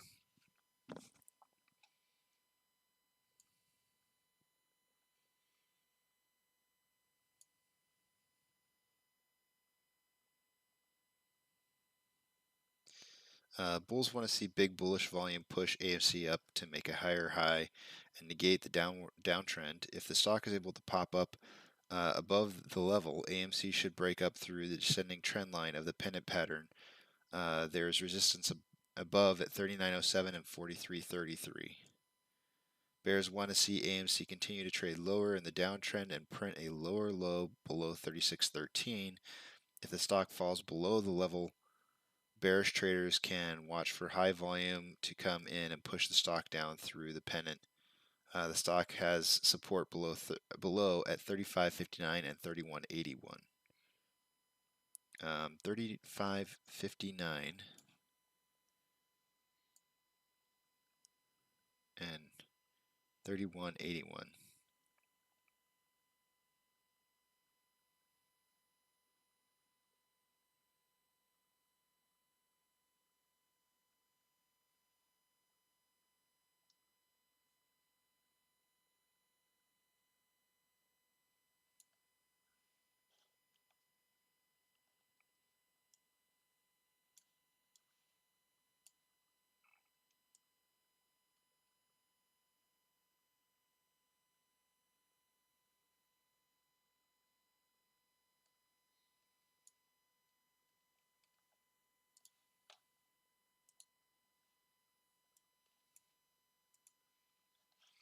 All right, let's see what you guys wrote here.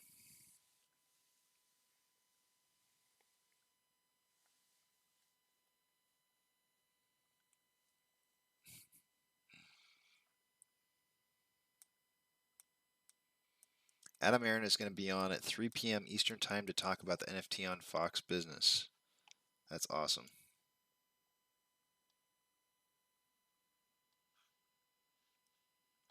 Maybe. I don't know. In the past, sometimes people say that whenever he comes on to talk about things, it gets worse. We'll see. Oh yeah, GD said the same thing. I'll expect another price dip at 3 p.m. Per Liz Clammin on Twitter. For real. I don't know anybody who's. I mean, Nikki, we won't find out until I think December 1st is when the emails go out. So I don't know if any. I mean, I think there's lots of people who got tickets, but nobody knows for sure if they've gotten an NFT yet. At least as far as I know.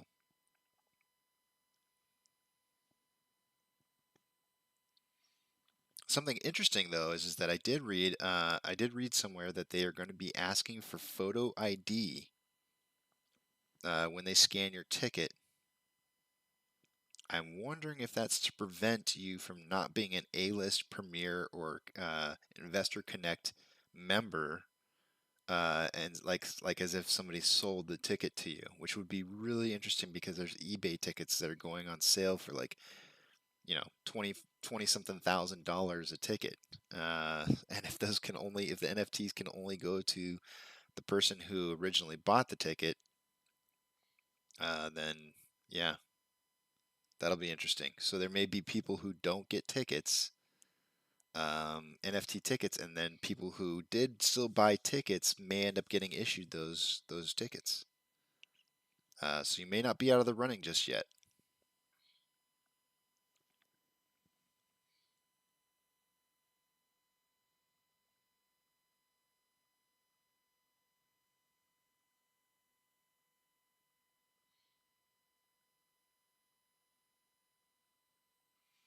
Astro just admitted to no shares, only leaps. Don't know how I feel about that.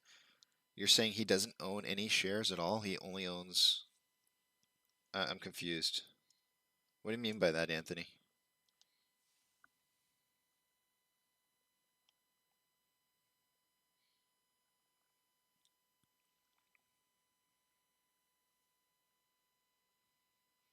Because if all he owns is call and call positions for AMC, I worry because he's made a lot of predictions that he's gotten very wrong. This is what I keep trying to tell you guys. Stop trying to be the player, be the house. What are leaps? I don't know what a leap is. Hold on a second. I should probably know what that is, but I don't know what a leap is. I'm assuming that's an option, but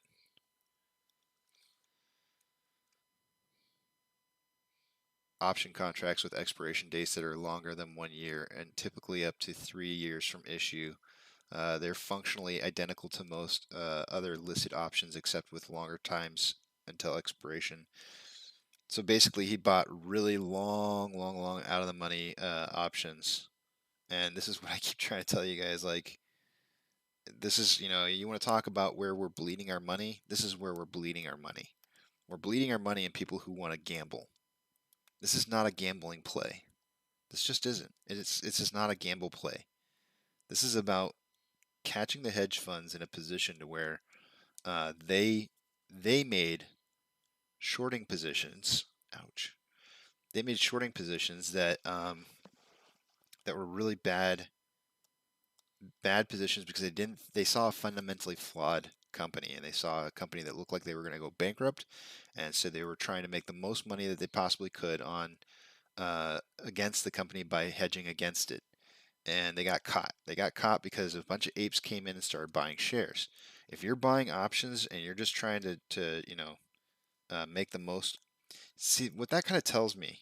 I don't know if it's true. I don't know if it's true or not, but what that kind of tells me is that um, we have a lot of apes who are gamblers. A lot of gambling apes, and there's nothing wrong with that. There's nothing wrong with that. But if we really want to see this thing be successful, uh, shares is where it's at. It really is.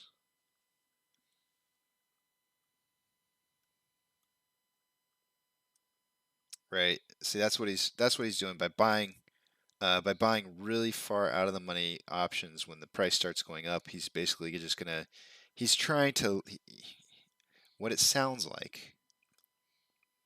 What it sounds like to me, if I had to guess, if I had to be a guessing person, and this is just a guess, and I may be completely wrong, and I probably shouldn't be saying this, but that sounds like somebody who doesn't have a lot of money to invest.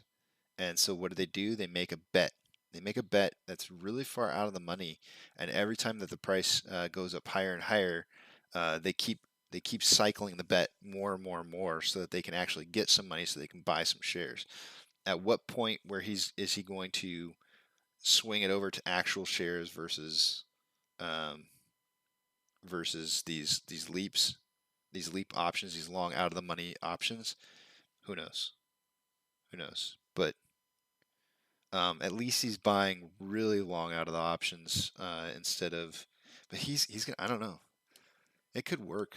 It could work for him. But it's not. It's definitely not hell. I don't hold that against him. It's just he's not doing what he needs to do to help the community, which is buy shares. But he may have not had a whole lot of money to throw at the stock legitimately. Like Astro doesn't seem like a really rich guy. I mean, he may be getting a lot more money now because of YouTube or whatever. I have no idea how he monetizes himself, but if he's got monetization working for him and he's got incoming money, he should be buying shares with that money. That's what I would be doing. But I mean, that's just because that to me seems like the right thing to do because you're covering a topic, a stock. You should hold conviction in it and buy it. But it's not my it's not my place to say what people should do with their money.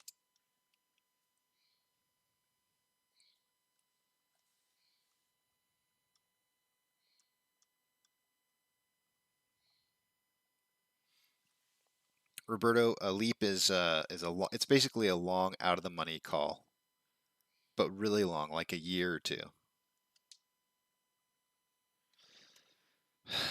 And I'm gonna be straight up honest with you guys. I'm not working right now, so I'm not buying any shares. I bought. You guys saw me buy the last time I bought a share. It was like what was it, like $40 or something like that.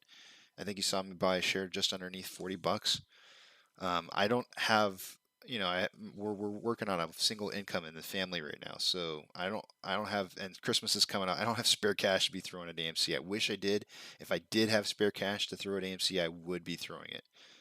But I don't. So, but I think that um, it doesn't change any of my convictions as to what I believe is correct.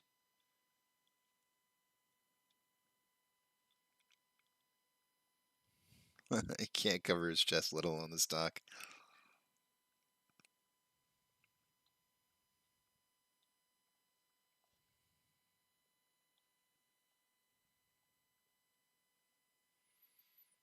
Yeah, I mean that just we have a lot of gamblers out there, guys. We really do, and that's something you have to recognize. There are people who really want to gamble their money, and they do see this. It's really funny when we talk about the stock market as being a place to gamble away money.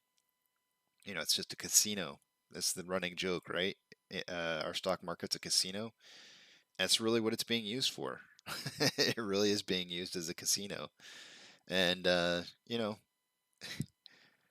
I hate to say this, but you know, if you want to point fingers at the hedge funds for sucking up all the money, why wouldn't they? I mean, people are just throwing it away. They're playing it like a casino. Somebody out there is going to act like the house and just take it all in. You got to be smart about investing your money and not using the stock market as a place to just gamble. Is what we're doing with AMC a gamble? I guess. It is a bit of a gamble, but it was a good gamble. And that's the one thing that I always say when I gamble is that I only like to win, and I don't like playing games where the risk to reward is so super narrow when there's narrow margins. And I saw all kinds of potential for AMC, all kinds of potential. And so to me, the risk to reward against AMC succeeding versus failing, uh, I see very little risk, very little risk. There's so much to gain from what we're doing.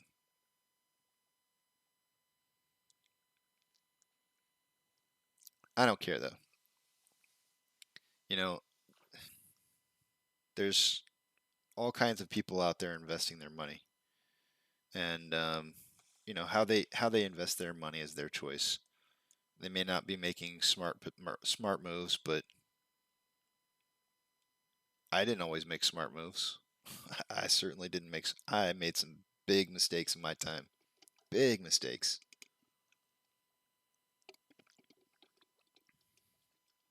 It's all part of a learning curve. You know, the older you get, the wiser you get because you've made mistakes.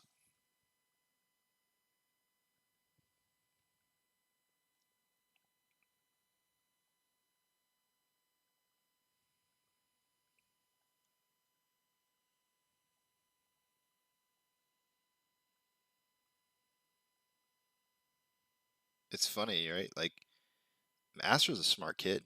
He's a smart kid, and I can call him a kid because I'm much older.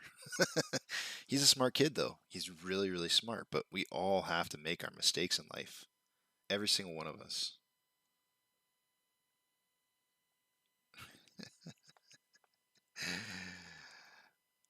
I kind of plan it that way, Kyle.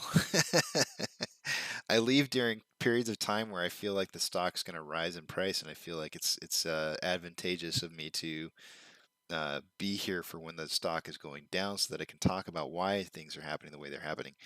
It does look like we tried to hit a little bit of a inverted head and shoulders here, guys. We definitely we held value. We started to dip underneath the line, but then held it. I think we might see another price increase incoming here.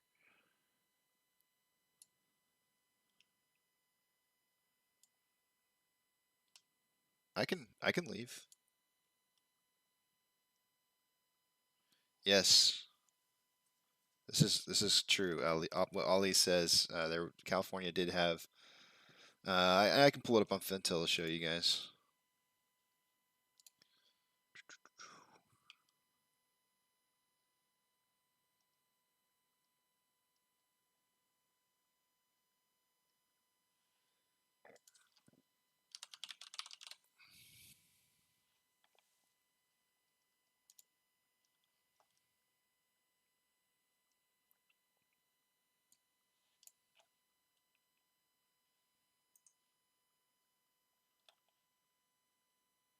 The file date was 11/15. They increased their shares by, well, you can see the percentage. Where does it show the percentage? 24% increase in value.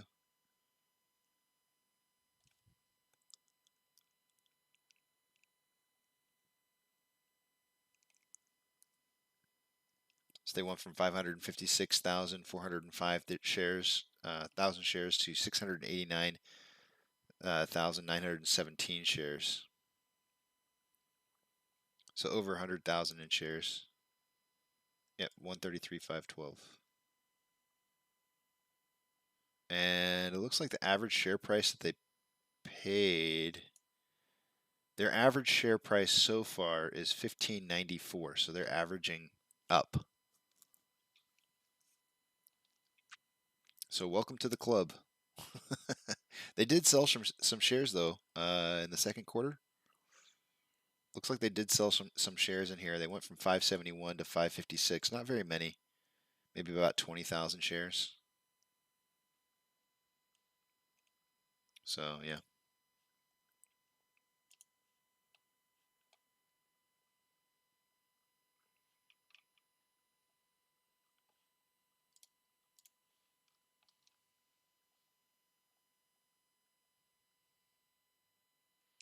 Yes, zombie stocks. Ali is talking about zombie stocks.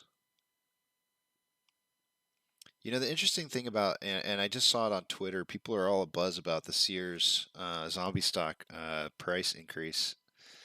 And the interesting thing I think about, you know, is that I feel like everybody's talking about this like this is the first time they've ever seen it. But we actually saw this plenty of times before in the past, so this is not the first time. In fact, there was a period of time where I thought it would be kind of fun to uh, short the Sears stock because I kind of figured at some point it would drop back down again. Um, Obviously, I don't have any money to do that, or I would just be buying more AMC shares.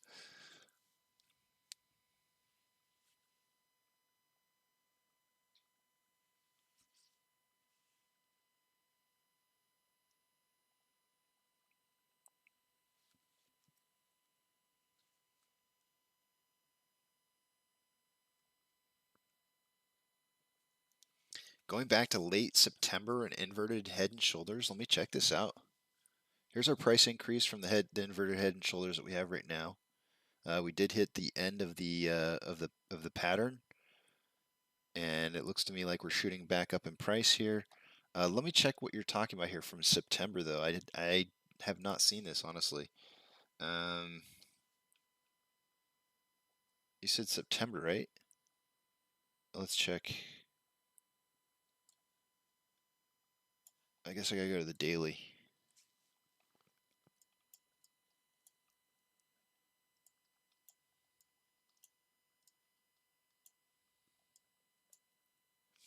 Let me just see what you wrote. On the daily chart going back to late September, you wrote daily and I didn't see it, sorry. Let's see here. What I got going over here? It's probably one of my trampolines. So many. It has to be a trampoline. It just keeps... It's like toilet paper. You wipe and it just keeps coming back. Alright, there we go. Looks like I got a couple trampolines in here that I've left up over time. Since September. 9. Inverted head and shoulders. Let's see. This, and then this? Potentially?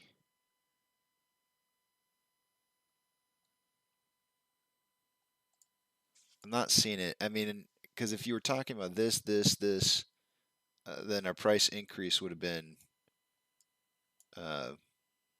this right here, which wasn't hardly anything.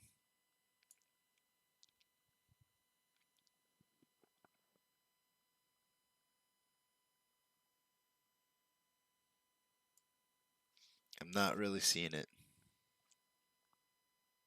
I don't know, maybe if you have a link or something like that, maybe you can send it to me.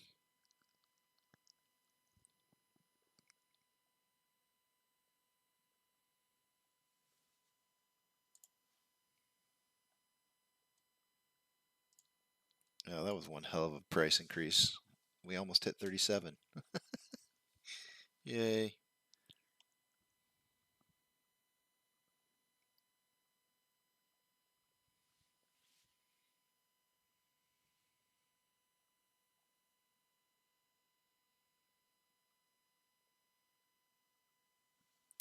I don't see it.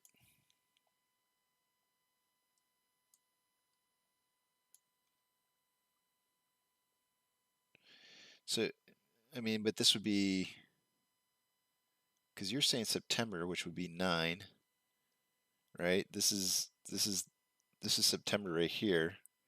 So this would be shoulder, head, higher shoulder, but the timing's just not long enough.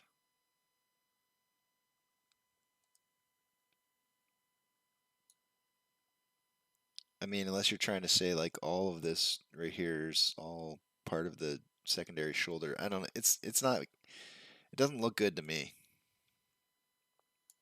I'm not seeing it.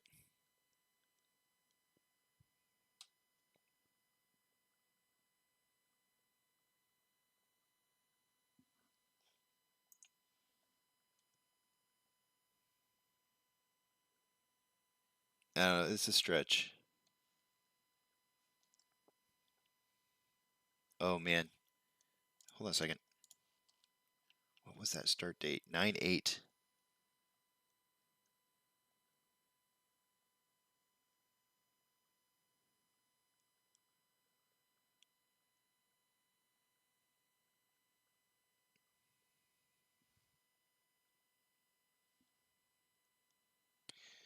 Nine eight is when I have it recorded as our current cycle, our current suck squeeze bang blow cycle, and the suck ends on the 29 929.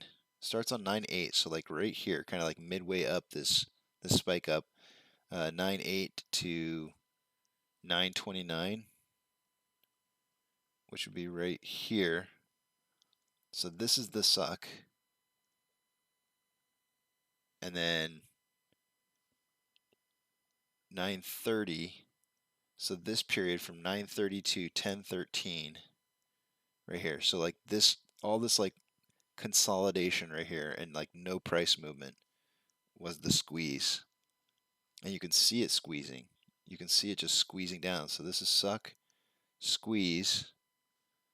Then your bang is basically like everything after the squeeze. This is all the bang right here, all of it. 1014 right here. Price relatively remaining the same. Watch this. Very slight upwards increase in price during that period of time.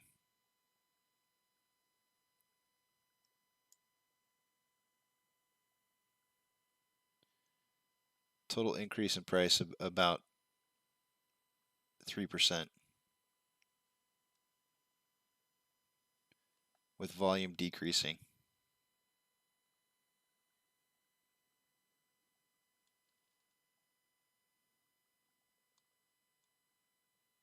Man, I don't know how that could be considered a 3% increase in price over that time, but I guess so. Just a bunch of sine wave.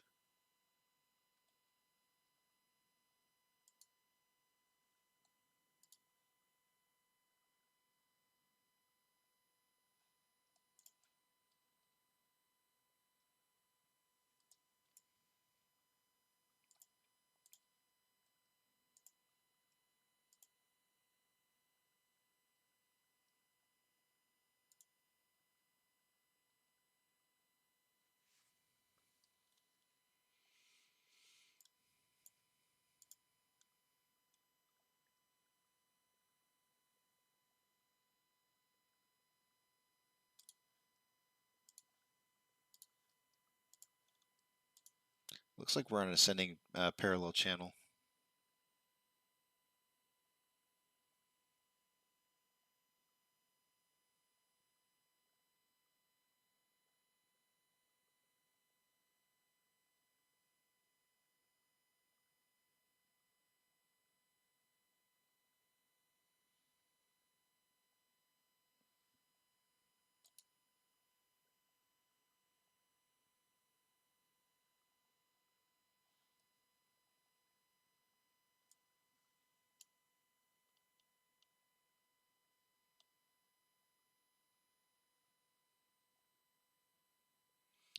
What are those dates, Sean?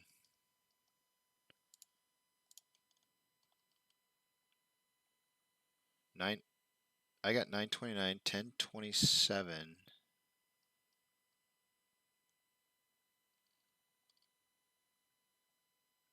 and 11/29. Oh, those are the dates for the head and shoulders. All right, let me check it out. Sorry, my mind went someplace else completely. All right, so 9/29. So this is the shoulder. 10/27. This is the head. That's what I was saying. Shoulder, head. But then your shoulder over here ain't looking very good. 11/29 today.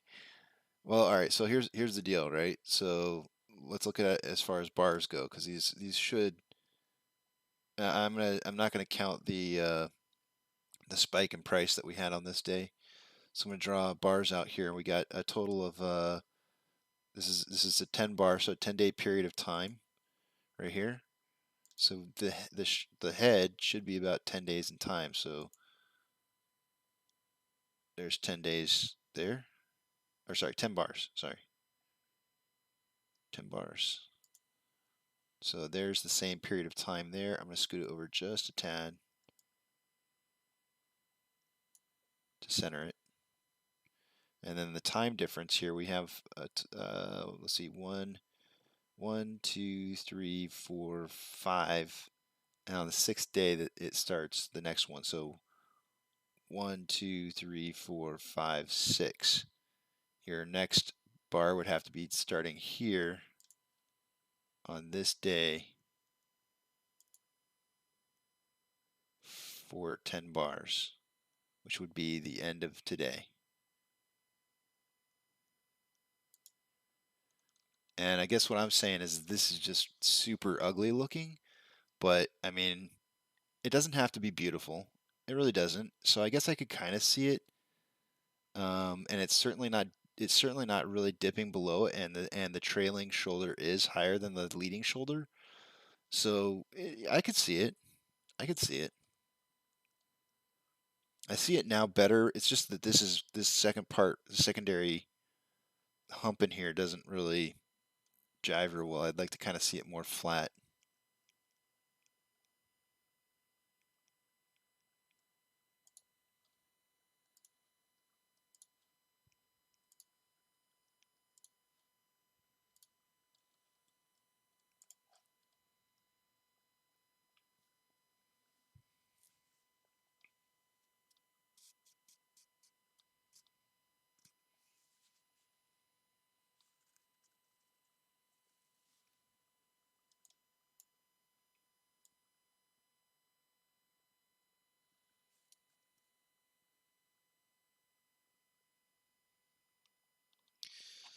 Doc's asking if we're going to come back for a double bottom. I don't know.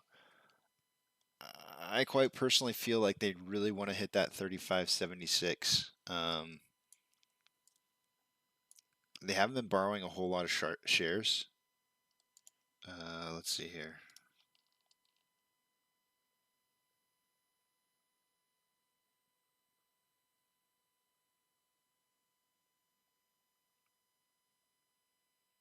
I'm not seeing shares being borrowed, so the only other place that you would tend to see something happening would be off exchange, seeing buy orders being stuffed in the off exchange.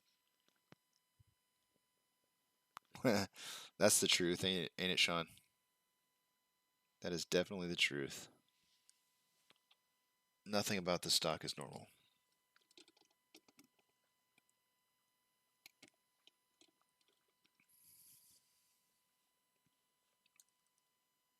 I got to remember that I have or text at the top of the page. Sorry. I really need to shrink down some of my information in here. Let's see what I can drop down here a little bit.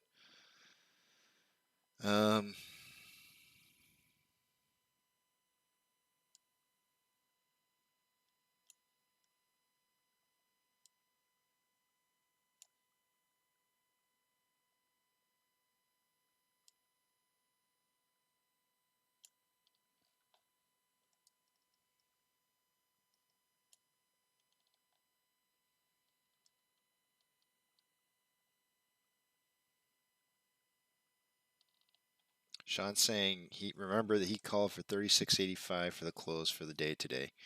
Yeah, well, remember I called for 40.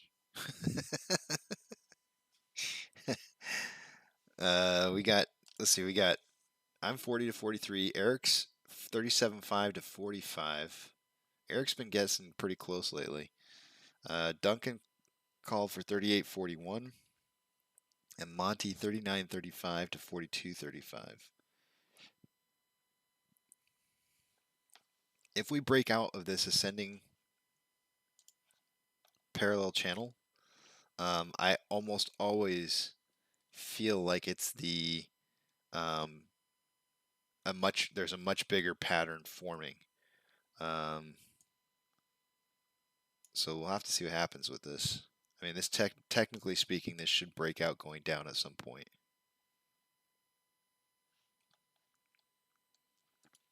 I can say this: options are kind of signaling for close around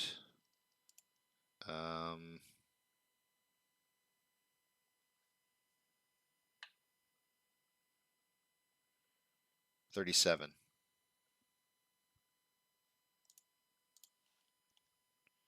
And Max Payne is currently set for 38.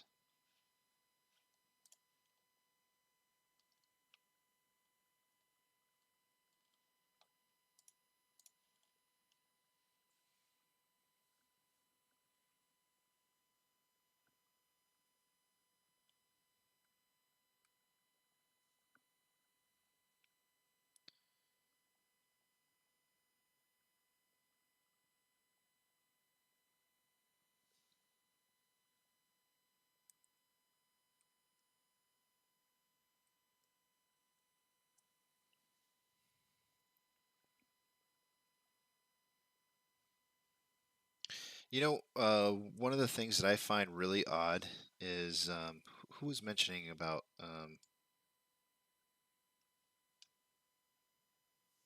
Anthony. Anthony, one of the things I kind of find odd about some of the different people on Twitter that are acting as people who are talking with authority or I guess leading conversations, who, when asked if they have positions in AMC, uh, they don't. There's been quite a few of them, and I find that extremely fascinating.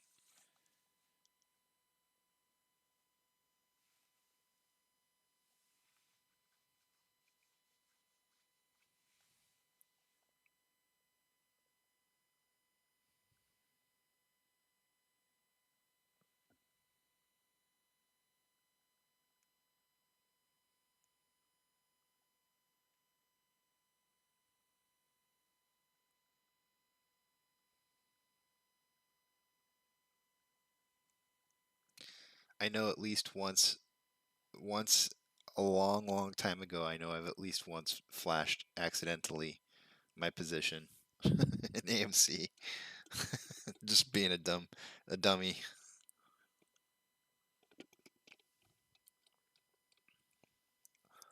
Duncan might be the only one old enough to remember having seen it, old enough on the channel.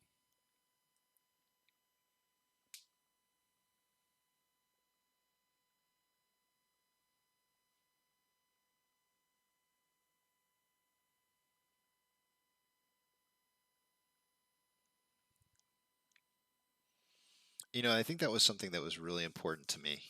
I don't know. At some point, I may have to. At some point, if I ever get attacked about it, I may have to show some of the shares that I have invested, but I probably won't show all of them. I think. Well, I'll do this. I'll just show you guys now. I'm not showing you all my shares, but I'll show you a portion of them. These are the ones that I particularly like the most. They're my oldest ones. But they're in a separate account. How do I get to that? Let's see. Would it be this? Yeah.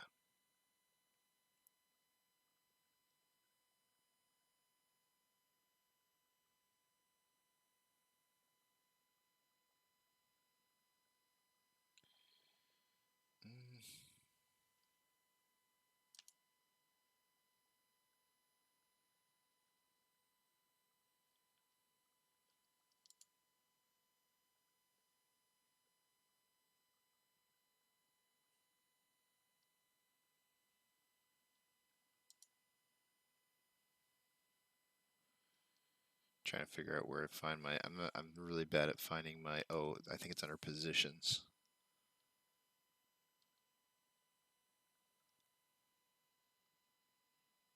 Come on. Come on, Fidelity. You can do it.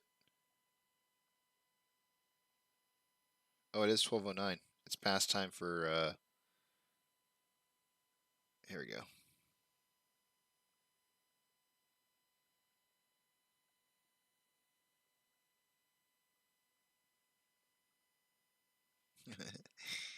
I love this. My cost basis. Let's see. I'm just gonna snapshot that. There you go. So just in case there's any ever doubt about, whether or not I hold a position in AMC, there you go. Current value, percentage account, quantity of shares, and cost basis. This is just one of my accounts. I obviously have more than this, but this is my oldest account, one of my oldest accounts. It also happens to be an IRA as well. I'm particularly fond of this account just because when I do cash this one out, I am really hoping that capital gains will have expired, and that because I bought these shares right here. These were shares that I purchased, I think, on like the 29th of January. So I'm getting really close. I'm like, what, 2 months away, and those shares right there are going to be the ones that I retire on, hopefully.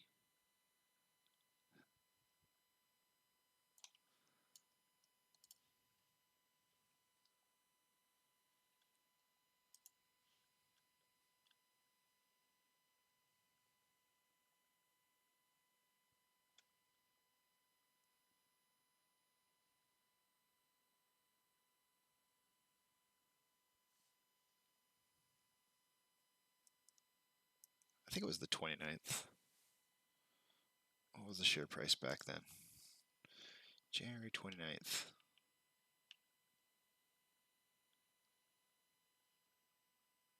Yep, it was January 29th. Those are my first shares I ever bought of AMC.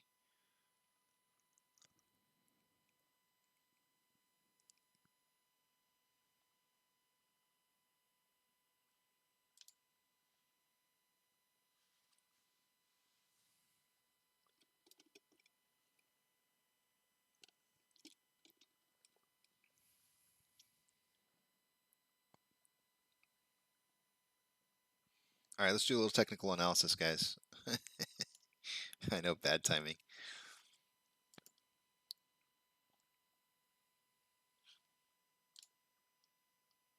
Update Fidelity. Stocks. Update Stock Tracker.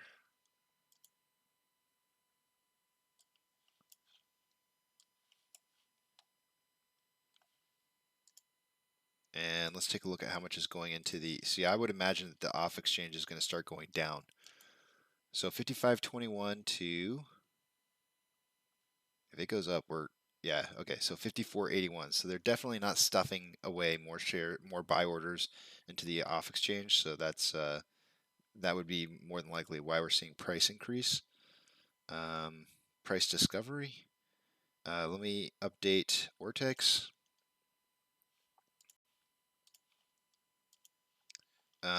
Currently, it looks like they're borrowing shares. So almost all this morning it was just a return of 54.2 thousand shares. It is now a borrow of 391.8 thousand shares, which is going to increase the estimated short share interest of the free float to 15.85%. Taking a look at the options, let's go ahead and refresh those and see what happens with those. $40 strike price for the calls was the highest level of volume an hour ago. It is currently at still $40. It was 11.2 thousand contracts, now 13.9. On the put side, yeah, these are going up pretty heavily.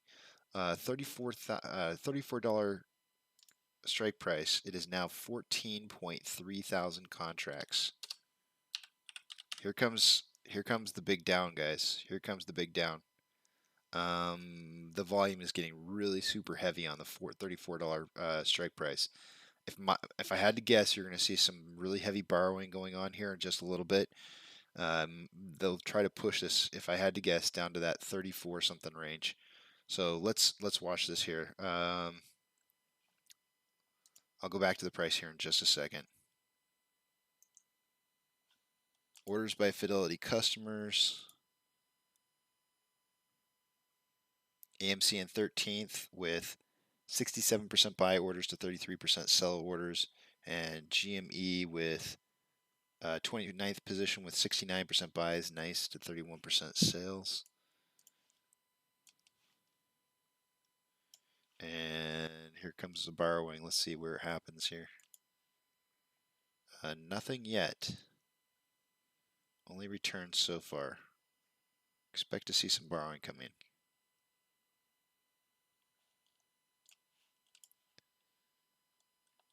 There's gonna be a push here.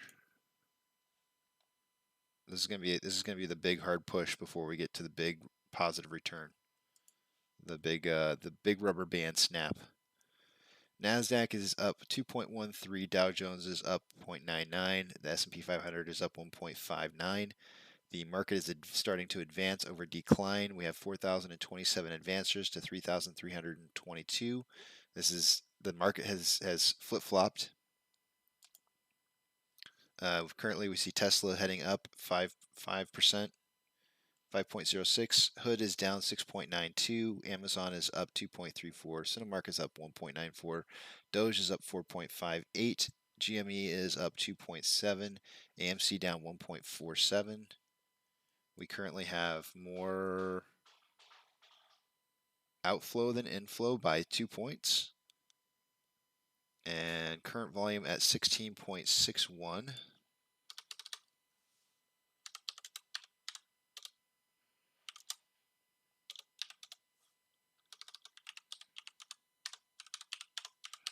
We are on pace for 28.68 million shares traded for the day today.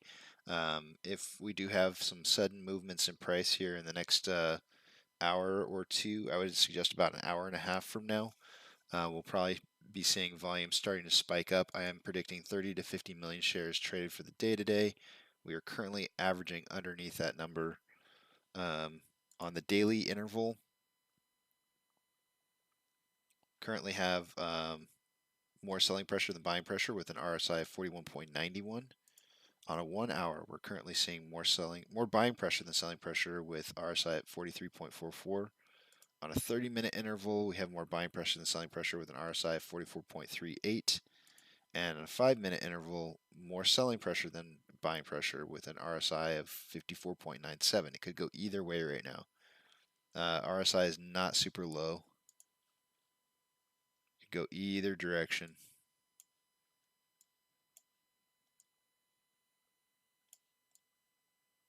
I think, I don't know. I'm starting to think we're going to break out of this ascending parallel channel and have that final test for 35.76, maybe even 34.89.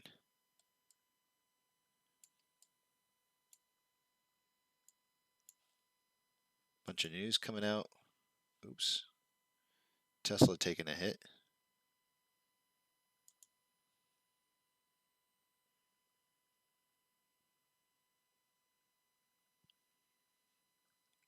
A bearish stance on Tesla.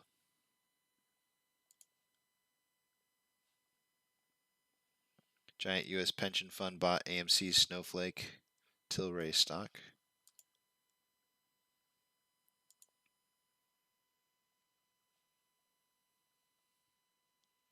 Someone with a lot of money to spend has taken a bullish stance on GameStop.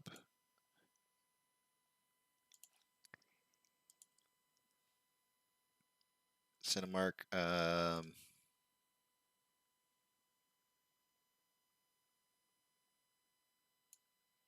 talking about the NFTs.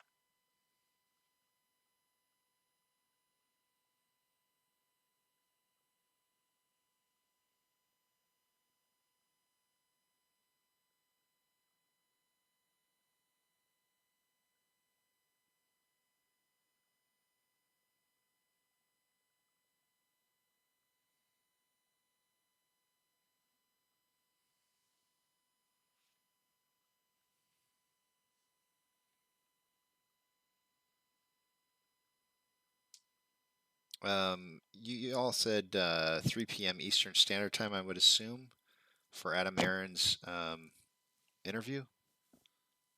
I'll try to see if I can't stream it. If anybody has the link to it, that'd be awesome. If you know where it's going to stream at. How are we doing on our poll for the day today? Oh, look at that. 40 to 45 making a come from behind. So 50 to 55, we have 77 votes in today for the poll.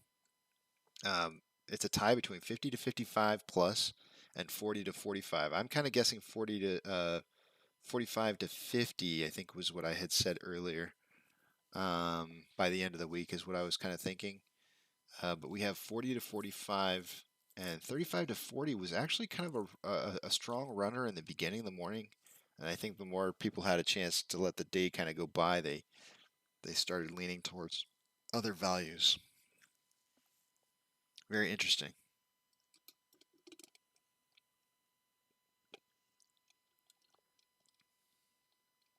I want this to be kind of a learning lesson for you guys, to kind of show you how stock price throughout the day can really lead you to come to have expectations for the end of the week that may disappoint you or not come to fruition. And I think the exercise is supposed to help you to see that how hard it is to guess option plays.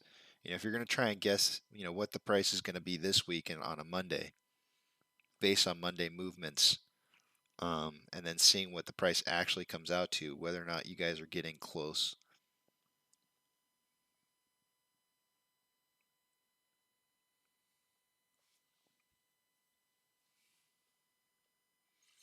So it broke out of this channel here, but not very hard. This is not what I would call a big breakout, and volume's really low here. I know all this looks like more volume than earlier, but it's still really low volume.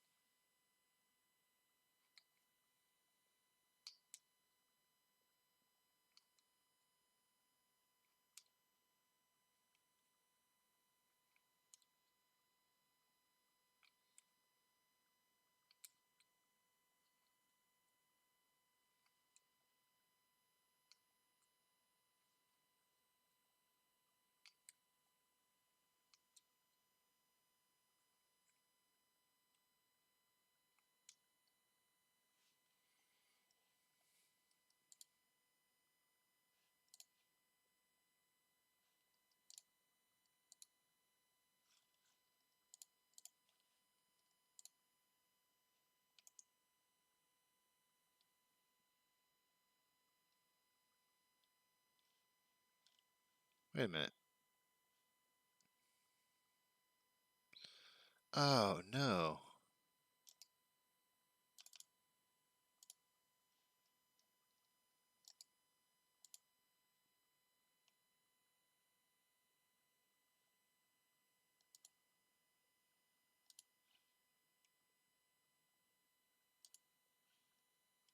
I didn't realize that my Ortex data wasn't disappearing when I went to other screens. I apologize.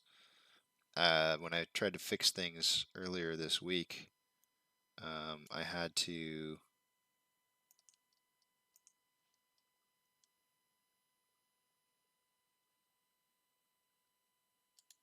fix things. So yeah, so let's see. Now it disappears. I didn't realize that when I was clicking the button, it wasn't disappearing.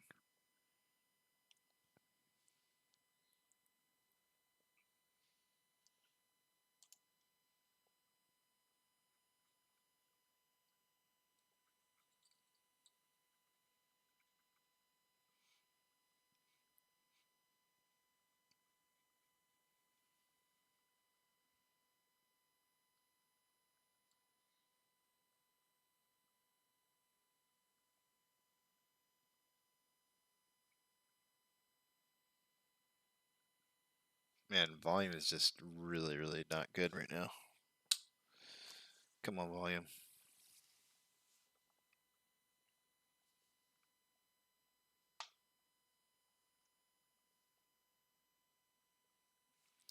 What pace were we on before? 28? Seems like 28's even going to be hard.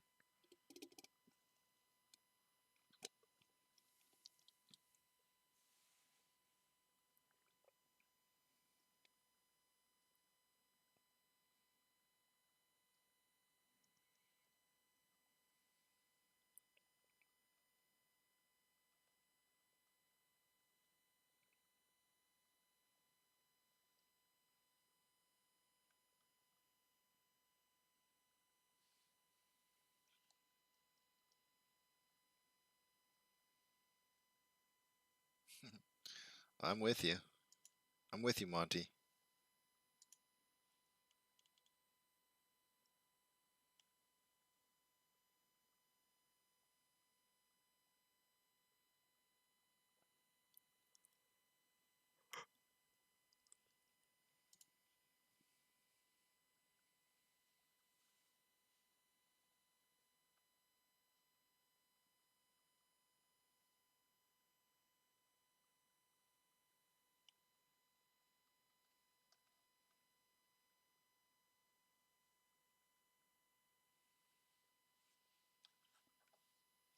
Switching to the daily.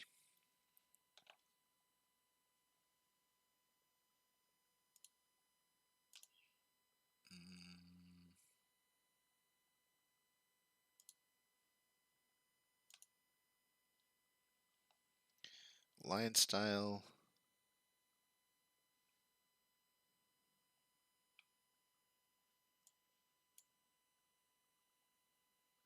What am I looking for? To line, you can see why 3685 is so important. You only have to go back to October 4th resistance line. October 4th. September, October 4th, like right here. Which is that 3685 you're talking about.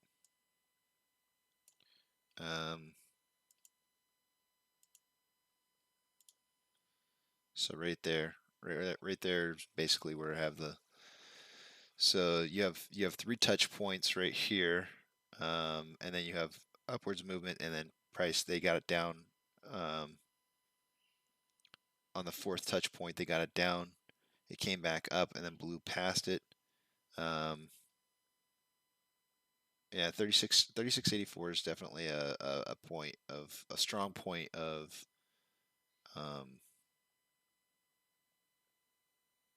support at this point in time. But if I put the data back up here, I think that 3576, they want to hit that. They want to hit that really bad. and drop it below that level of support that you're talking about so it can become a point of resistance.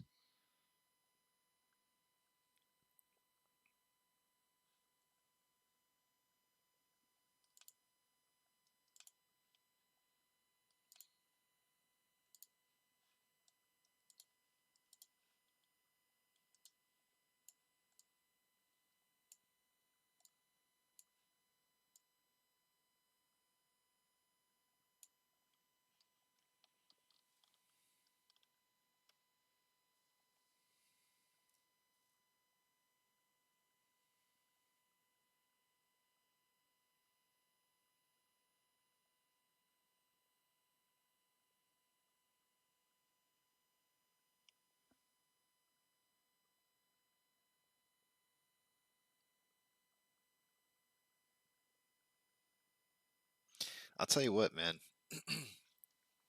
This is why I say taking away the buy button is such a bad idea right now.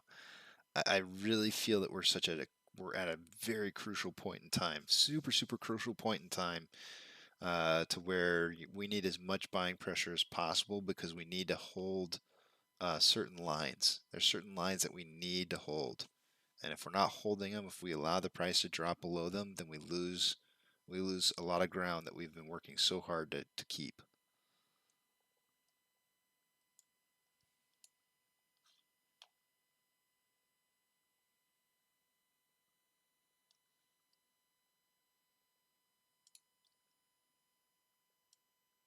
I'm gonna shrink my picture down just a tad. I didn't realize how obnoxiously large I was. There we go. That's much better.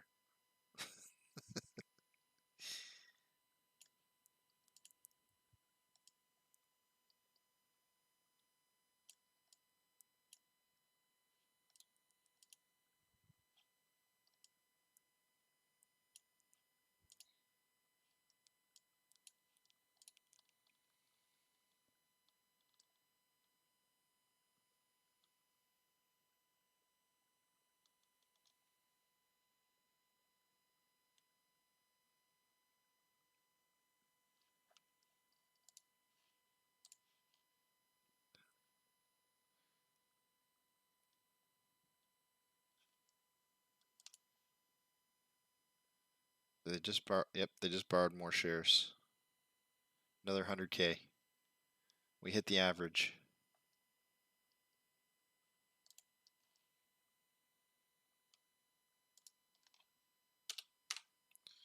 $4.5 million shares borrowed for the day today.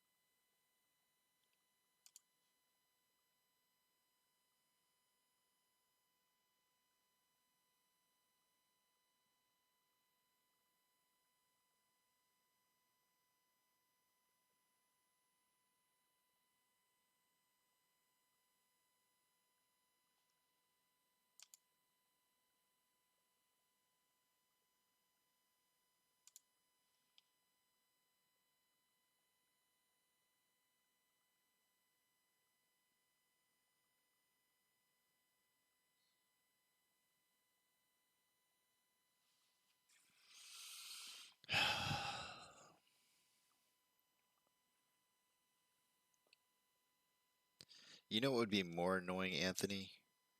What would be more annoying is if price suddenly started spiking up and then he changed his narrative. That would be completely annoying. Anthony said, Lou is annoying. Title of his latest video is How's the Buying More Doing for You? Is there evidence suggesting a spike in buying today? uh,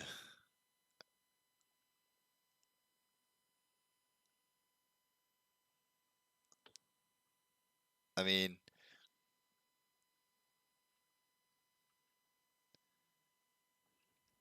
somebody should respond back and say, no, thanks a lot for helping us out. If only you hadn't convinced everybody to not buy.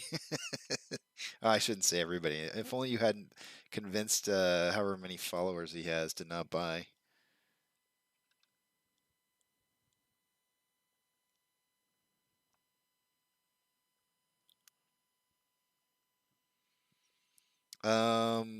It's hard to say, MCon, as far as how much is it costing them to, when they borrow 4.5 million shares in a day and then return them.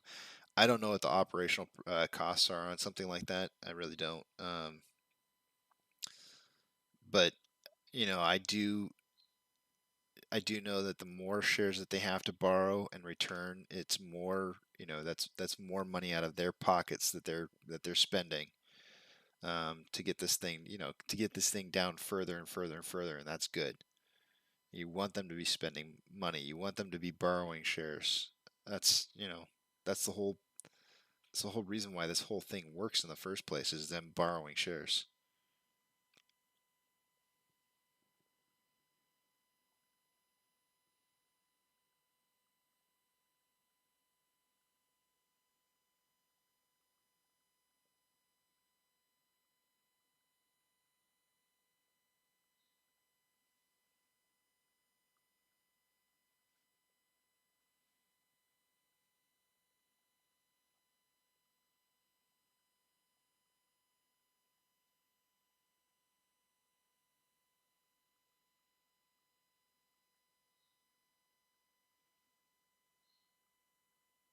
No, I don't think he's right, Anthony. I don't think he's right at all.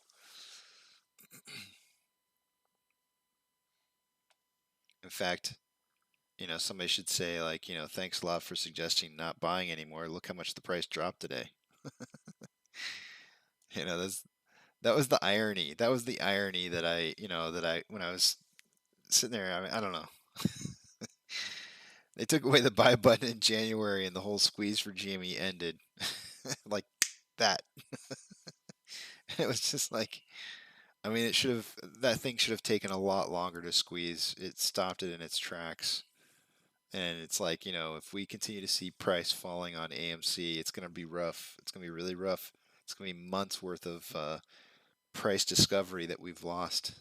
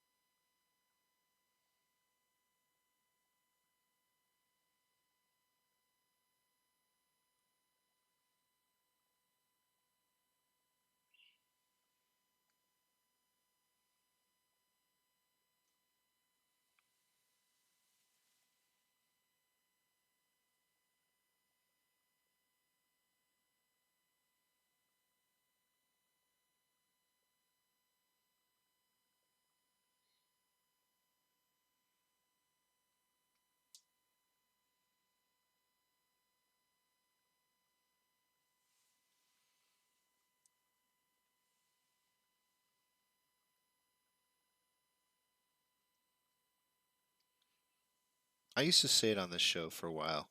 I used to say, if you're going to buy shares, buy it through the lit market. It helps it helps keep money out of the pockets of the hedge funds and your broker. It helps, more with pushing the price upwards. But again, you have to buy the ask. Uh, So and it's difficult unless you have the right broker, you're not going to be able to buy to straight to the lit market. So you got to make sure you have a really good broker to be able to do that.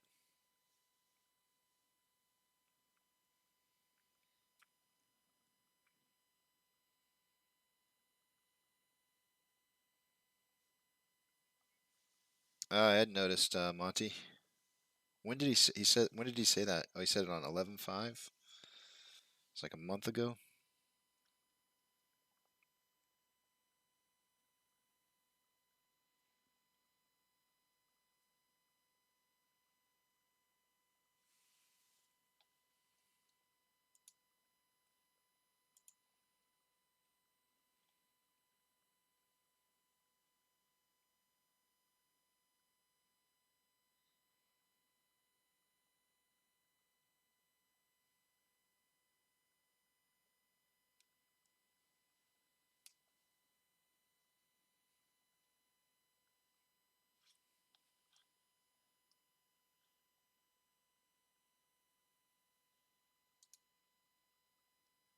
I mean, there's no doubt, guys. If we get over 45 bucks and hang out like between 45 and 49 bucks and consolidate, um, it's really close to game over.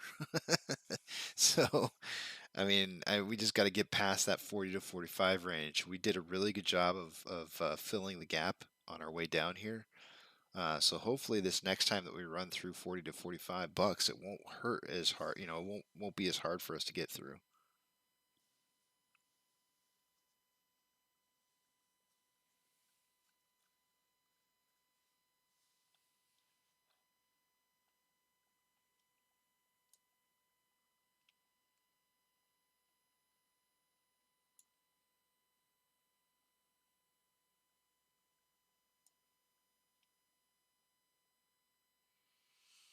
Hmm. Where's this thing heading?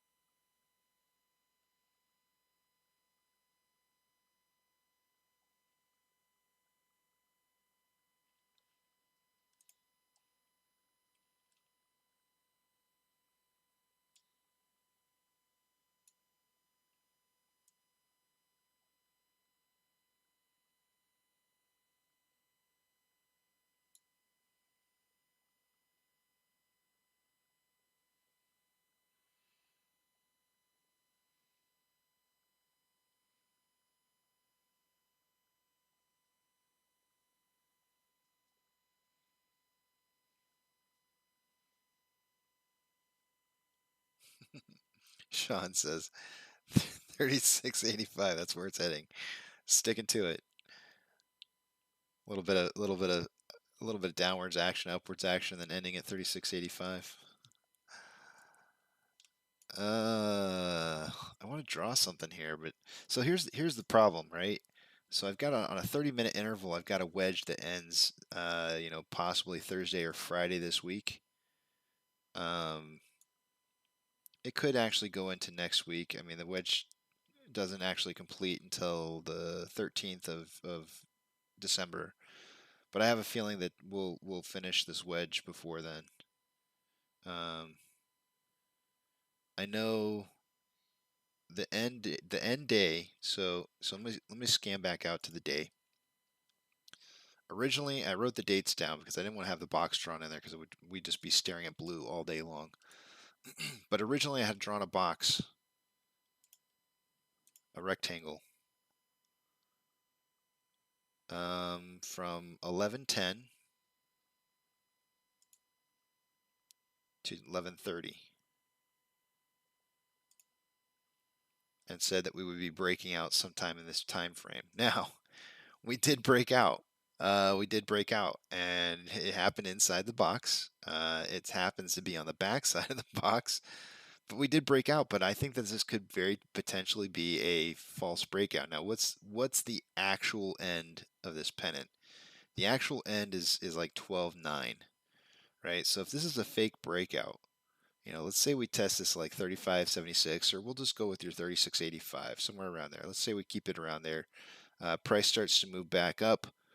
We find ourselves back inside the pennant. We could be breaking outside the pennant as early as like maybe like the third. It could be earlier, second or third ish. Because I mean, we did have something like that occur back here.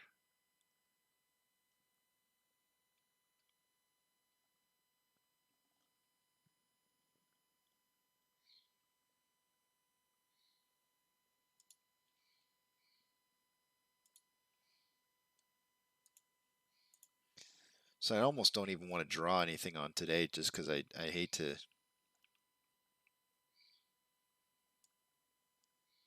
So we got a little bit of a head and shoulders going on here. So now the price is going to start falling. Where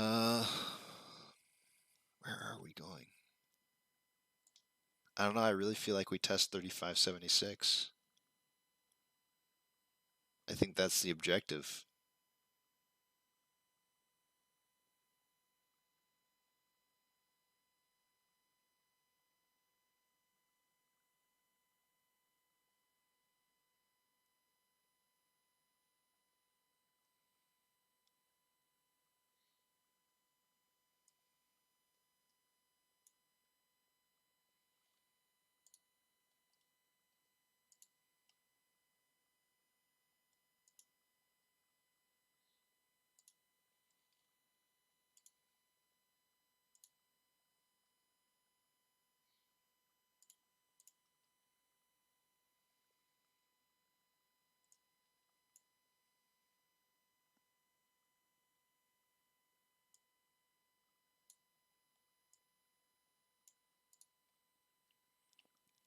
I mean, I really feel like we're going to be breaking.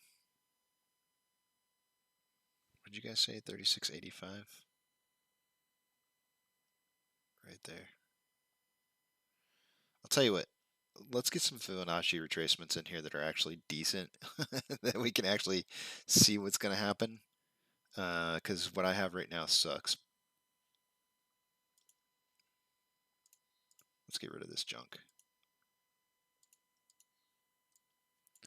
Let's get an idea for where we have our levels of support and resistance at.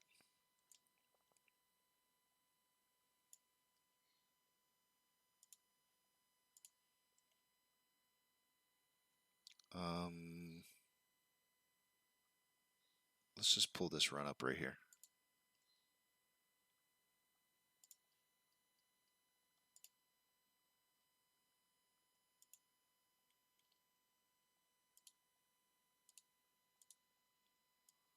Let's pull that run up, and let's pull up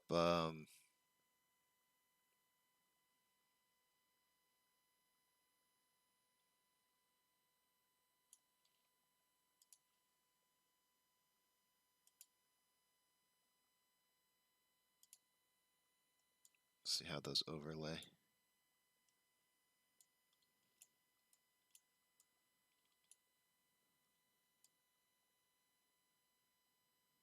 That looks good. Let's run with it.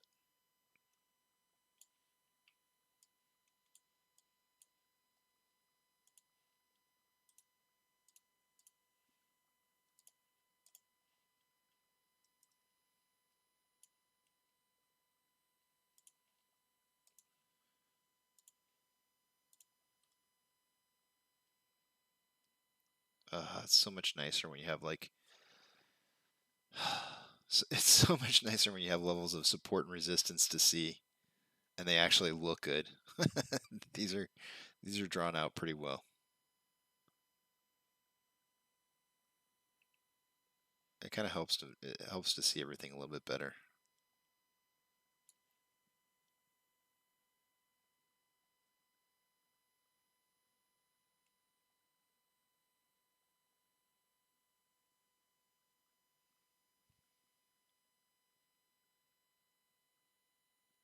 A line at 36.85 will do.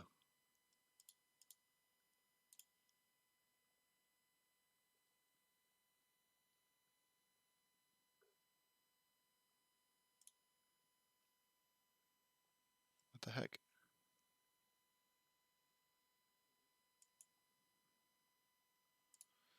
We'll even make it. What color you want? You want to just have it stay that color that it is, or do you want some specific color?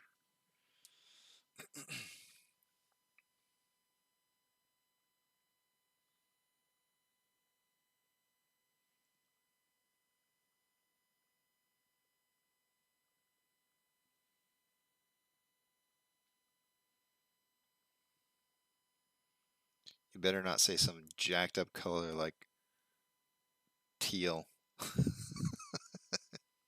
Because if you do, I'm not picking it. You better not say something like ocean. You better say like man colors, Sean. Whatever you do, you have to pick a man color because I will not put in anything that's ocean sea spray blue or some crap like that. Pink. I will give you. That's what I'll give you. I'll give you pink. I'll give you pink if you. Okay, it's good the way it is. Okay, sounds good.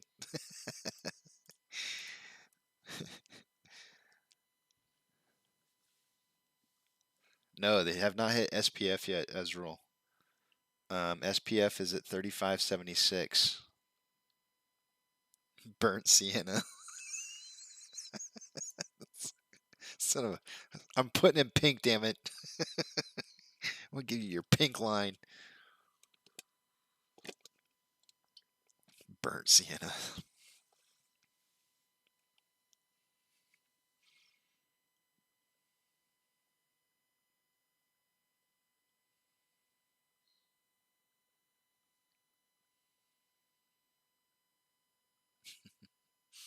You gotta have some humor. You gotta have some humor on a down day. Only real man wears pink. I used to play when I first started golfing. My ex-wife, I bought her a set because I wanted her to go golfing with me, and there was it was a very feminine set of golf clubs. They were nice golf clubs. I don't remember what they were, but they were decent golf clubs. And there was a pink driver. I mean, it's just like hot pink, and the driver was obviously was shorter. The shaft was shorter on it, and for some reason, I don't know why, but with my nice expensive club, I could not hit the ball on a drive maybe more than 100 and I don't know, it's 170 yards, 180 yards. I don't know what the deal was, but with her, man, no, no, no. I'm sorry, I couldn't break 200. I couldn't break 200 with mine. I was just shy of 200. With her club, I could hit like 225, I think. I had no idea why that was. I think it had to do with the fact that the shaft was shorter on it, and I felt more comfortable hitting the ball more like you would swing normally on like just with an iron. Um, but dang it, I started taking her club out everywhere I go and started using her driver because I could just hit it that extra 25 yards. It was worth it. And then of course I learned about. I really didn't know anything about who Bubba Watson was or the fact that he had a pink driver. I already kept calling me Bubba.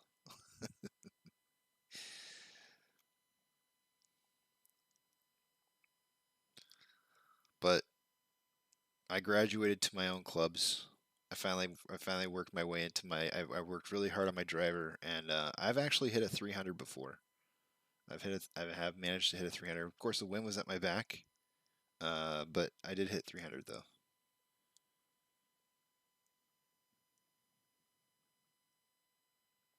I think I usually average somewhere around like. Actually, I've got an app here. I've got an app that tells me how much I average. I bought a King Cobra that has Connect attached to it, and it actually records. You can record your distances. Um,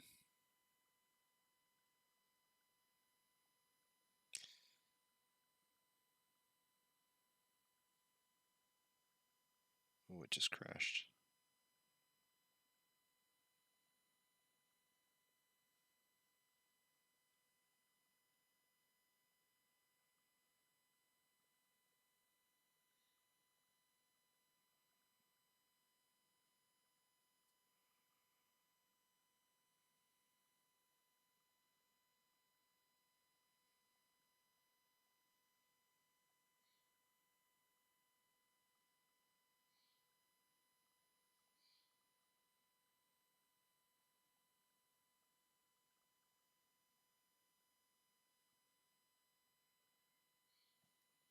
I probably average between like 260 and 270.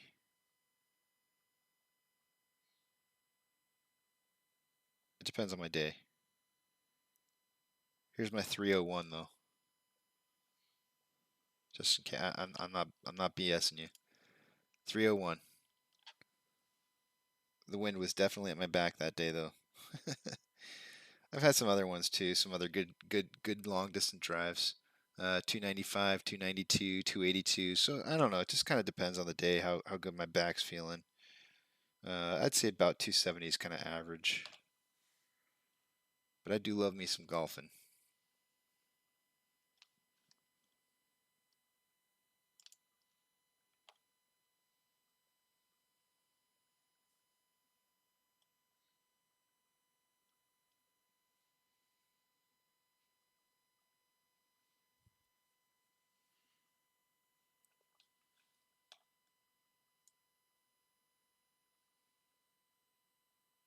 We got any golf fans in here?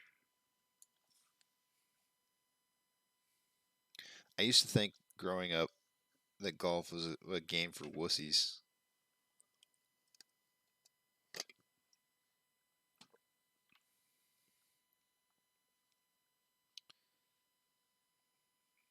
And actually, the very first time that I ever golfed was on my 18th birthday.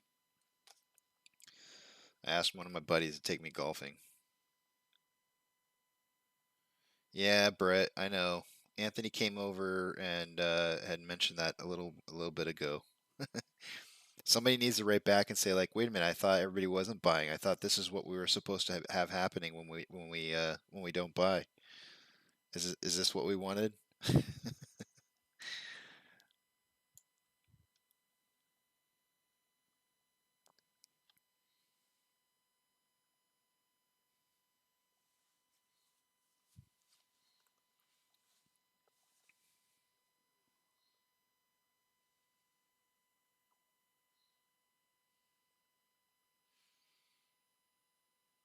But yeah, I used to think golfing was for wussies. And so, anyways, I had my buddy take me out to go golfing. He took me to a what do they call it? Is it a short course or a presidential course where it's like 9 holes and like par three average. Um, does pot count? Only if you're smoking weed. so so my buddy takes me out to this par three course, and I actually first time with clubs in hand. Uh, I scored. I think I scored like well, I hit par.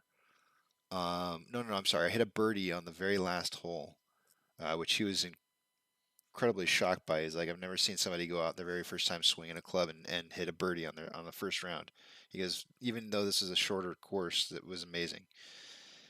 Um, but I ended up scoring like I think it was like 2 or 3 over par my very first time. And the most shock thing that he was amazed by was he said, usually people hit like hooks or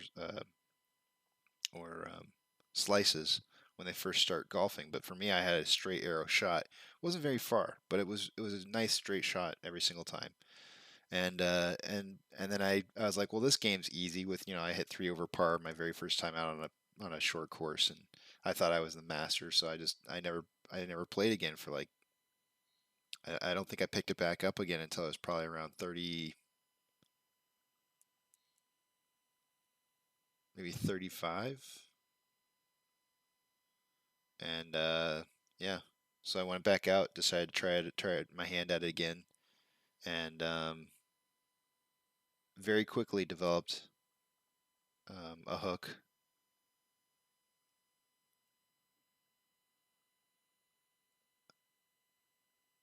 And I don't think I've ever even come close to hitting 3 over par ever since that first time. But I was in much better shape when I was younger, so I don't know if that had anything to do with it.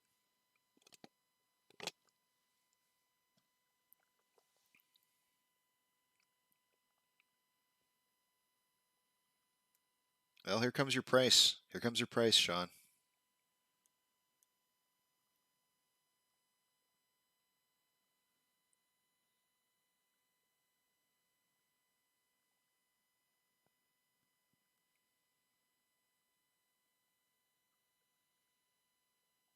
But I actually love golf. I really do love golf, and I think it's a much harder sport than it looks. It is not easy hitting that little tiny ball in 4 shots or less into a cup that's probably not bigger than like 4 or 5 times the size of the ball. 300 plus yards away. It's ridiculous when you think about it.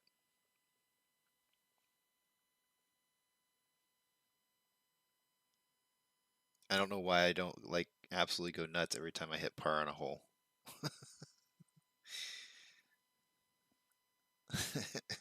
It's a feat. It's actually an amazing feat to be able to hit par.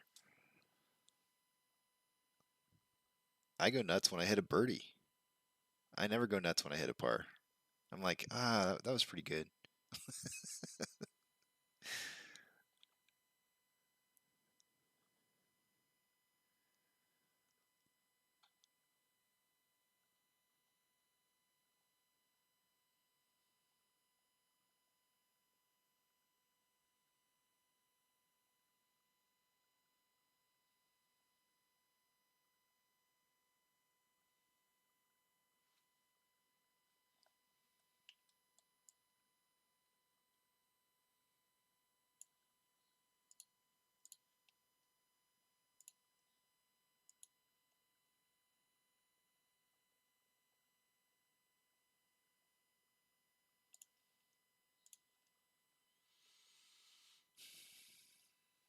I don't know, guys. I really don't know where this is going.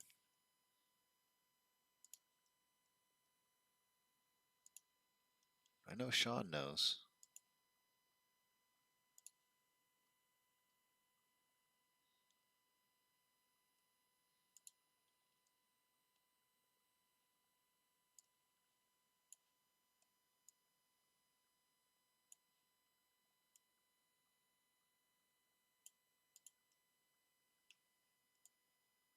Maybe?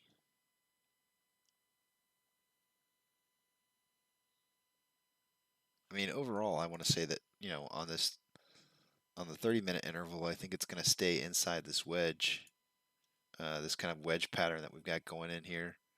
We'll break out in like maybe Thursday or Friday, where the blue box is, which I know it's hard to see with all this junk in here. So ultimately, I think we'll stay inside this wedge until then. But on the more short term, I think this is where we might be heading.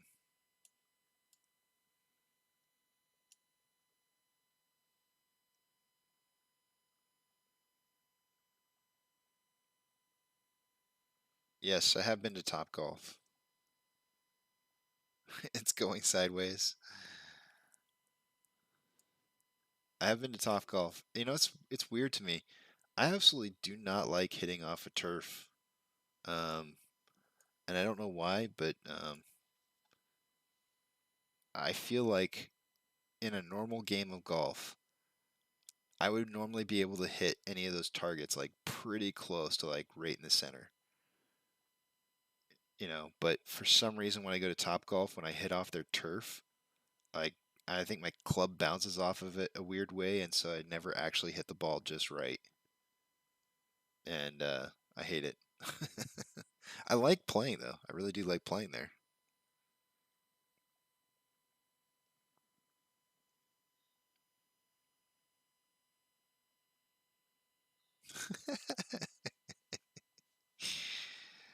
It's so true. So true, Israel.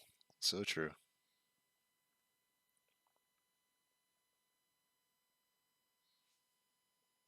All right, guys. It's time for technical analysis. Let's get to it. Take you over to the stats page while I update stock tracker and fidelity. My mom the other day we were talking about fidelity and she kept calling it fidelity.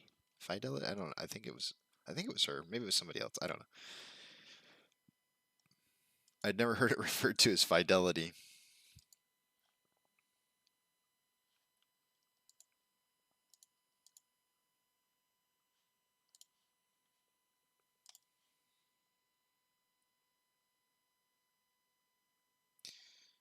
Okay, so we're increasing on off exchange. It went back up to 55.59%. I'm sorry I didn't. It was 54% and some change a minute ago. I'm sorry I didn't say something before I updated it. Updating Ortex.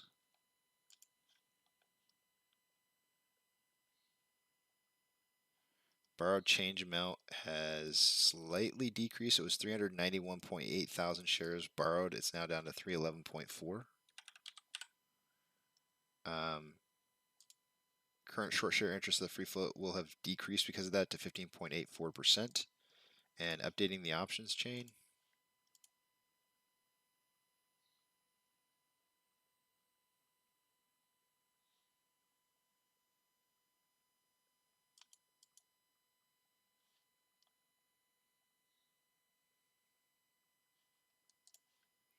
Highest level of volume for the calls is still a $40 strike price. It's gone from 13.9 thousand contracts to 15.4. And on the put side, still winning at 34 bucks. It's gone from 14.3 to 14.8 thousand contracts. $30 strike price is trying to run up a little bit.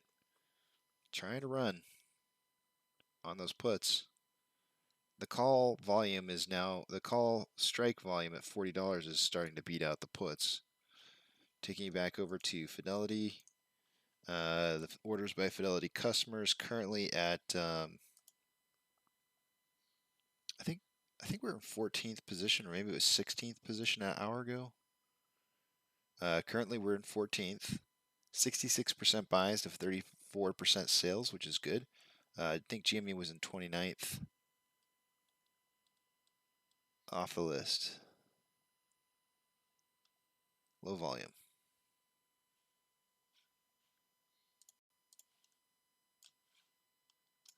Shares borrowed in the last hour. We did have another 100K borrowed here. And that's it.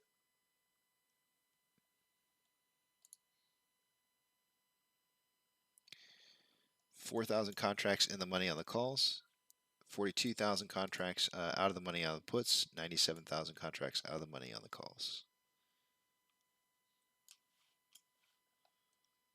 Taking a look at the whole market.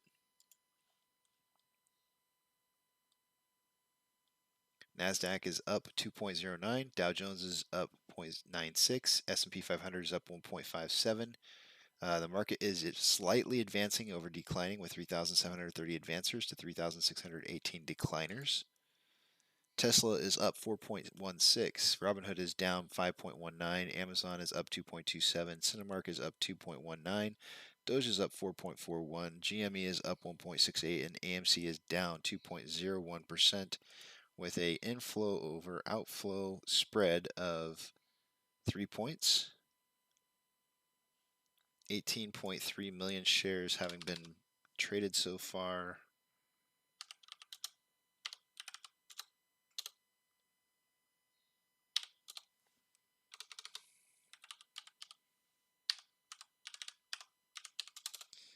To me, it looks like we're on pace for 25.7 million shares traded for the day today. I was guessing between 30 and 50 million. I actually was going to start out, I had started out the day wanting to guess between 50 and I think 70.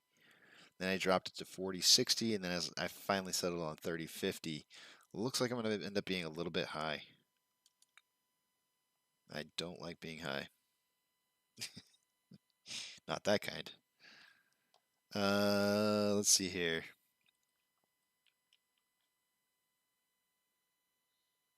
More selling pressure than buying pressure, according to our Vortex Index on the daily indicator. RSI at 41.58. On a 1 hour, we currently have, looks like very equal, looks like maybe just slightly more selling pressure than buying pressure with RSI at 41.47. On a 30-minute interval, more selling pressure than buying pressure, RSI 41.48. On a 5-minute interval, looks like it's crossing back over with more buying pressure than selling pressure with RSI at 51.2.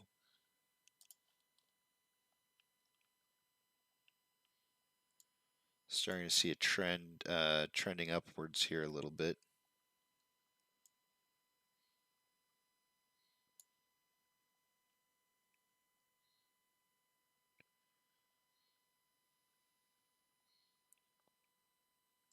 I've got a daily wedge that looks like looks like it might break out very close to the end of the day, and if that's the case, then we might finish this sucker around 37.50. Possible.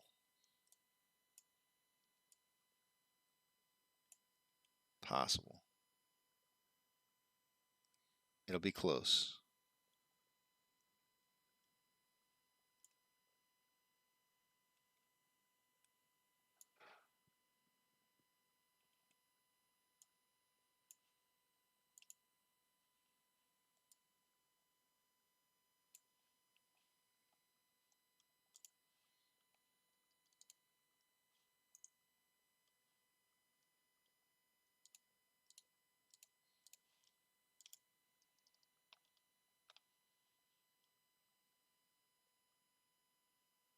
No, I mean you typed it. I know it was Dave Barry that said it, Ezreal, but you typed it. It was funny.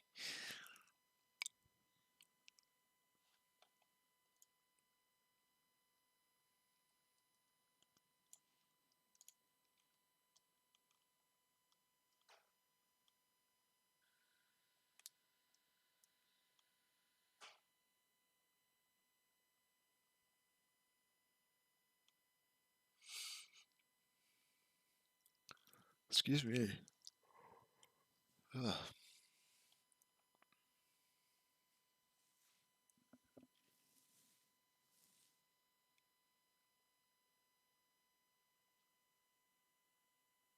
I just want to shave this beard off.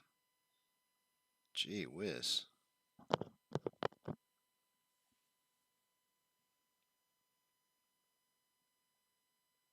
We don't even have to moon.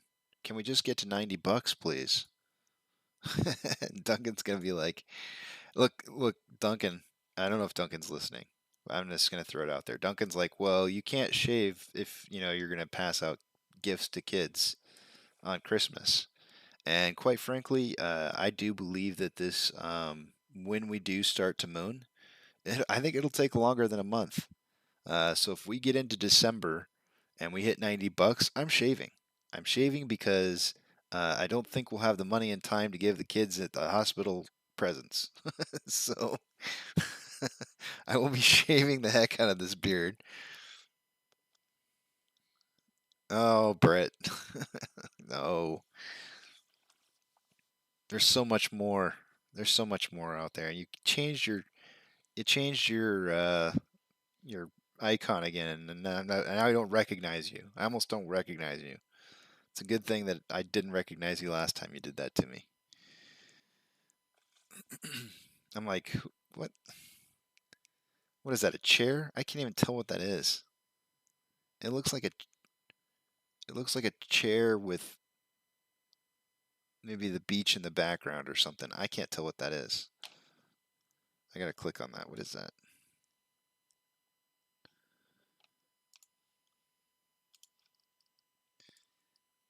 Let's see. Maybe I can zoom in on. Oh, I can't zoom on that.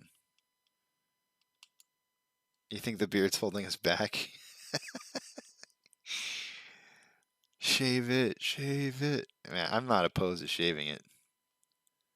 If you're trying to get me to shave the beard, um, I'm really not. I was just trying to. So I don't remember how long ago it was, but at some point in time, um, oh, it's a window. You're sitting in front of the house. It's a window. At some point in time, something on Reddit came through where it said, let's let everybody grow out their beards until we moon. And since I had always kind of suggested that 90 to 95 bucks would be when we started mooning, I would shave it at that point in time. And instead of waiting for it to like get to the all-time highs or whatever. Um, but yeah, I feel like I'm just trying to stick to it. Like if I can hold my beard, I can hold this stock.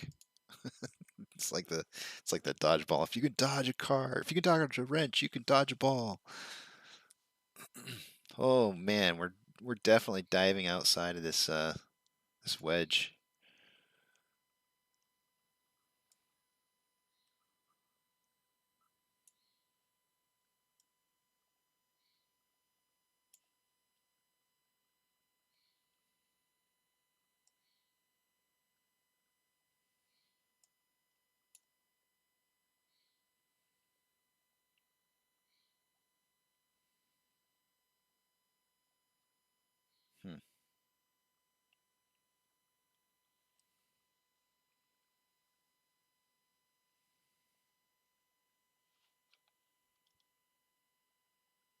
Oh, geez, Rick. Oh, geez, Rick. My son and I sat down, and I had no idea. Um, I don't know why I just lost the name of the show in my head. Oh, Rick and Morty. I had no idea what Rick and Morty was. Like no idea. And I just knew that it was something that he liked watching. And um I sat down with him and started watching some of the episodes on Hulu. And and I was like, "Does your mom know you watch this?" He's like, "No." I said, "Yeah, she better not find out." I had no idea. I had no idea the content. It's funny though. Ollie says, my stock is broken. Can you please fix it?" Well, I'm about ready to go to break, and you know what that means. It means time to launch, right? Launch for lunch.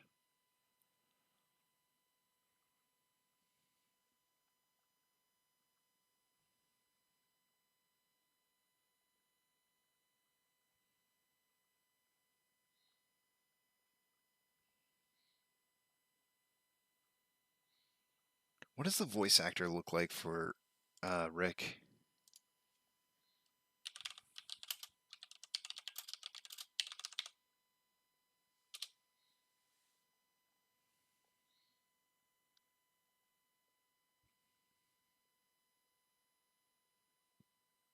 Holy crap, you never would have guessed Morty is this guy.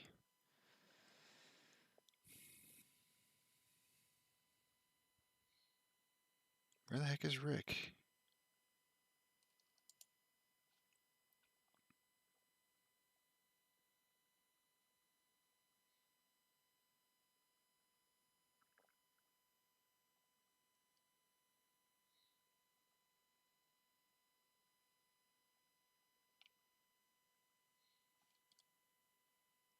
Oh, there he is. He's like the first one up there. I don't know why I didn't see it.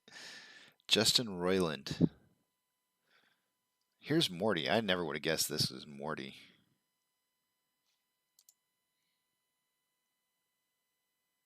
Like that small voice.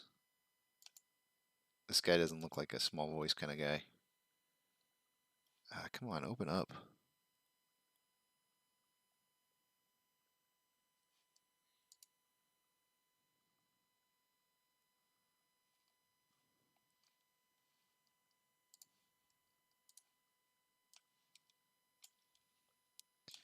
This is Morty.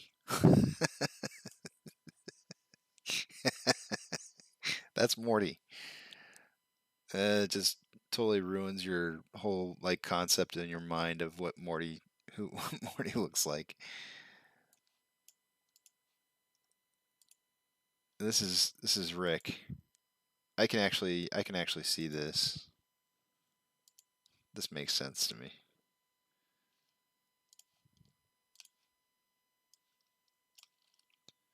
This is Rick.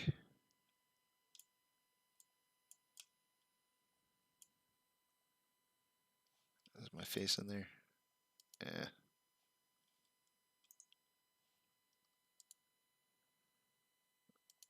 that's funny. I always think it's interesting to look up to see what the people look like that do the voice acting.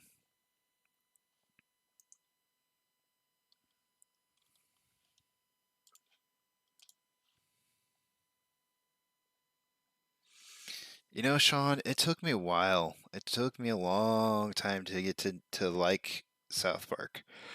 And I can tell you when the defining moment was. It was after the movie. I hated the movie.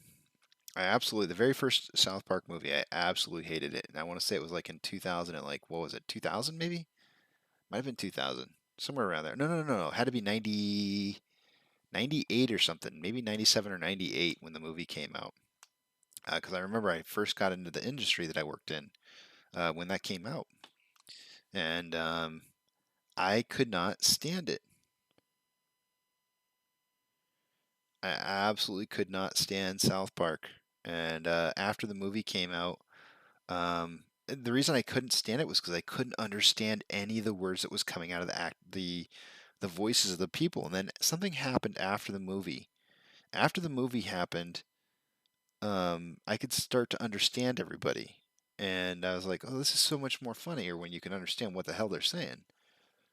I don't know if they got like some kind of like big budget because of after the movie they had like a big budget and they could actually afford like better sound equipment or something. I don't know, but I could not understand what the hell they were saying.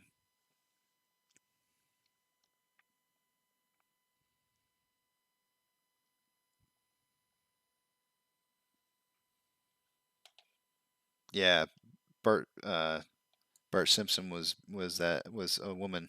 It was kind of weird. It's okay, Brett. It's all right, man. If it's really bothering you, just walk away from it. It'll change. It'll change. The more sometimes the more you watch it, the harder it is on you, right? If you just walk away for a while and just ignore it, it won't be as bad.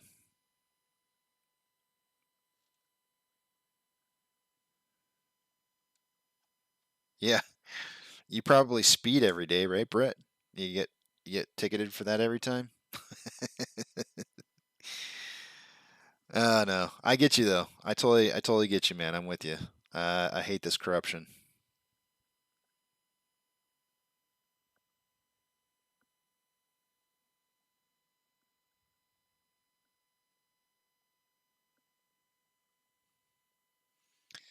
Paul, I mean, that's my theory. My theory is somewhere between somewhere around 3576 or 3486. We hit one of those two numbers and this thing's going to launch. That's kind of what I'm seeing.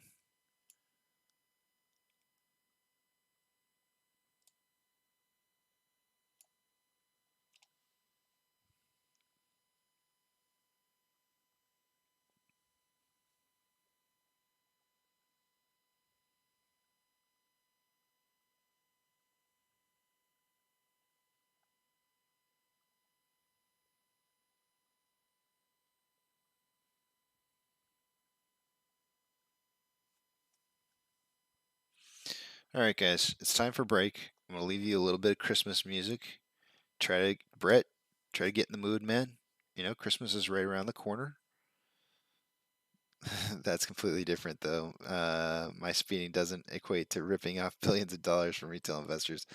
I hear you, man. I hear you. I understand the frustration, and I'm with you. I totally. We're all in this together. Um, try to let this. We're doing the best that we can. We're doing the best that we can, and the best way that we know how. We've seen it laid out. We've seen the blueprints for how this is supposed to work. It's doing what it's supposed to be doing. Just let the process happen and know that it is costing them to do this. It costs them dearly. So I think that's probably what I think of the most. Every time I start seeing price going down like it does, I just imagine the dollar signs escaping their wallets and going into mine, because that's what's going to happen. And so I think if it's really getting to you to a lot to the point to where it's like really frustrating, take a week off, take a day off, however long you need to take to come back to this and start feeling better. Take it off because it'll still be here. It'll still be doing its thing one way or the other. Um, if something starts to blow up, I promise you, you'll hear about it in the news, right? Like if this thing starts ripping, you won't not be able to hear about it at work or wherever it is that you're going. Somebody will talk about it and you'll hear about it.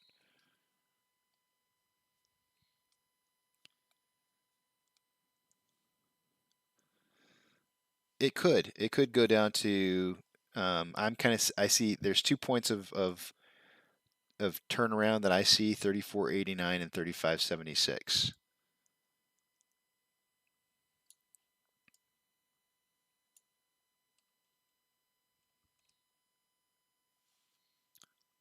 Usually most of our biggest returns come after we hit those 20 to 21.5% drops in price, or sometimes even 30%.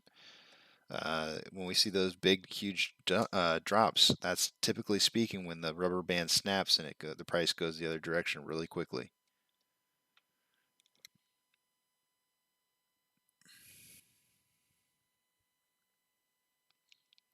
All right, guys, I'm gonna head to break. I'll see you in a little bit. Try not to stress. It's part of the process.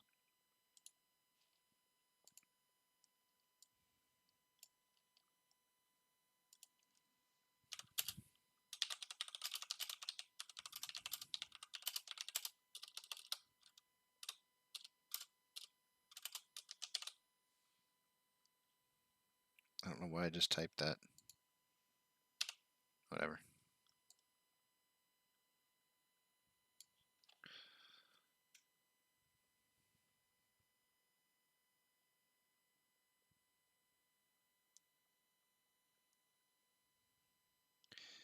No, it costs them a lot of money.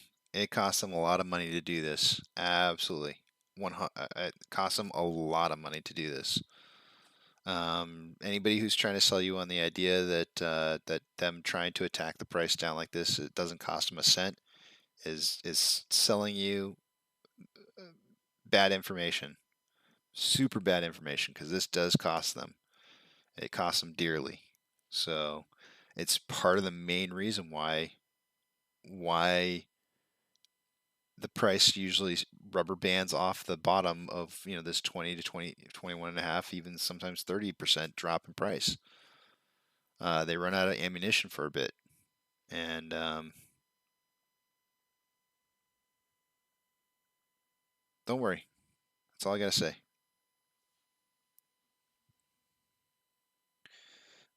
Every single day when they loan them, Brett, every single day they loan them, we watch them take them out of the Stonko tracker. They're loaning them from institutions.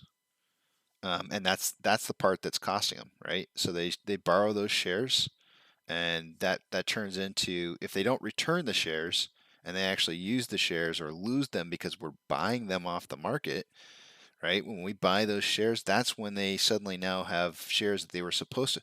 So, all right, I'm gonna go ahead. I'll do this real quick before I leave. Bank teller. Bank teller is your institution that's loaning your shares, right? Bank teller says, I have a friend who wants to borrow money out of my teller. So they collect a whole bunch of money out of the teller. The money's shares, right? They throw it in a paper bag. They throw it out on the back patio, and their buddy shows up every single morning to pick up that bag. And they pick up that bag, and they run off, and they do whatever it is that they do with those shares, right? That money. And then the teller just expects that at some point in the day they're going to return with that money, because the teller has to have that money by the end of the day. And if they don't have the money by the end of the day, ooh boy, those hedge funds are going to be screwed. But they come back, they return the bag of money to the teller by the end of the day. They made some money off of that while they took it. The teller takes the cash, sees there's a little bit of extra cash in there for them, puts it back into the machine, or into their teller, and then next day happens, right? Same thing over and over and over and over. There are days, because we are buying, we steal some of that money, some of those shares out of that bag, and the hedge funds have to dig out of their own pockets to replace the money to give back to the teller so that they're not short. That's the important part of buying, because if they don't replace that money into that bag, that teller is not going to continuously loan to them over and over and over. At some point, the teller will say to them, no. Failure to deliver has gone too far. I am done. You have to give me those shares now, and I'm forcing you to. I'm gonna send Billy and Joe over there with a gun, and they're gonna point at your head until you give me those shares, and I'm gonna take every penny you got until you give me those shares. And that's when our guys start working for us. They start forcing the hedge funds to come up with shares. And so they're like, all right, hold on, I'll go find some shares. And then they go out there and they buy shares off the market. And there goes our price through the roof. Well, they're holding on to 80 some odd million shares right now, plus a lot of other stuff that's out there too, all the synthetics. And that's how we're going to get price discovery. But we have to keep up the buying pressure, because if we're not keeping up the buying pressure, then we're not going to be stealing some of that money every single day that they're taking from the tellers, the shares, right? We have to continuously put the pressure on the hedge funds. Otherwise, the hedge funds just take the money, they come over here, they exchange back and forth a little bit, and it doesn't hardly cost them anything out of their pocket to knock the price down. And then at the end of the day, they return the bag of cash to the teller, and the teller doesn't know any better. They got a little bit of extra cash in there. They're like, thanks, and it's all good. So buying pressure is super, super important. If we don't keep the buying pressure up, price drops. It could be the reason why we're seeing price dropping the way that it is. I'm not going to say that one way or the other. I don't know for sure, because I don't know exactly how much the buy orders are in contrast to what we've had in the past. I'd have to look at some of the actual data and see what they are. But yeah, it could be. Anyways, I'll see you guys back here at 2 o'clock for the 2 p.m. Power hour, which is only 15 minutes for us, but I'll see you guys in just a little bit.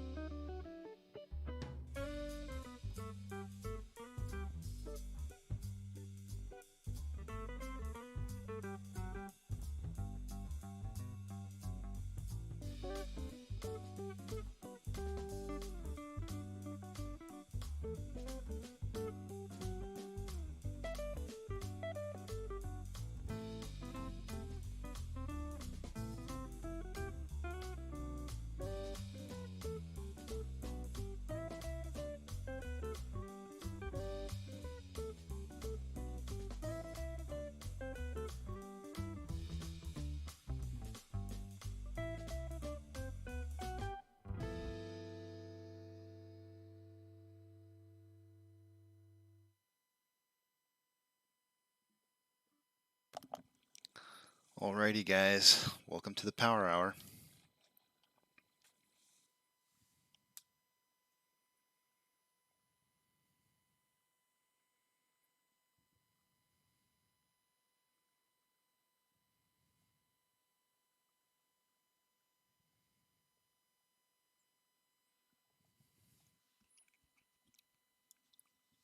Uh, 3685 is Sean's number for the day today.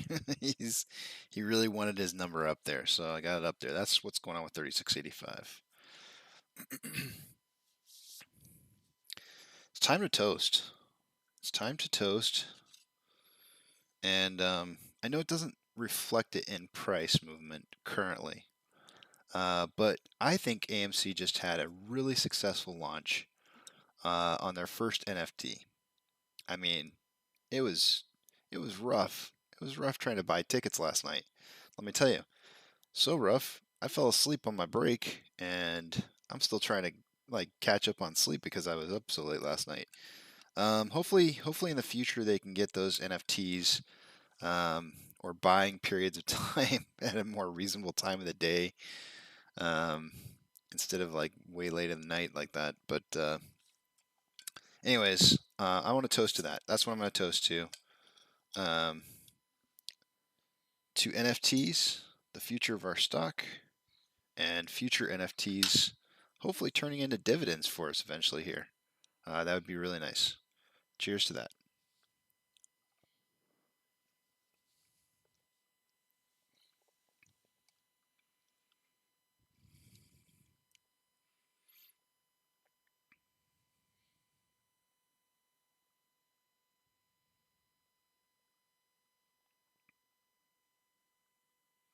Yeah, let's check into it. Let's see if I can find the interview. It was supposed to be at 3 o'clock, which is probably happening right now. Let me see if I can find it somewhere.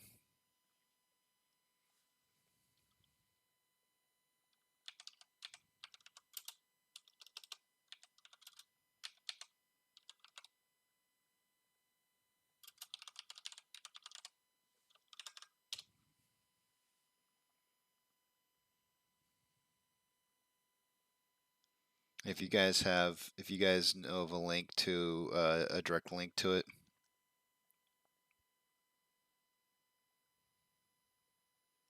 feel free to let me know, and I'll make you moderator so you can post it. Liz, thank you. I'll look it up with that. Liz Clayman.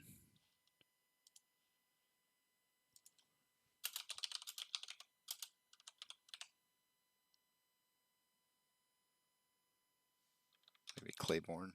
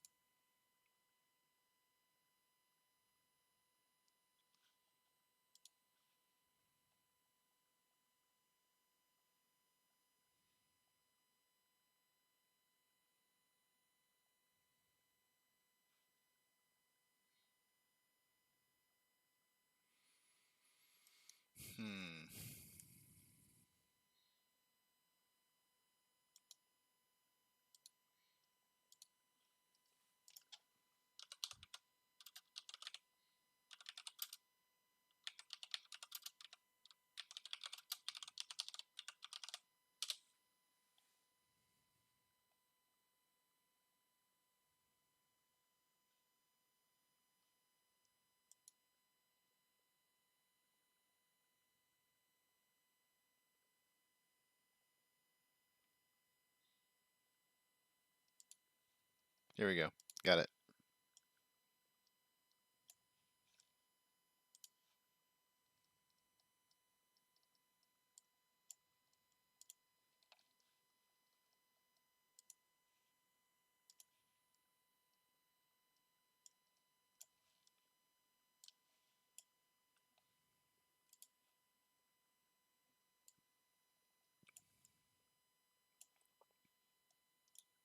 Adam, you're like Tom Cruise in Mission Impossible when he was hanging by the rope an inch from the alarmed floor with his arms out, but then he caught the sweat droplet before it hit the linoleum. I mean, what were the hours leading up to this most recent financing like for you as CEO?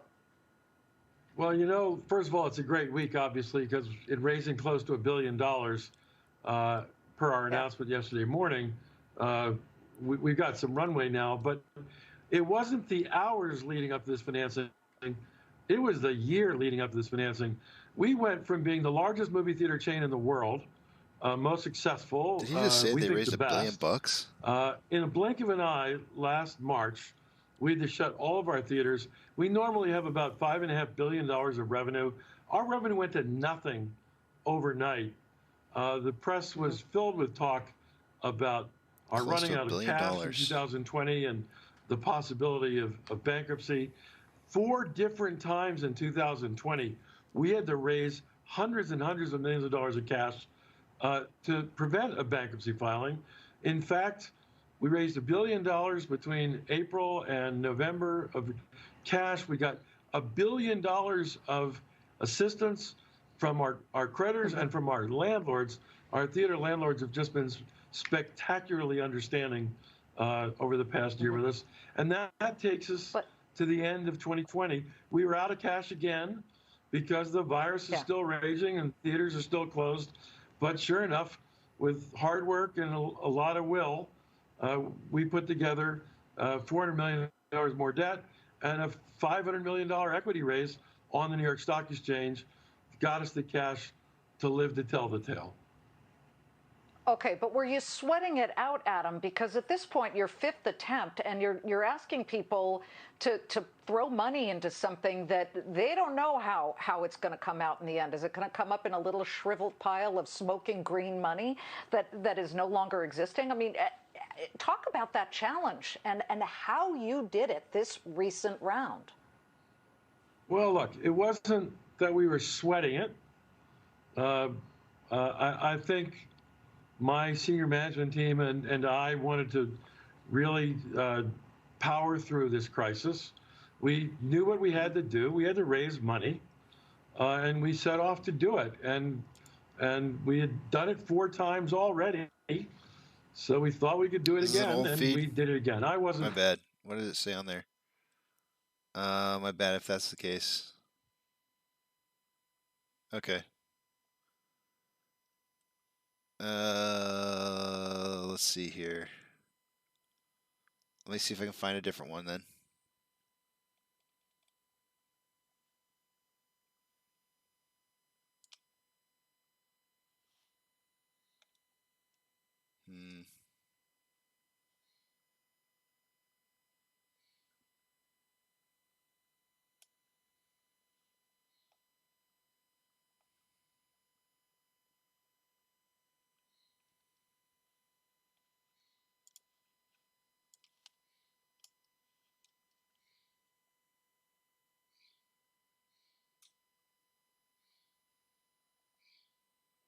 Oh man, you're right. It says January 27th. That sucks.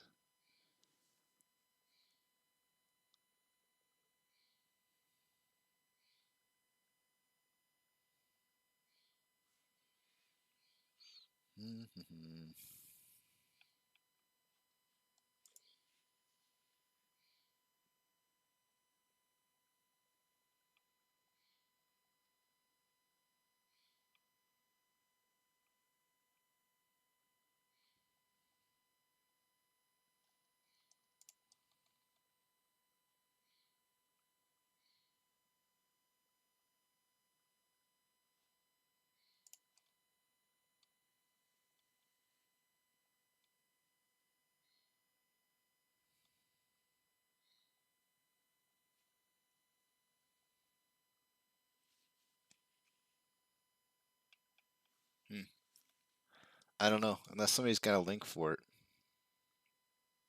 He hasn't come on yet, but if anybody knows what the link is, let me know if you've got the link.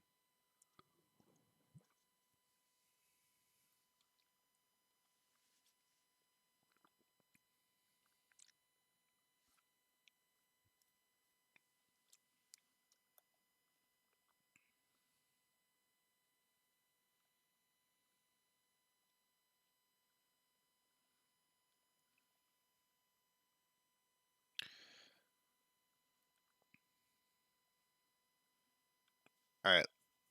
I know this is gonna upset you guys, but I'm gonna do one last analysis of the day.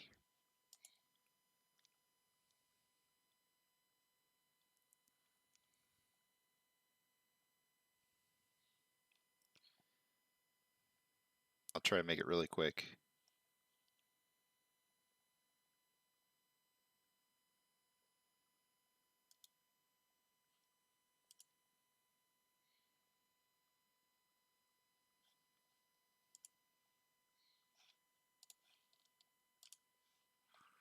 All right, taking you guys over.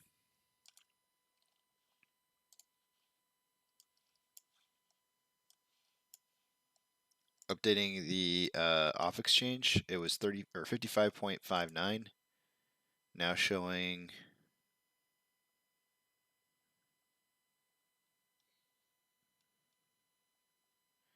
55.76, so slightly up. Updating Ortex.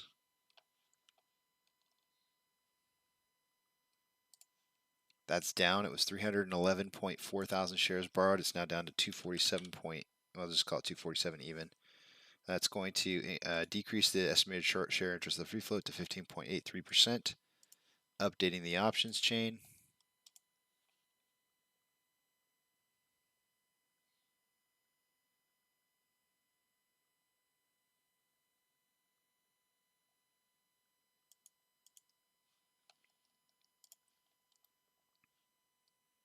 Highest level of volume is still at the 40 for calls is still at a $40 strike price with 19.6. It went from 15.4 to 19.6 in the last hour.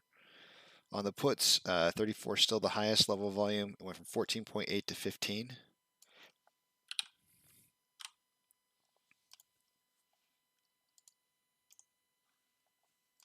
Orders by Fidelity customers.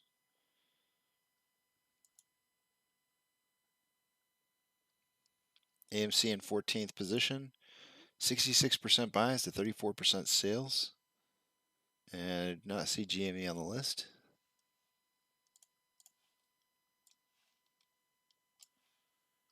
No new shares borrowed in the last hour. 4,000 contracts in the money on the calls. 42.3 thousand contracts out of the money on the puts. This is still underneath 100K.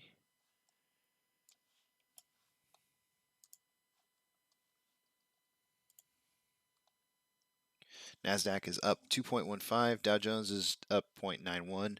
S&P 500 is up 1.57. The market is declining over advancing with 3,794 decliners to 3,577 advancers. Tesla is up 4.65. Hood is down 3.8. Amazon is up 2.28. Cinemark is up 1.31. Doge is up 3.66. GME is up 1.5. And AMC is down 2.29. We currently have 2 more points of outflow than inflow. And we are at 20.98. Looks like I'm going to be off here a bit. Let's see, 218. What do we got? 45. 42 minutes left.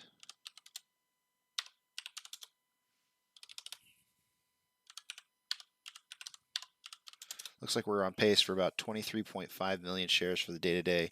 I overestimated. I kind of guessed at a little bit higher than I should have, 30 to 50 million. We're definitely coming in much lower than that.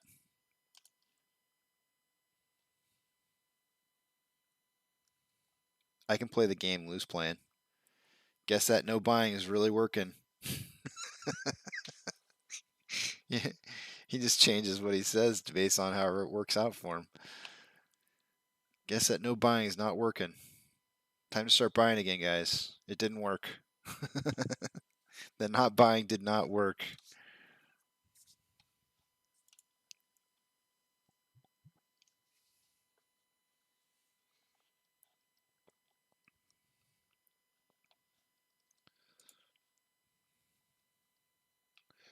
More selling pressure than buying pressure on the daily interval with 41.35 is the RSI. On the 1 hour, we have more selling pressure than buying pressure with RSI of 41.82. On a 30-minute interval, we currently have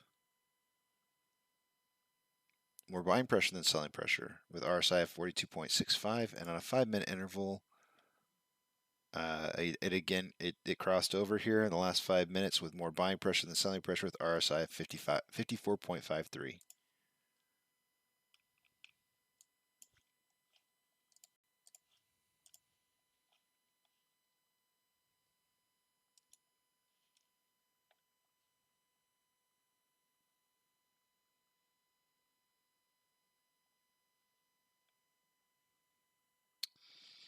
Yeah.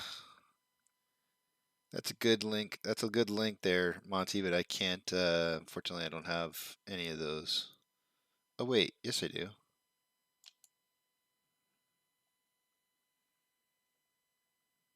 Let's see if this works.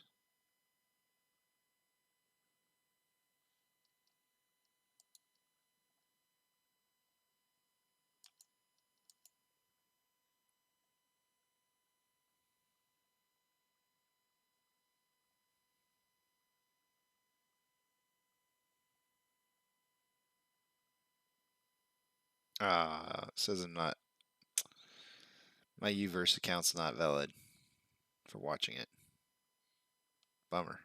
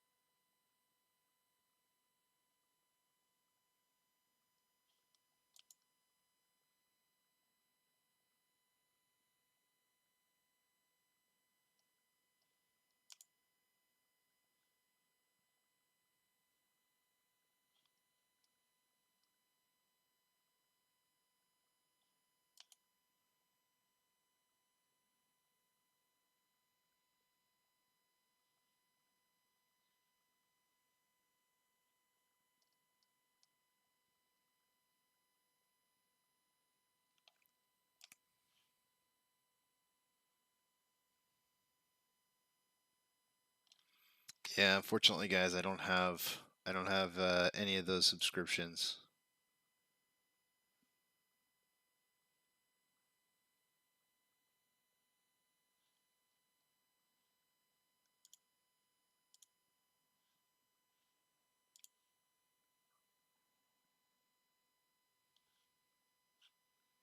Maybe you guys can give us like a rundown.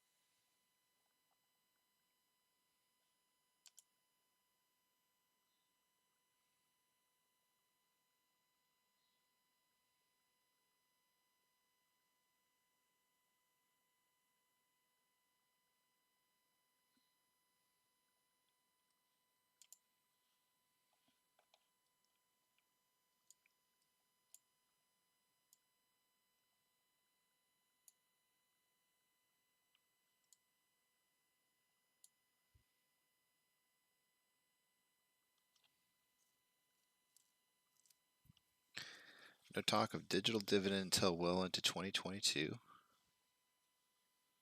You didn't say no. So you're telling me there's a chance?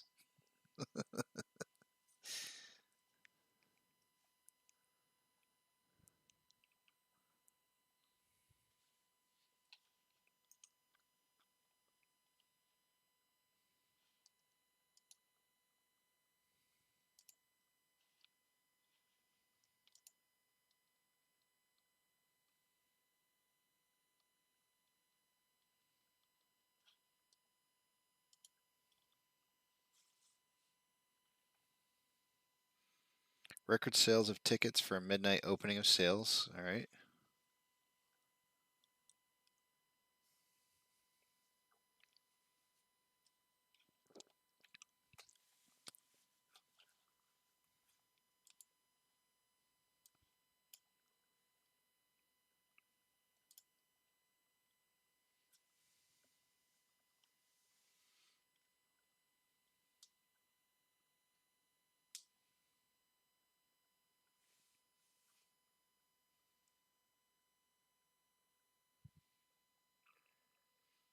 Numbers to be released by Sony. Okay. Yeah, there must be a deal there. There must be a deal that Sony's getting some cut of this. That they probably want to be able to release the final numbers.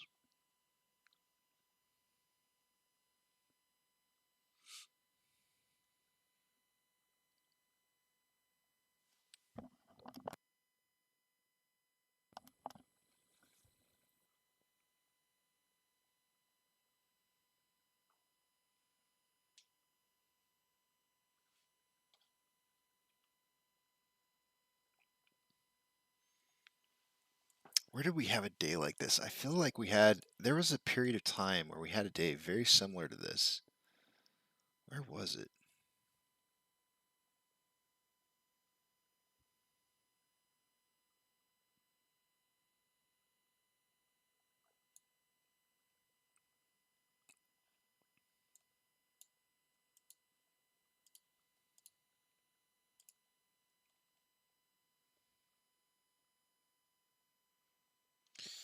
Yeah, there's more than it. They said 100 plus different NFTs and 86,000 of them. So it was interesting.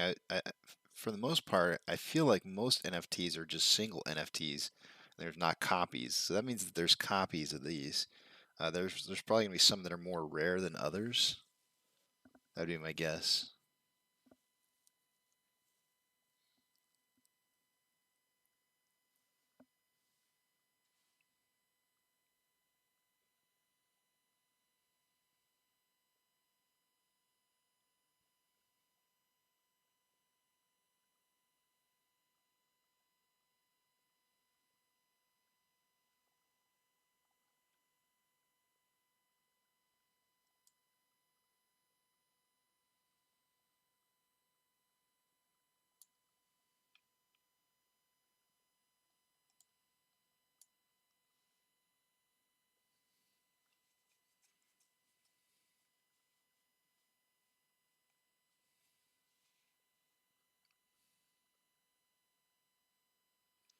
I do see Sean.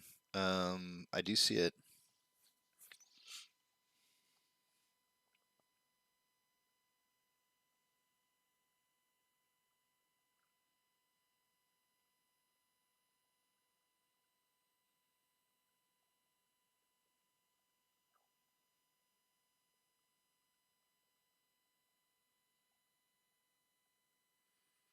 I feel like we have to close over 37 today.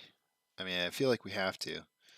Um, According to the suck squeeze bang blow theory, like anything beyond $3 would be kind of too far outside the range. So I really feel like 37 bucks is or higher has got to be a closing point.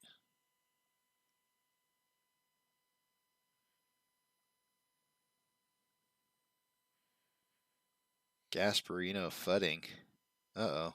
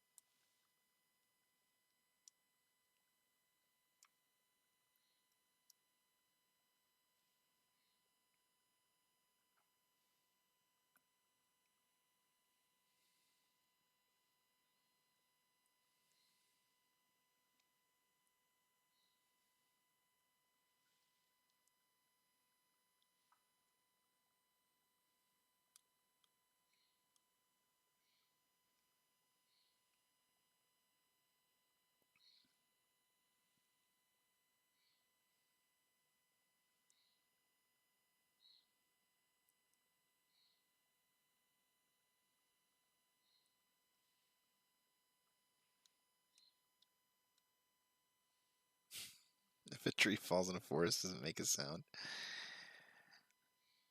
Sorry. I'm waiting to see what you guys are saying. I'm really wishing that I had a subscription to something that I could watch it on. I feel like I'm living vicariously through you guys' posts.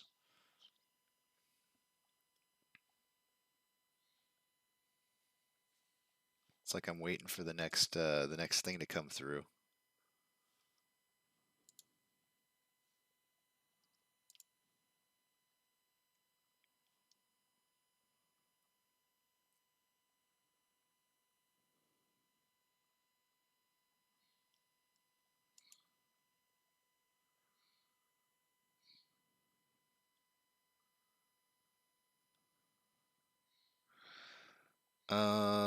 This is interesting. Somebody said, I bet you we close down 86 cents today. Seems like everybody's kind of a general opinion around closing prices, something very similar to that 38 or 36.85.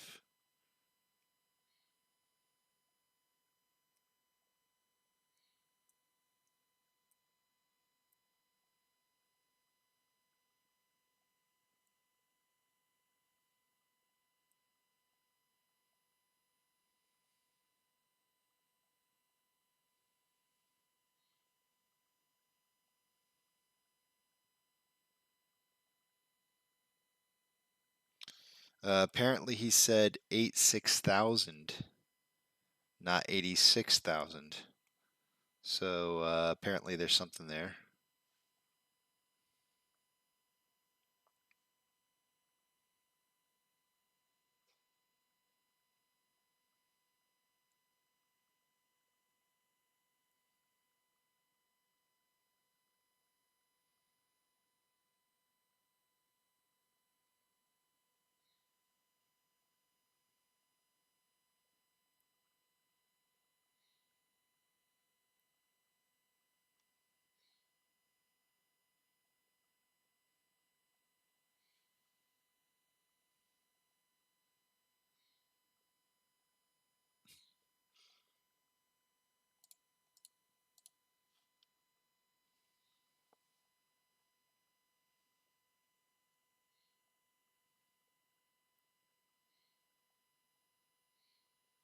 Clayman was caught literally shaking her head when he was done spewing his BS.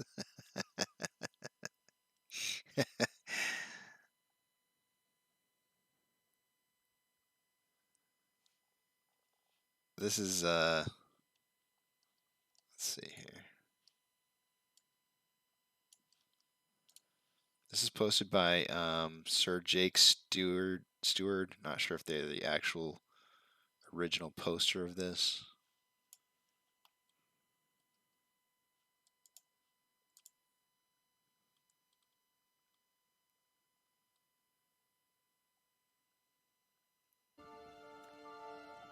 We come to this place for magic. We come to AMC theaters to laugh, to cry, to care. Because we need that, all of us. That indescribable feeling we get when the lights begin to dim. And we go somewhere. Ah, come on! Before. Not just sit down! But somewhere we've been. Her head. Together. Dazzling images. There's an entire empty theater here. Why did you have to sit directly next to me? You could have sat anywhere in this theater. And you could, why, right next to me? And stories feel perfect and powerful. Because here, they are. AMC Theaters. We make movies better.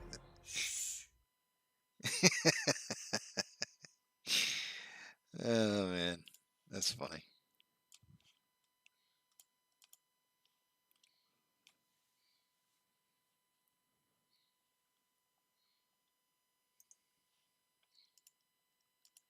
They should be borrowing shares here.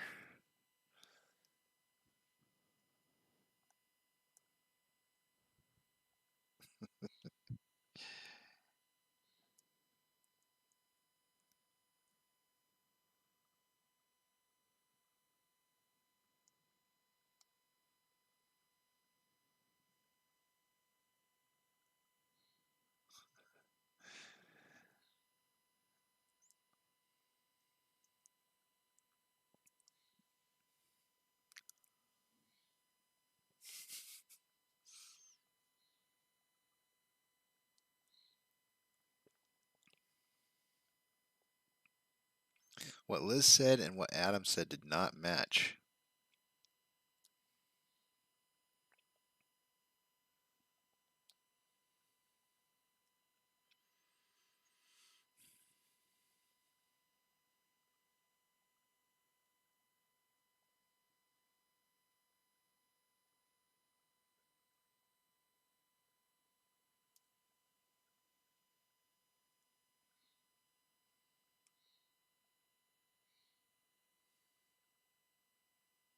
Man, you weren't kidding, Sean, about 3685.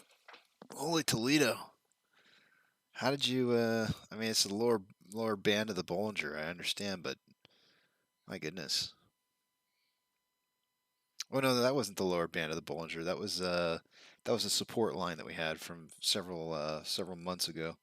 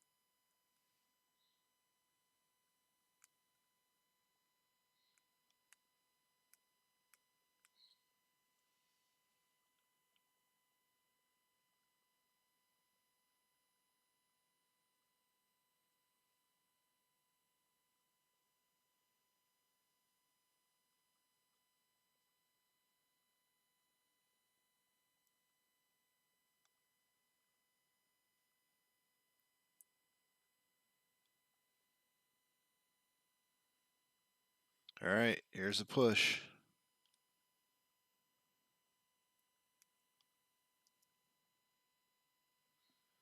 Here's the push. This is when we see which side is stronger. All right.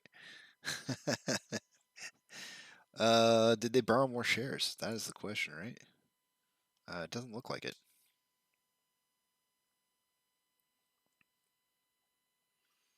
Hey, as long as they borrow shares, that's all I care about. That's all I want to see. If they're having to borrow shares, that's a good thing. We want to see them borrowing shares.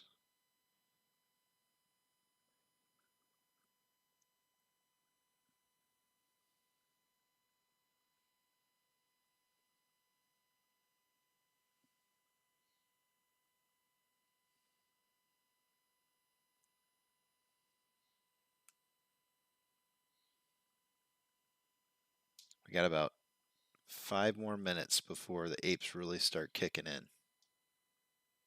Usually apes start buying about 2:45.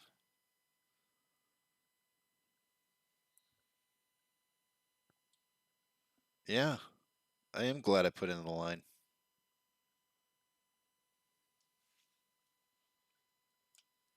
I mean, here's the thing too.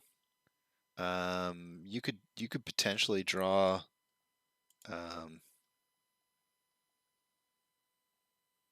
a triangle out of this, and you've got. I mean, at least from this point. Let me delete this.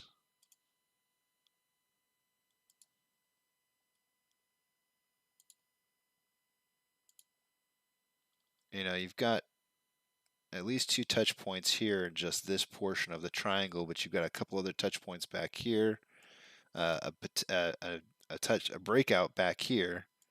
If you wanted to draw the line from back here, you could have multiple touch points across this line. It does seem like we're about ready to break through it.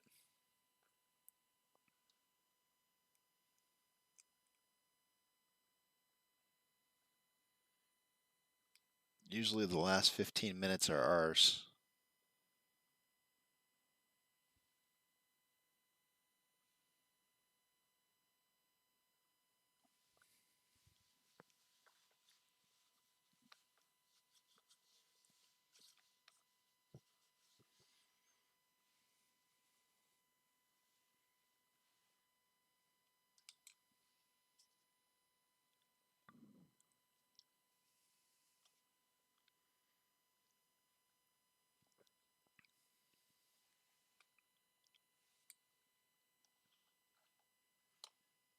Sorry you got a headache, MCon.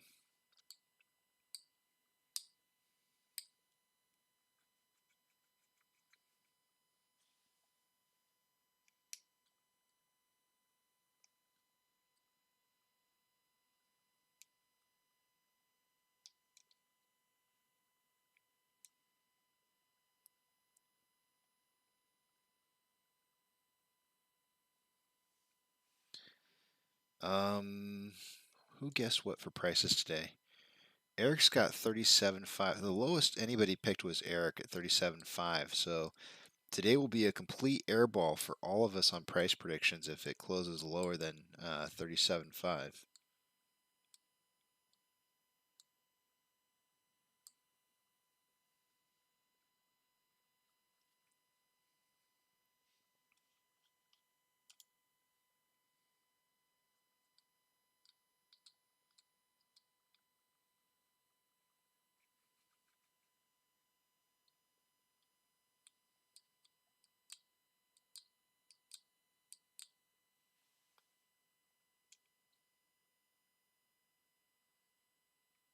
There's a little bit of action.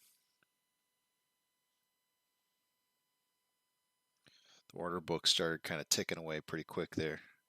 Some orders went through. The buy side looks a lot stronger than the sell side.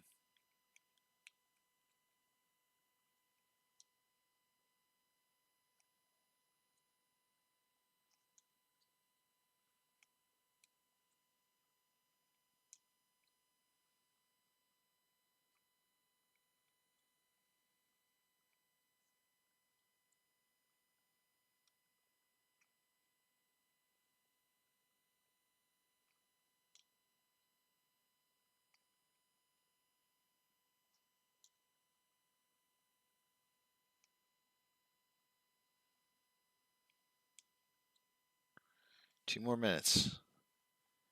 2 more minutes and we can punch through this thing.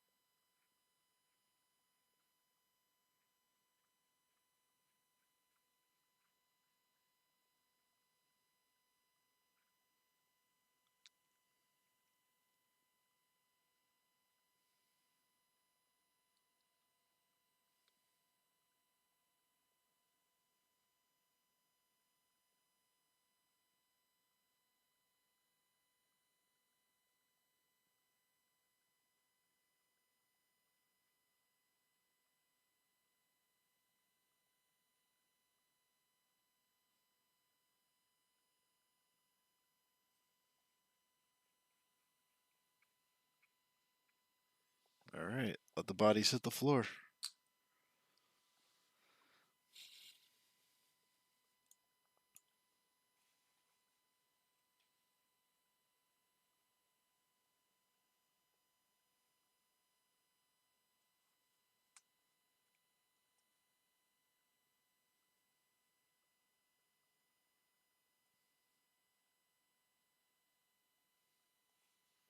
Currently, we're averaging just under,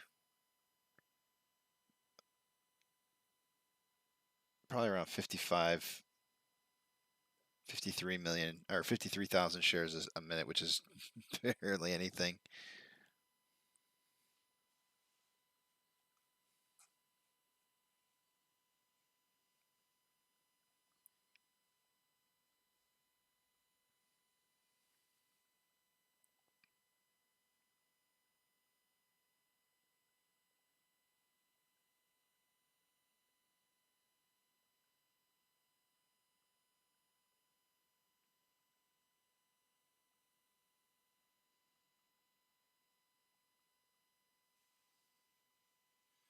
Boy, Sean, you should have. You can take my my spot for price predicting. I'll let you price predict for me, and maybe I can win back some of my beers.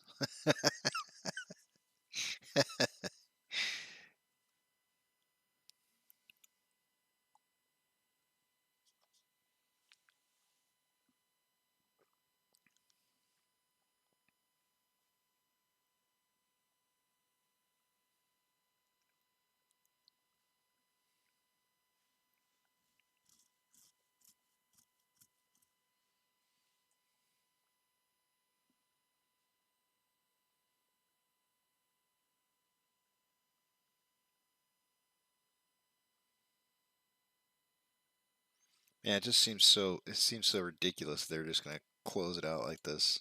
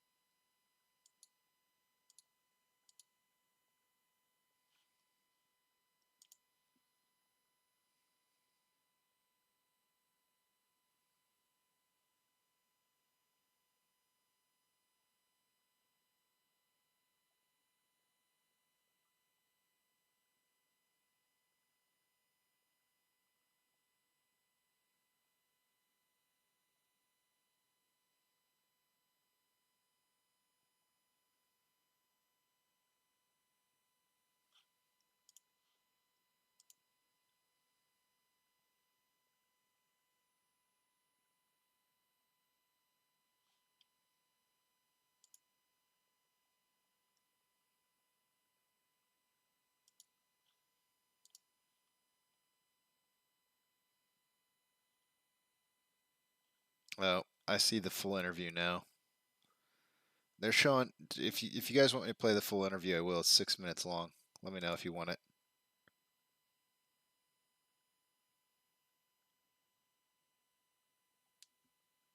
Yeah, I don't think any of us were. Not after yesterday's performance. Um, how much did he say that he raised? Did they say how much they ended up raising from last night's? Oh, the final numbers are going to be put out. That's right. Sony gets to put out the final numbers. If you guys want to hear the full interview, I found it on Reddit. All right, I'll put it on. This is by Financial Finger 7. Let me rewind it here. Straight session after the new Omicron coronavirus variant fears rocked the theater industry on Friday. But here to talk about all of it in a Fox Business exclusive is AMC Entertainment Chairman and CEO Adam Aron. Adam, are the Spider-Man NFTs sold out? Let's get that news out of the way. Well, I've got to tell you, Liz. By the way, about 98% of what you said was totally true. Okay. I'll correct the one thing that wasn't. We announced yesterday at noon an idea that we've been working on for months and months. It came to us from our retail shareholders. You know, they're in love with cryptocurrency, and they've educated me that, boy, what a really interesting idea would be to create an NFT around a big movie or movies. We talked to Sony. We found a blockchain expert in Wax, a leader who's really energy efficient. And we decided we were going to come up with NFTs, more than 100 NFTs, for the new Spider-Man No Way Home movie. We announced it yesterday at noon. Yeah. And it's like we broke the internet. I tweeted it yesterday. My tweets in the last 24 hours have been read 3.5 million times. The traffic we had to our website and mobile app last night were the highest that AMC has ever seen in our entire history. We sold more tickets in the overnight shift than we've ever sold in an overnight shift before. And I mean, we're talking massive surges above normal. But what I'm really proud of is to tell you that our website never crashed. Okay, but it got very slow. But it was slow, but it didn't crash. It did function all the way through. Wait times were long for about an hour or an hour and a half. But people got through the whole way through. And like we've sold, it's Sony's movie. It's for them to tell you the numbers, not me. But I'll just tell you that we sold boatloads and boatloads and boatloads of tickets. I am sure this is going to be the biggest movie of the year, and it's highly anticipated.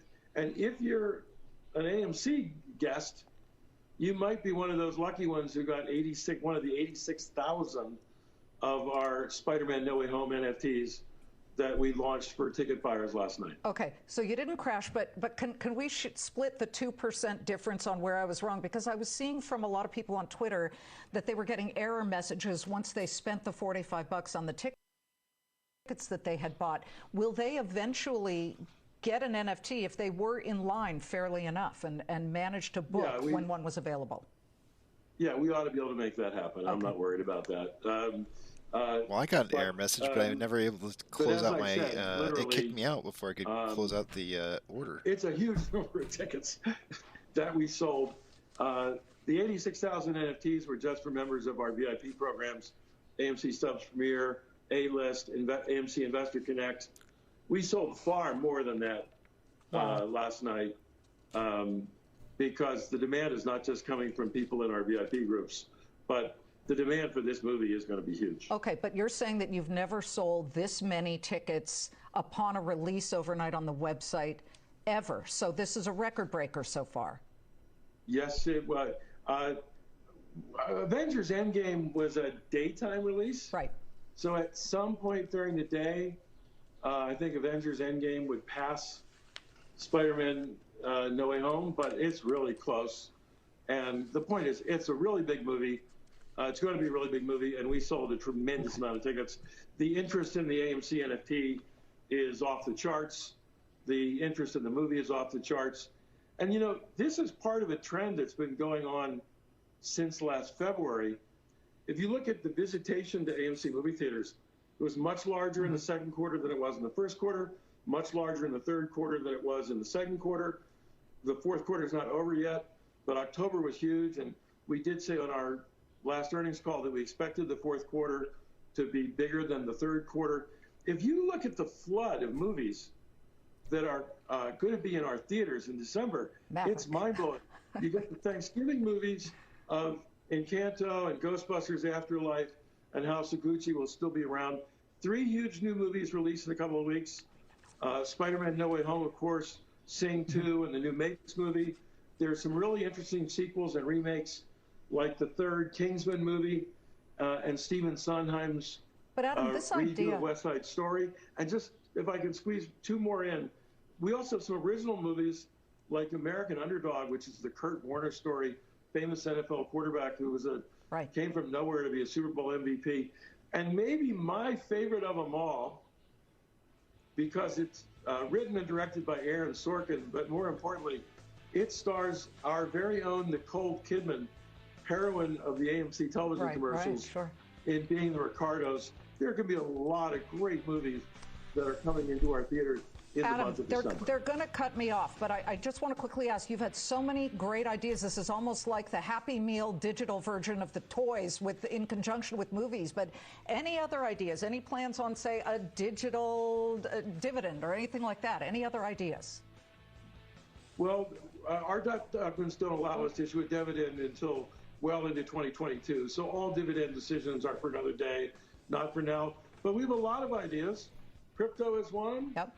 NFTs is another. You know, we announced a big expansion of our business to go into the $6 billion popcorn industry. Okay. And we're working on an array of other ideas, which if we can make them happen to grow our shareholder value, you'll be hearing more about them in 2022. Please join us again. Adam Aron in a Fox Business exclusive.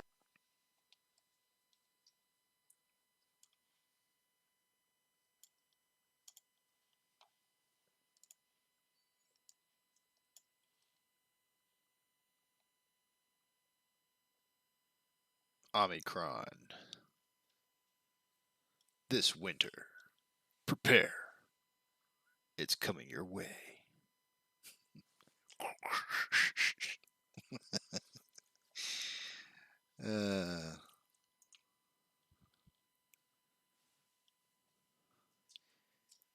In a world where we thought we had defeated the virus, Omicron.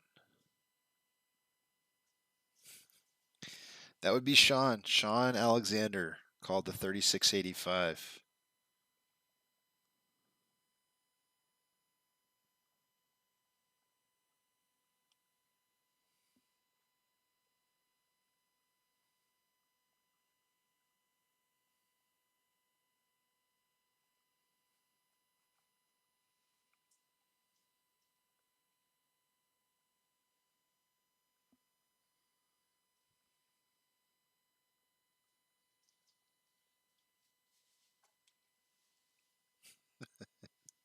No.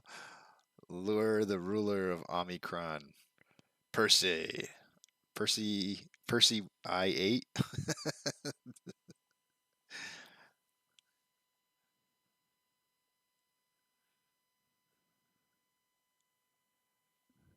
Percy I8? What the hell is that? Is that a typo, or are you just trying to get me to say something that sounds funny? The Percy I8.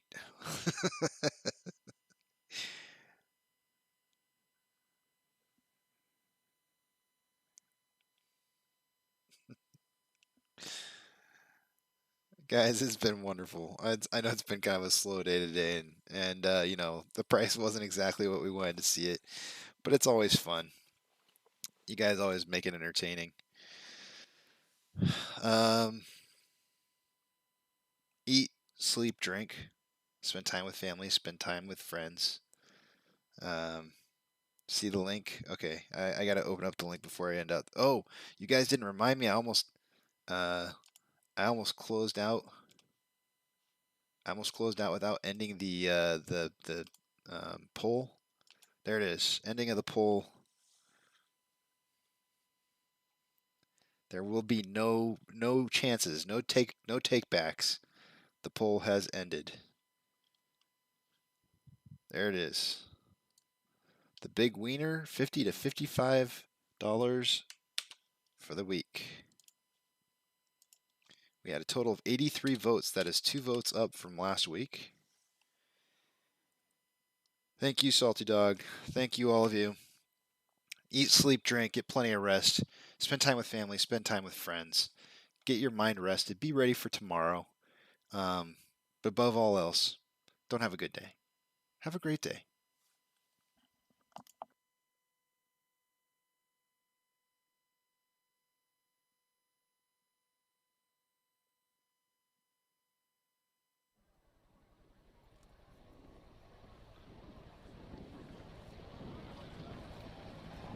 T-minus 90 seconds and counting. All systems are go. We're about 90 seconds from the launch of Space Shuttle Discovery.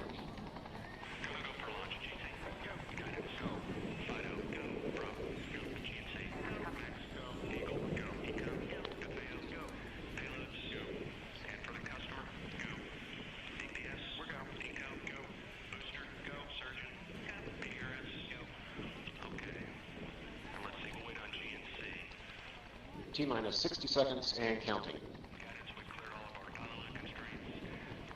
We are transferring to orbiter internal power at this time. Discovery is now running off its 3 onboard fuel cells. Coming up on a go for auto sequence start.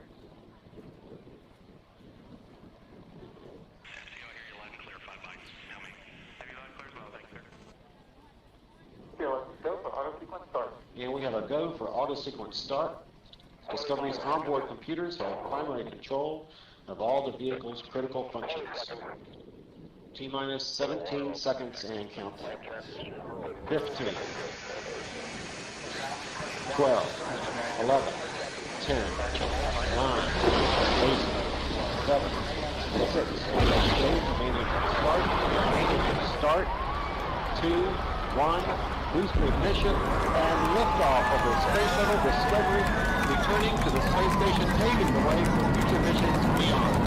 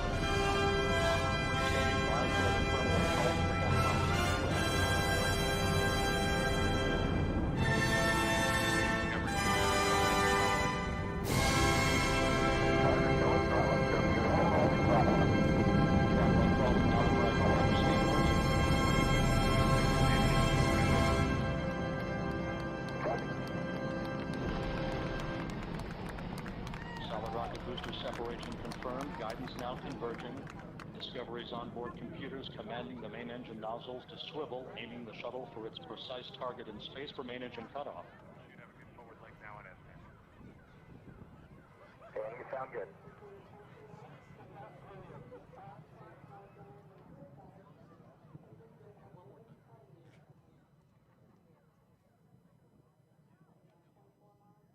Discovery Houston, negative return. Copy, a negative return.